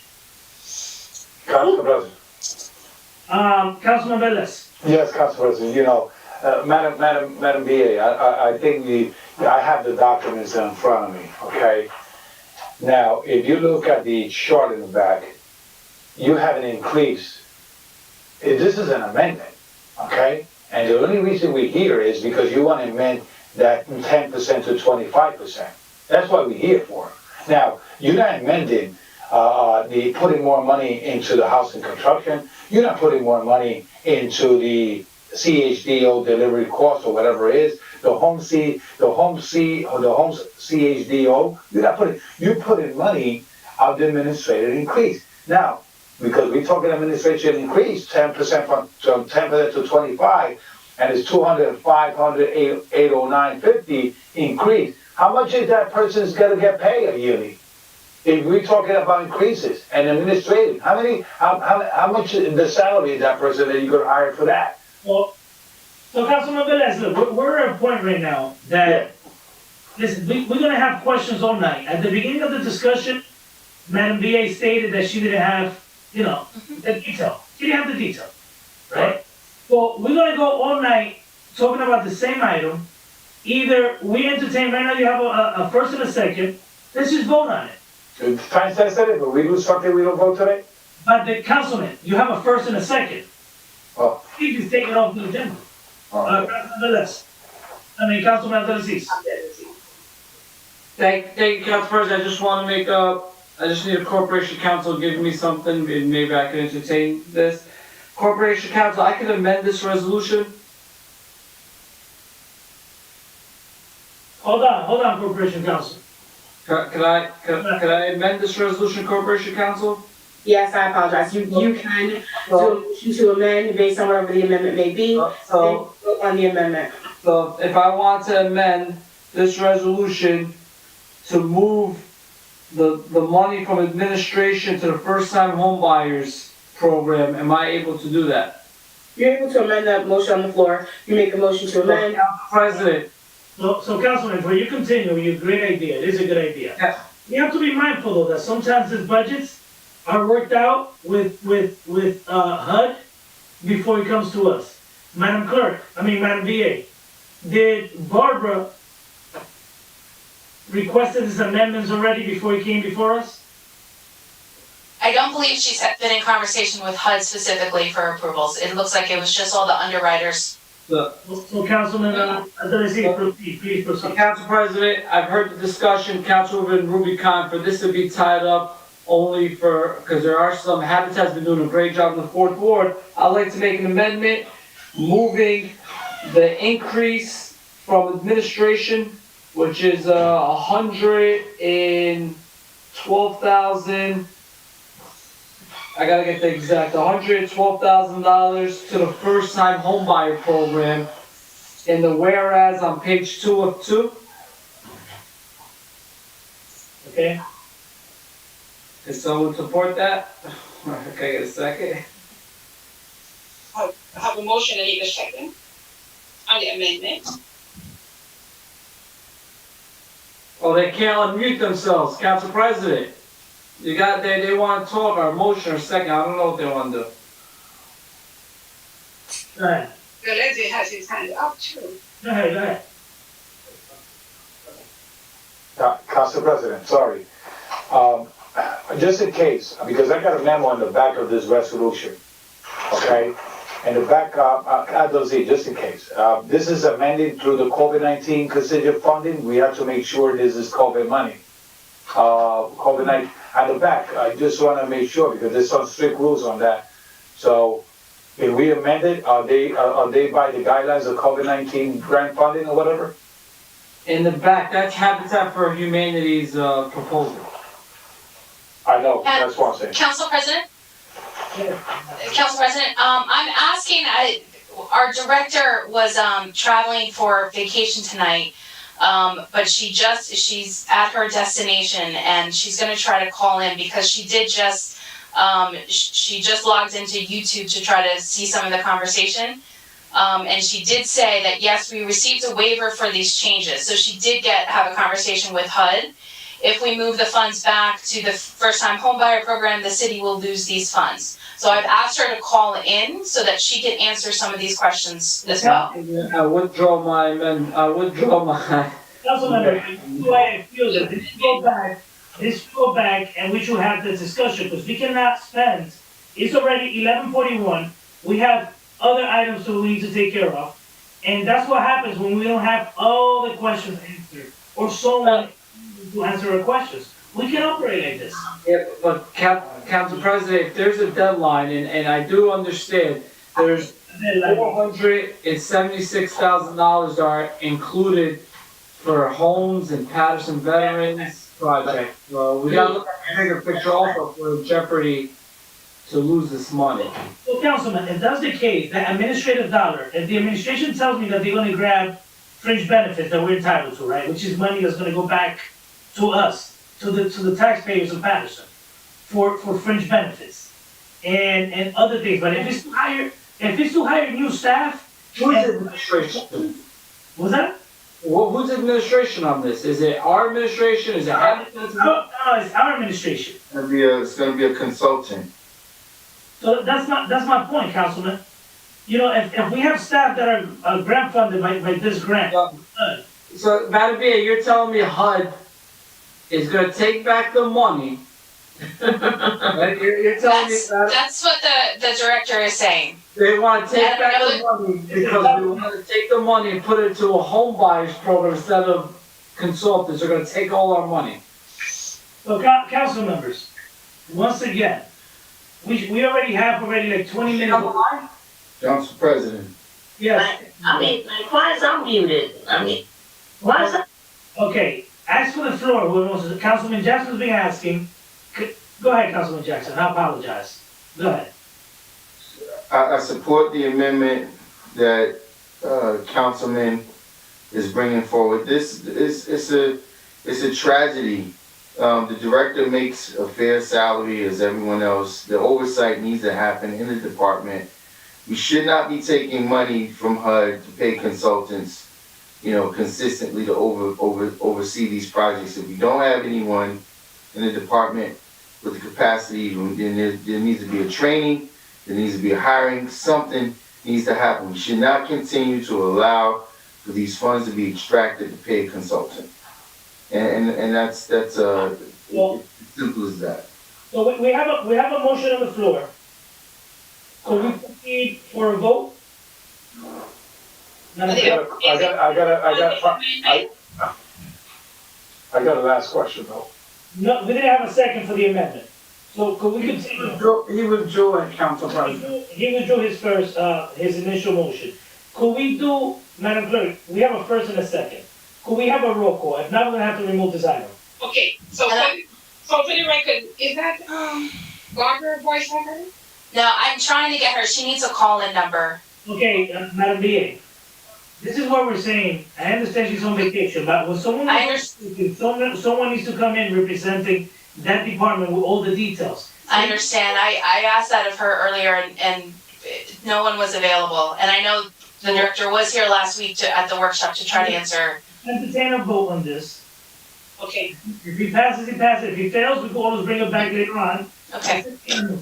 Okay, Mr. President, I just want to make sure that we put places on the record. Councilman Abdulaziz has withdrawn his motion for the amendment, so we are ruling the amendment out completely. So now we have a motion by Councilman Patton, second by Councilman Mims, to vote on this item, correct? Yes, roll call, Madam. Yeah, roll call on item number 27 for approval, Councilman Abdulaziz.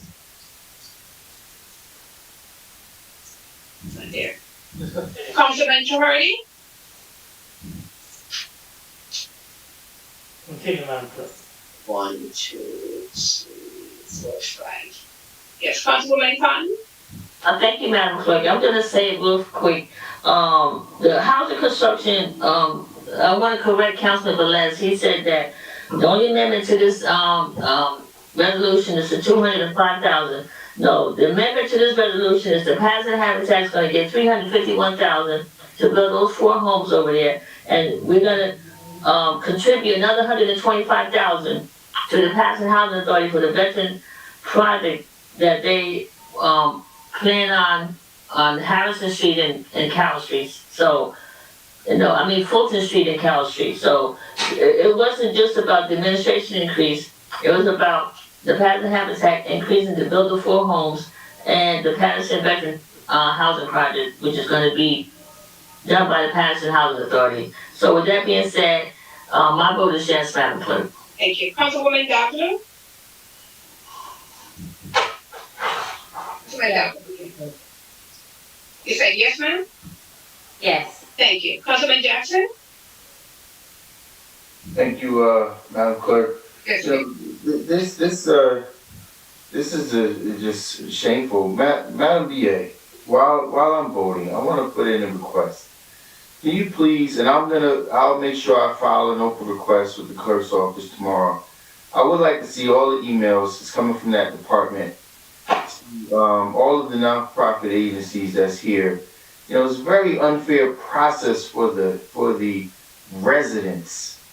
You know, there is no advertisement, there is no flyers, there is no community meetings for preparations for receiving these funds, and then we consistently talk about, oh well, nobody wants the money and nobody wants to apply. It's just like us being told there's no Paterson people who apply for the police officer's job. You know, it's a shame. We continuously allow this money to be extracted by all these outside agencies, and then the director hires a consultant to oversee or to do the job that the director should be doing. You know, this is bad. How are the residents benefiting from this? Where are the residents? You know, I've been in business for 20 plus years. I bought the building when I was over 25 years ago, and I was able to do so because the former director of community development, which oversaw the economic development department and everything, made it his business to go out into the community and find recipients and bring people in to be able to take part in some of these programs. These program dollars are not the people who are benefiting are all of the people who are extracting these funds from the program and passing on a little benefit to the community. I can't support this continued negligence. My vote is no. Thank you, Councilman. Councilman Mims? Councilman Mims? We continue, Madam Clerk. Hello? Is Councilman Mims? Okay. Councilman Velez? Councilman Velez? Not there. I'm here, I was in the ladies' room. Okay, Councilman Mims, you're voting on 27. Yes. You voted yes. Okay, Councilman Velez is not there. Mr. President? No. Okay, the vote is 4 in favor, 2 against, 2 absent. The record reflects the third ward is vacant. Therefore, item number 27 is hereby adopted. 28. Madam Clerk, we have 2 items that require a public hearing. Yes, sir. We do those and then we go back to this to the other items? Yeah, I think, okay, just let me put this in the records first. These two items required public hearing. I'll read the items into the record and then I'll give the number. The first one is, ordinance amending Paterson Code, Chapter 445, titled Taxation to establish medical cannabis transfer tax pursuant to NJSA. That one requires a public hearing. And item number 2, ordinance establishing a no parking zone, a new street between Dixon Avenue and Hugo Avenue. And the number to call is 973-321-1579. Enter code 8326. Press *1 to listen to the meeting. Press *2 to leave a recorded comment. And press *3 to be added to the speaker list. And the number is 973-321-1579. Enter code 8326. If you wish to participate in the public hearing on those two items. So would you like me to read item number 1 at this time, Mr. President? Yes, Madam Clerk.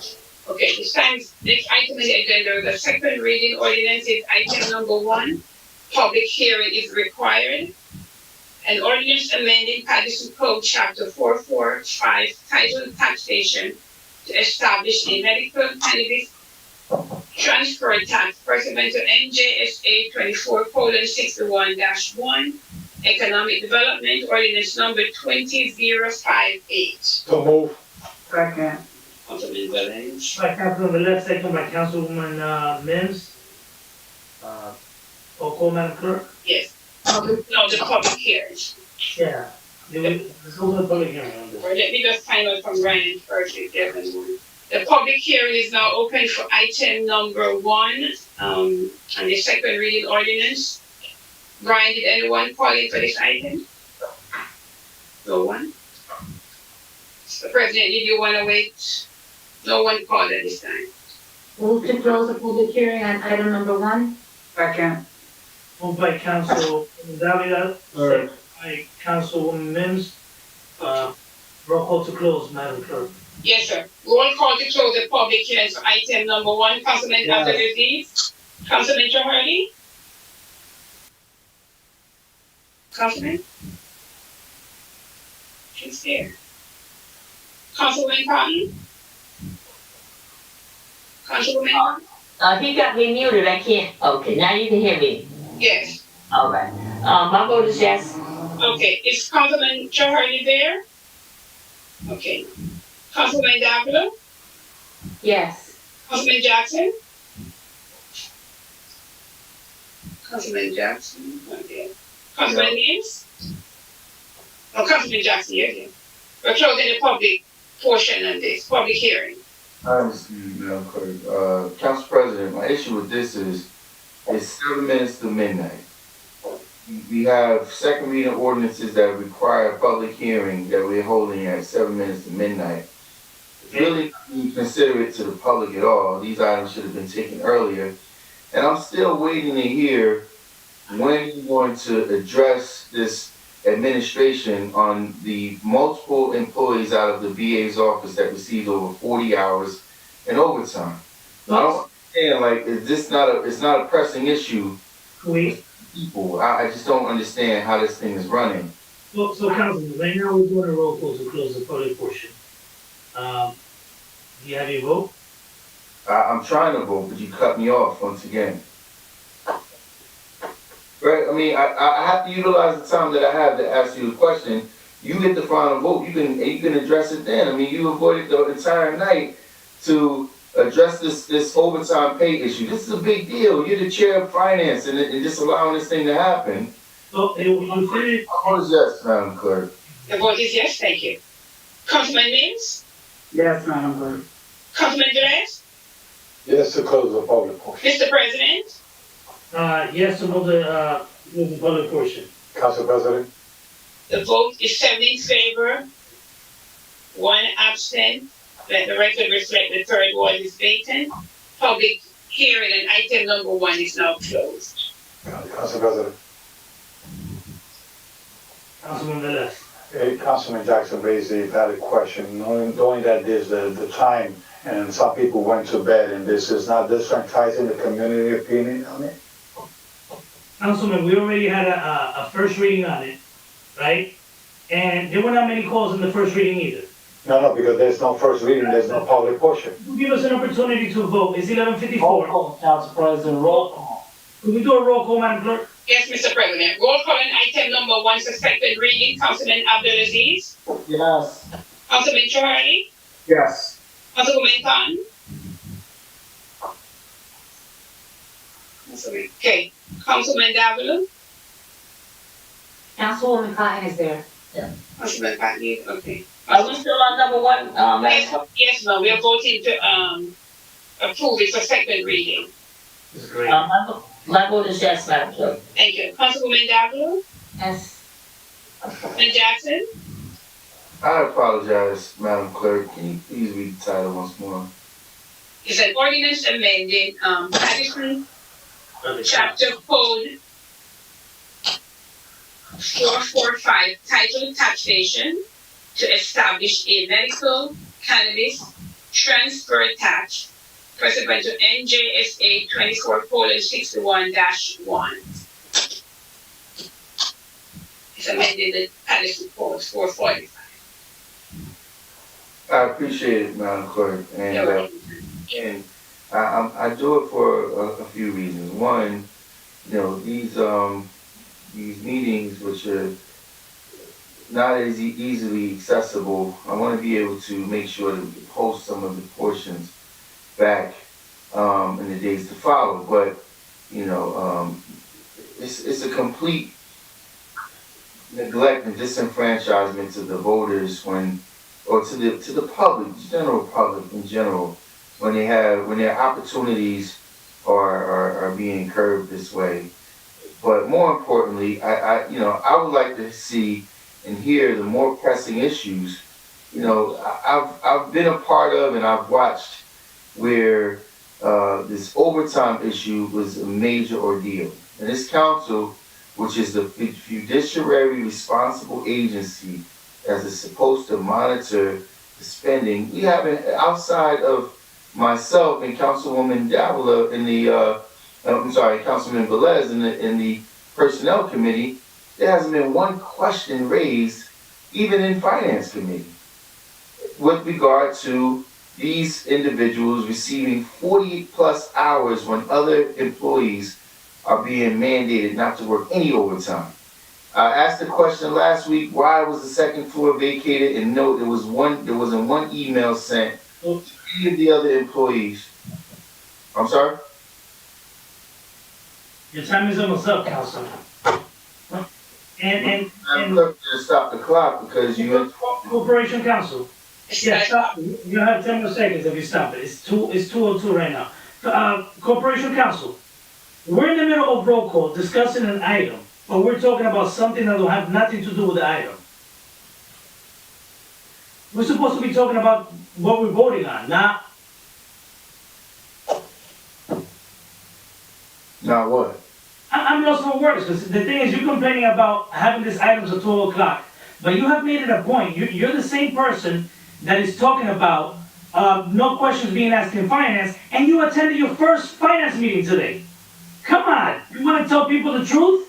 Come on, listen, it's getting to me now. This is very funny.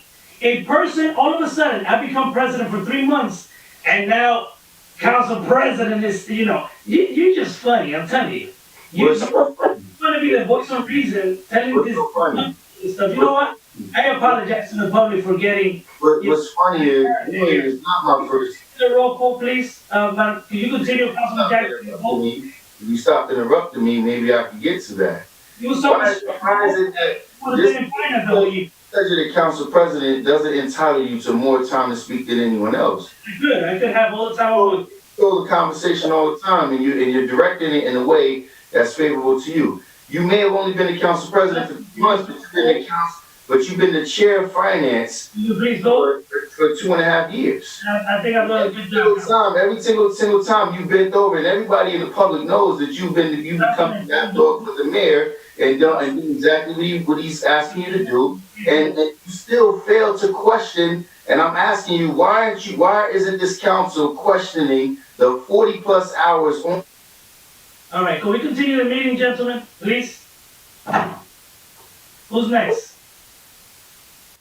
Mr. President, next person would be, Whoever want to shake it, you don't have to agree. We're running, we need to finish this. it would be Councilwoman Mills. Councilman Mills? Addison, I just apologize to you. I really apologize to you for what goes on in the council meetings. I just have to apologize. I mean, we have items on the agenda, and that's what we're supposed to be focused on and about the business of the city. And, you know, we take this time to come to the meetings, you read these items, and then you come, and we're not talking about the items to say that the finance committee is not concerned about items that were posted on social media, which, I mean, I don't even know if that's a violation of ethics, that are circulating on social media of people's pay stubs. Doesn't show their name, but their information is on social media. And it has been brought up in finance. I actually sent an email and got a response from our BA. So to say that it's not been brought up, that it's not being discussed, it is totally inaccurate. It is false. And I agree with Council President that you have not been at the finance meetings. We've been meeting every Tuesday and you have not been present. So to say what we are not doing and to insult our intelligence or to say that we have not done our job is totally inaccurate and is uncalled for and is unjust, because we sit there week after week going through items, asking the tough questions with the members of finance and to the administration with no holds barred, asking every week. And then to sit here tonight and have to go through this roundabout, every single item on the agenda is unacceptable. We have families that need us. We have the community that has issues going on, and every item we're discussing something that's not on the agenda or it has to be repeated over again to say, oh, what does it say? You gotta have your agenda in front of you. We get the agenda the Friday before, we've had workshop, and now we're at this place to go over and address. Tonight I just didn't even want to talk. It's embarrassing. It's embarrassing to the public. It's embarrassing to us, amongst us as council colleagues. It is embarrassing. And I held it all night, but I just can't take it anymore. It is embarrassing. We have committee meetings. Madam Clerk, I think I would like to have a list of all committees and the attendance records. I think that's going to be key. So that we can see all the committees and the attendance records of all the committees. Madam Clerk, if you could present that and email that to me, please. We're voting on this. You're so lost, you don't know what item we're on. We're on item number 1, correct? Number 1, correct. Yes. This is the item to generate funds and give 2% of the gross sales to Paterson. Yes, it's a no-brainer. My vote is yes. Thank you. Councilman Velez? So, sit up. My vote is yes. Bring the revenues. I'm going back to Councilman Jackson. Is he able to vote? He's not around. He was expelled.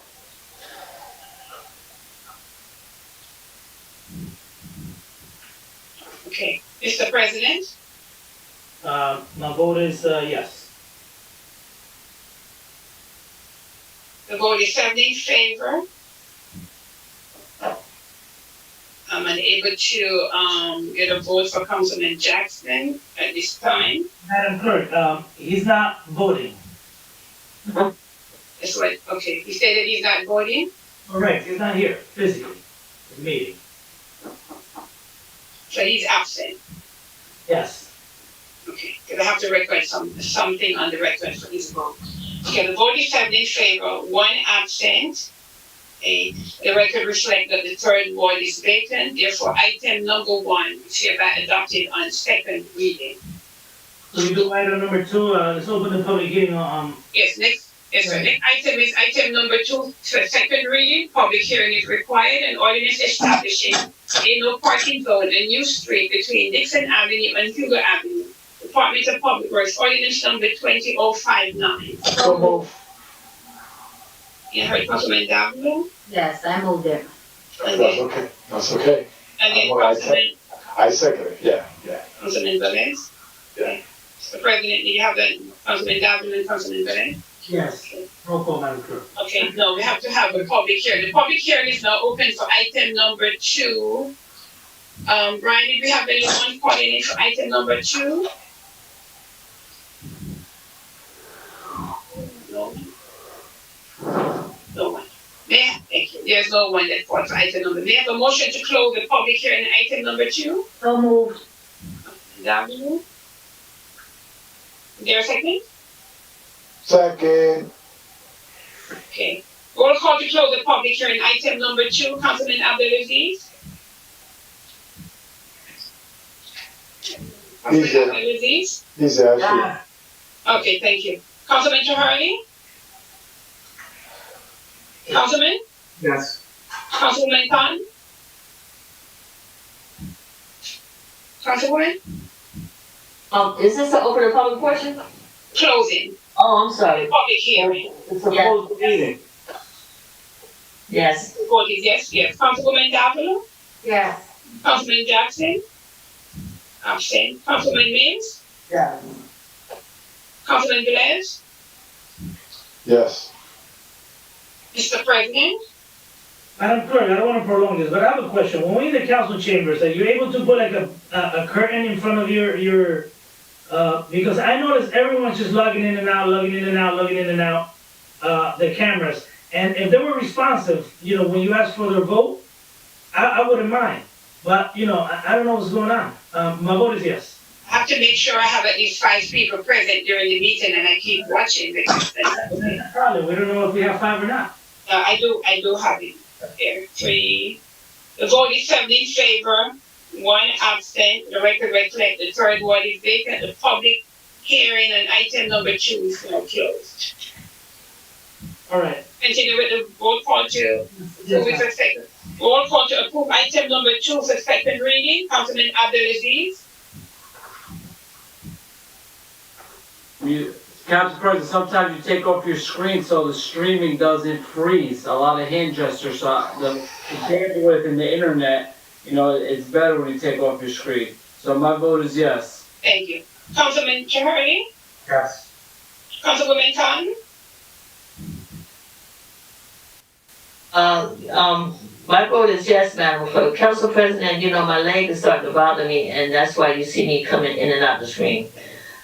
It's just really bothering me, but Madam Clerk, my vote is yes. Thank you. Anything for you, Councilwoman, I feel bad now. Councilwoman Davila. I'm not encouraging today, you never done that before. I'm saying, do they have a plan to mess with me today? Oh man, go ahead, Councilwoman Davila, I'm sorry. Councilwoman Davila. Council President, we can go back to some 3 months ago, before that, okay, how many times you would X out, okay? So, you know what? I wouldn't do that. Oh, yes.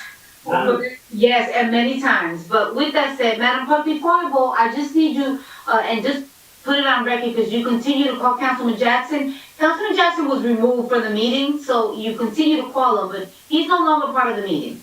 That's Because you continue to call him, and he's not in the meeting. correct. Okay. Okay. Madam Clerk, my vote is yes on item number 2 for second Thank reading. you. Okay, so Councilman Jackson. Okay. Councilman Mims. Councilman Mims. Yes, Madam Clerk. Thank you. Councilman Velez. Council President, that's why I stay in the screen. I want to make sure you throw me out too. When I see myself there, that means I'm there. So, okay, my vote is yes. Okay. Mr. President. Yes. The vote is 7 in favor, 1 absent, but the record reflects the third ward is vacant.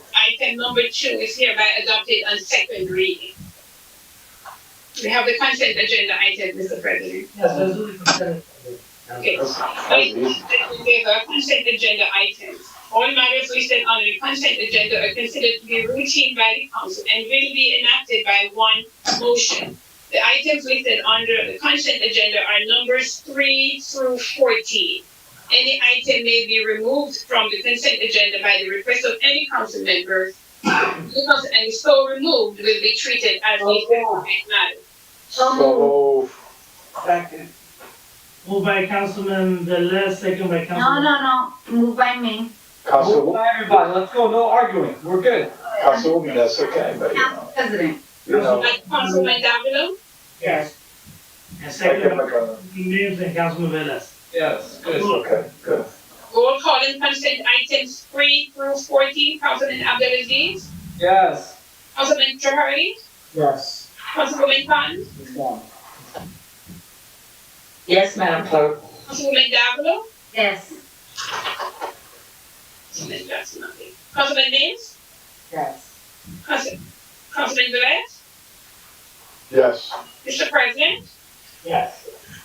The vote is 7 in favor, 1 absent. Let the record reflect the third ward is vacant. Therefore, items 3 through 14 on the consent agenda is hereby adopted.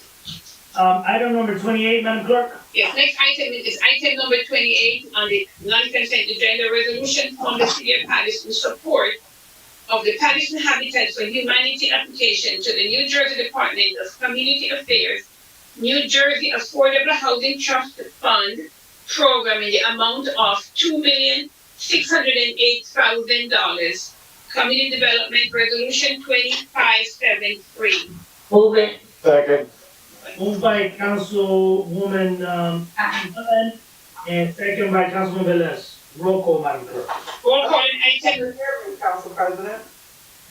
Is that? You never hear me, Council President. Apologize, Councilwoman, it's not intentionally. You second it, Councilwoman?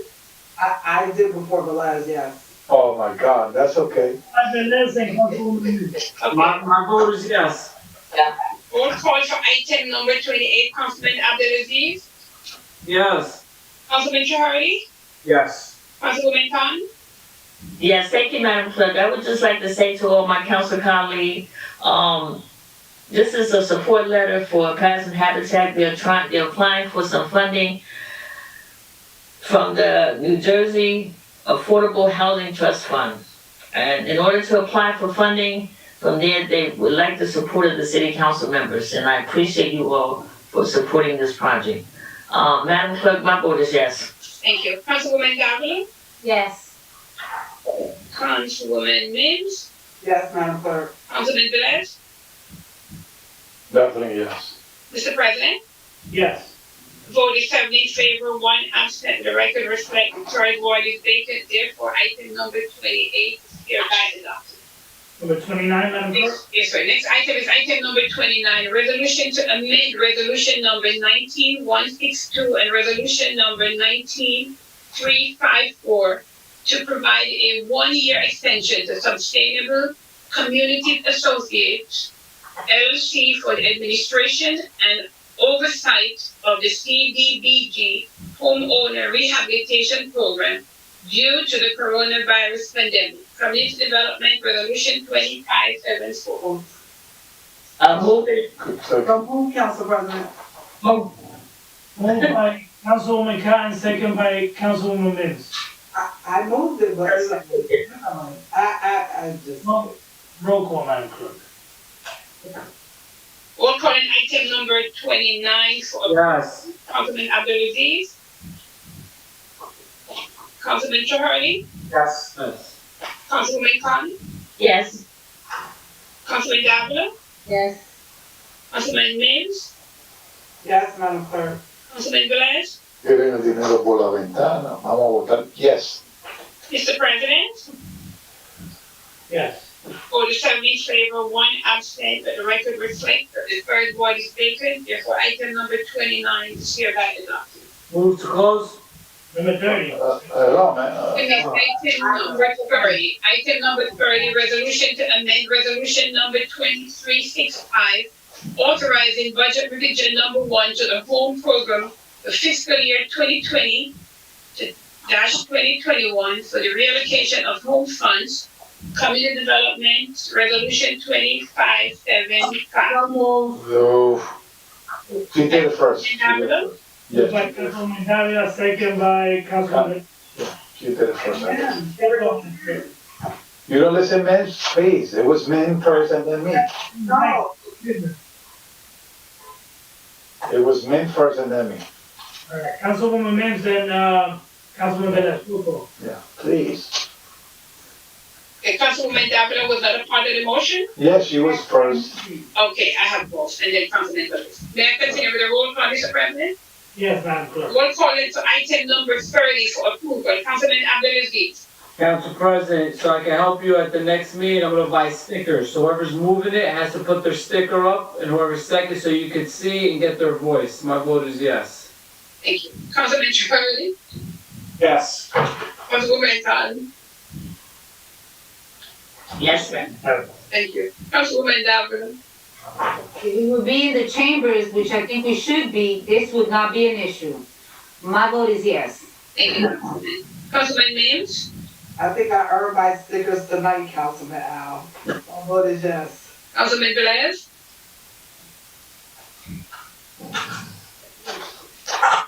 Number 30 also represented an increase on the twin administration increase also, okay? So, you know, I didn't earn no ticket today, the sticker today, my vote is yes, so. Thank you. Mr. President. My vote is no. The vote is 6 in favor, 1 against, 1 absent, and the record reflects. Third one is vacant. Item number 30 is hereby adopted. Number 34, Madam Clerk. Yes, sir. Next item is item number 34, resolution authorizing the release of deed restrictions imposed by the city against various properties sold by the city during the March 15, 2018 auction. Economic Development Resolution 2579. So moved. Moved by Councilwoman Mims. Councilman Mims. Second. Second by Councilwoman Khan. Roll call, Madam Clerk. Roll call on item number 34, Councilman Abdulaziz. Councilman? Not there. Councilman Chahari? Yes. Councilwoman Khan? Yes. Councilman Davila? No. Councilman Mims? I want to say that this item was properly vetted through our Economic Development Committee. And I am really grateful to see that we're making sure that properties that are now have been sold, have been renovated, and are on the tax roll are getting whatever restrictions or liens that are against the properties removed. So great work. I'm grateful for this item. My vote is absolutely yes. Councilman Velez? Abstain. Mr. President? Al. I didn't get your vote, Mr. President. Vote is no. No. Okay.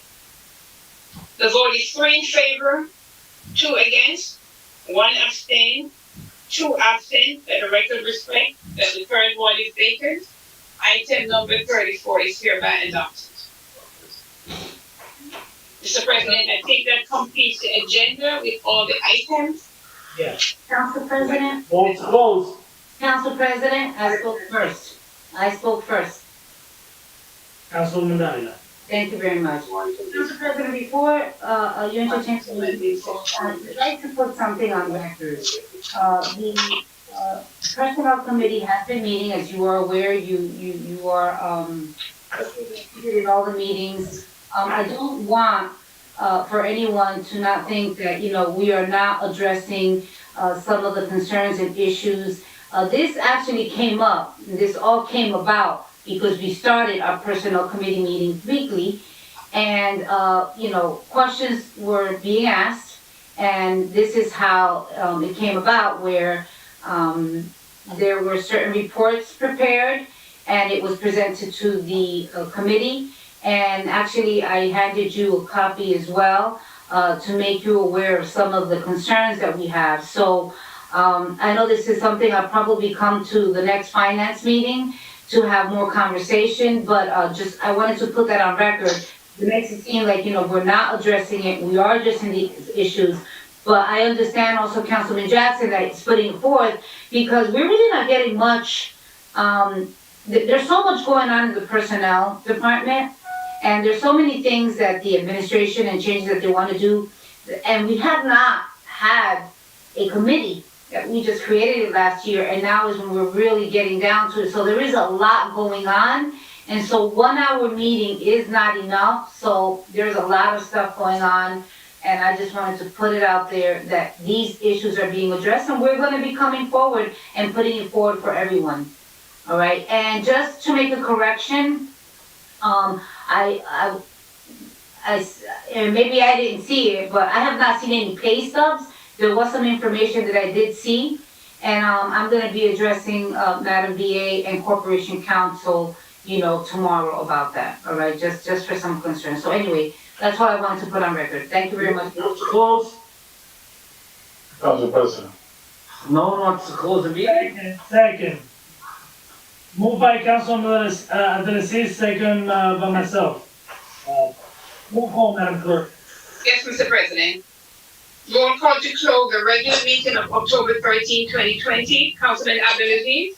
I'm sorry, my council colleagues, I know we all love to be with each other, but it's 12:30 at night, and, we've had lengthy discussions. To the 6th Ward residents, I want to remind everyone, every Saturday, the 6th Ward will be having a COVID testing.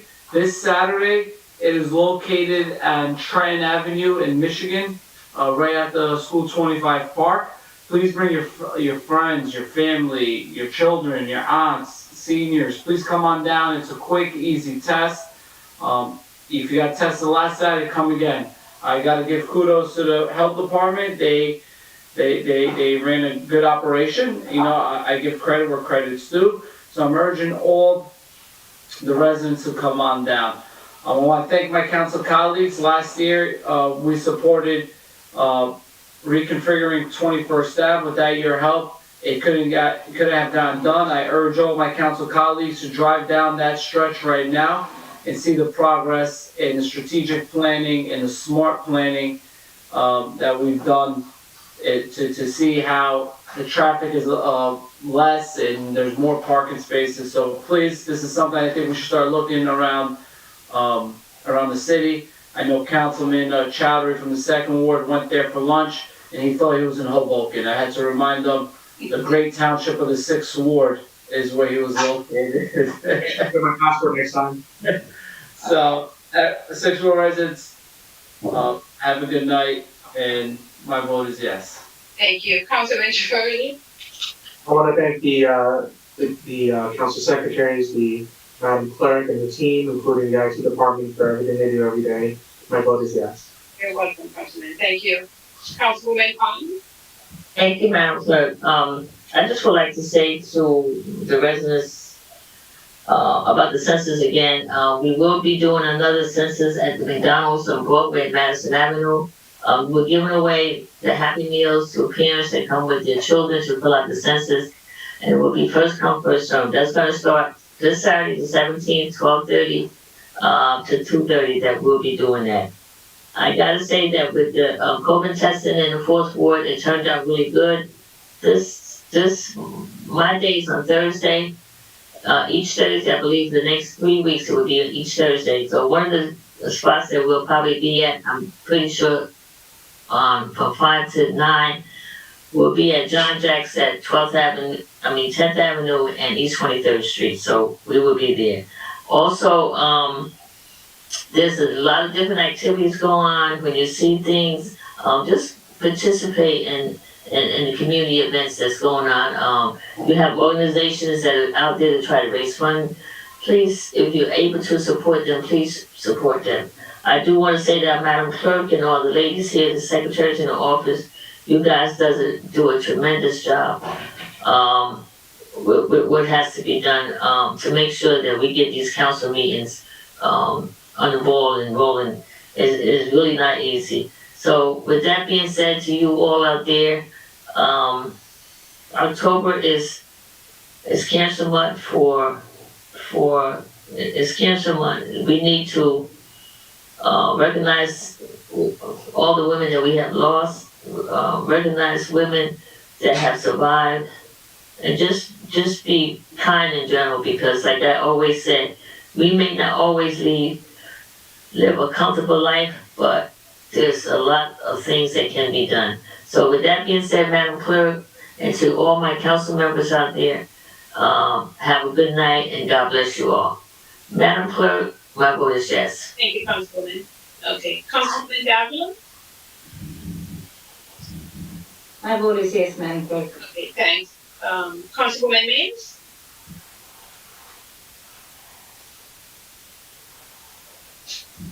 You're muted, Councilwoman.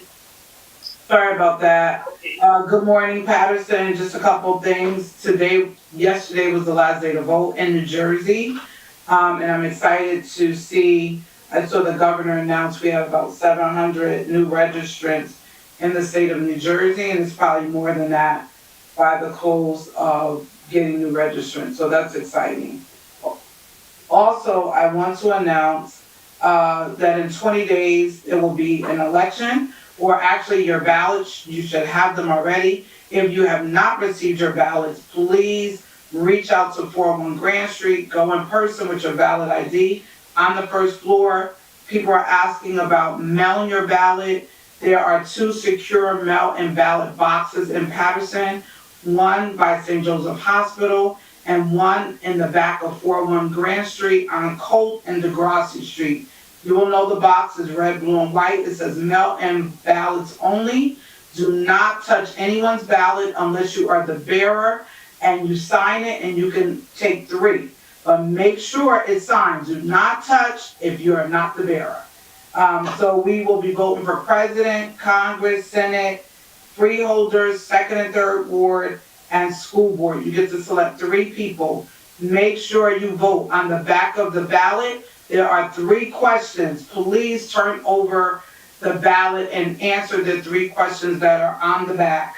One is regarding redistricting, one is for veterans as far as tax, and one is the legalization of recreational marijuana. So make sure you answer. Our census, it is extended to October 31st.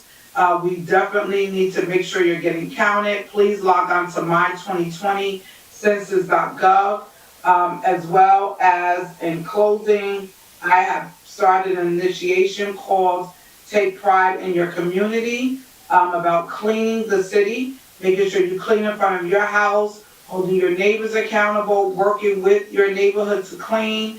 If you identify any dumping or anything that's been left and you get the information, even if not, please reach out to our DPW department at 973-321-1488. Patterson, it is real. It is 12/27. That's my birthday. I'm so excited it's coming. It's been a great night. I'm excited, but I'm exhausted and tired at the same time. But I love you, and there's nothing you can do about it. God bless you. And let me give condolences out to the family of John Bush. I see it all over social media that he passed away. So I want to give my heartfelt condolences out to his family. And Evangelist Karen Kitchens in the death of her mom, and so many other people that I know to call and don't know. We're praying for all of your families through COVID, death, and whatever the experiences are. Let's continue to lift up Councilwoman Vera Ames in prayer as she was sick as well. God bless you. God bless the great. And good night. Did you say your vote is yes, Councilwoman? My vote is yes. Okay. Councilman Velez? Yes, I just want to say short and sweet that also every Fridays will be COVID tested in Roberto Clemente Park and also on the corner of Madison Avenue and Market Street. It was a success turnout on both sections, and it was happy to see the employees. I want to request to the Madam VA, please, to have police presence in all this COVID testing site during the night, because those employees are out there and they don't have police presence, especially when they go in different areas that are dark or whatever. Everybody has spoken about the election. Yes, this election, 20 days, national and also statewide and federal and municipal. Councilwoman say there's 2 boxes, one in St. Joseph and one at the county building. please don't be too smart and put bundles vote there. Please, they watching you. Don't put bundles. Just take your personal vote, okay, and drop it there. A vote is a right to do. Make your wise decision. People have watched the second ward debate and also the third ward. Please make your own decision. Resident of the second ward and resident of the third ward, make your own decision. I think that you'll be smart enough to know who wants to be your representative in your council. Last but not least, I want to invite the whole entire council this next Sunday at the 18th, all right, of October. I'm going to be doing a mega grand opening in the 5th Ward. What does that mean? I'm going to be grand opening 4 businesses at the same time in the same location. And the location is 77 Park Avenue.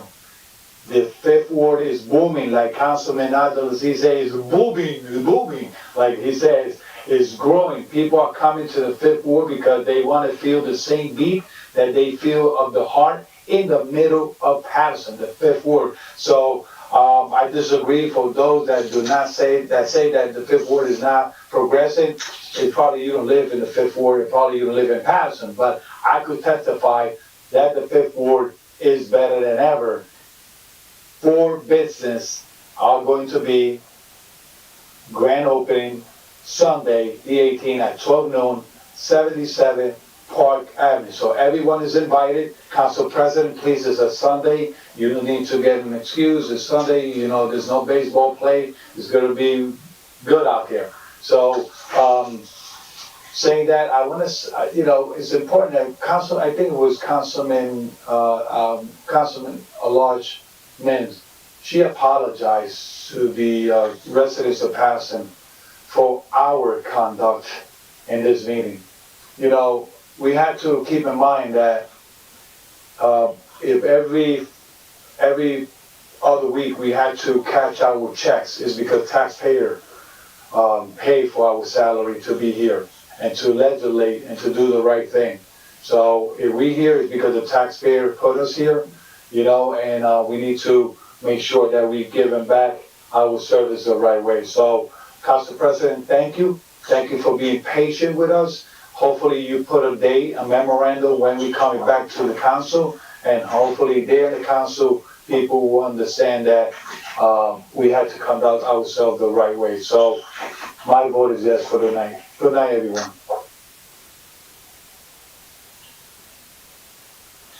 Council President, Council President, I'll just quickly just say something, because Councilman Velez mentioned council, but he stopped there. I just wanted you to also mention that there's also school board within that, election. Oh, yes, yes, also school Put board. that on record because, you know, we haven't mentioned the school board, but that's actually a very important election as well. And it's very important because we know that we need to put people in the board of education that cares about our children and demonstrate that they care about our children. Council President, thank you. My vote is yes. You can unmute yourself. Let me unmute you from here, Council President. Yeah, there you go. Council colleagues, to the residents, apologize for what took place today, but you have, many disgruntled council members, not many, at least 1 or 2, from time to time. Today we have one. This person's going around, talking that he discovered America because he noticed that one employee, incurred or got 50 hours of overtime. When you have $8 million and some change from the county, where you have all this COVID money available, where additional, programs or services pertaining to COVID have been provided out there. So I'm going to put a request, Madam VA. The same report that I ask you from time to time, because this council person makes statements publicly, irresponsibly all the time, that no one is, minding the store. The same report that I ask you from time to time, where he has a list of all the employees for the city by division with the overtime. I want an Excel spreadsheet, like I usually ask you. Could you please provide a copy of that? And to the council, because if this council member is so excited to see one or two people, earning that overtime, I wonder how he's gonna feel when he sees the actual report. I've been viewing this report before COVID, and I made a statement publicly that overtime was, needed to be controlled. Imagine if he sees the actual numbers. Imagine that. So I want that report to go to all my colleagues as of the last pay. So hopefully I get it before Friday. That shouldn't take long, yes, and I'm gonna be able. Council President, I sent that earlier this afternoon. I hope, maybe some other council people, it's the same one that we share, regularly in finance. Yes.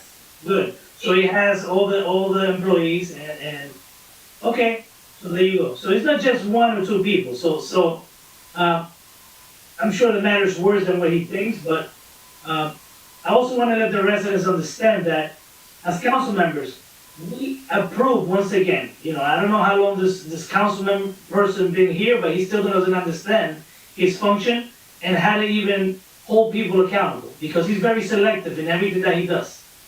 Very biased in everything that he does.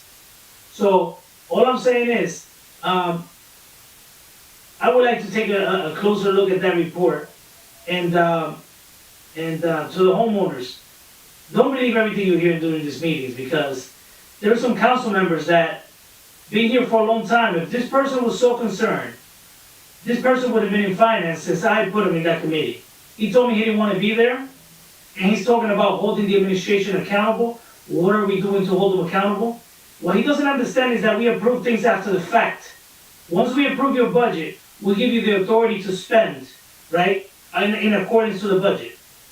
You do have to keep your limits with overtime and everything else, but I don't want to prolong the conversation. This gentleman's disgruntled. He's been on Facebook Live this whole week.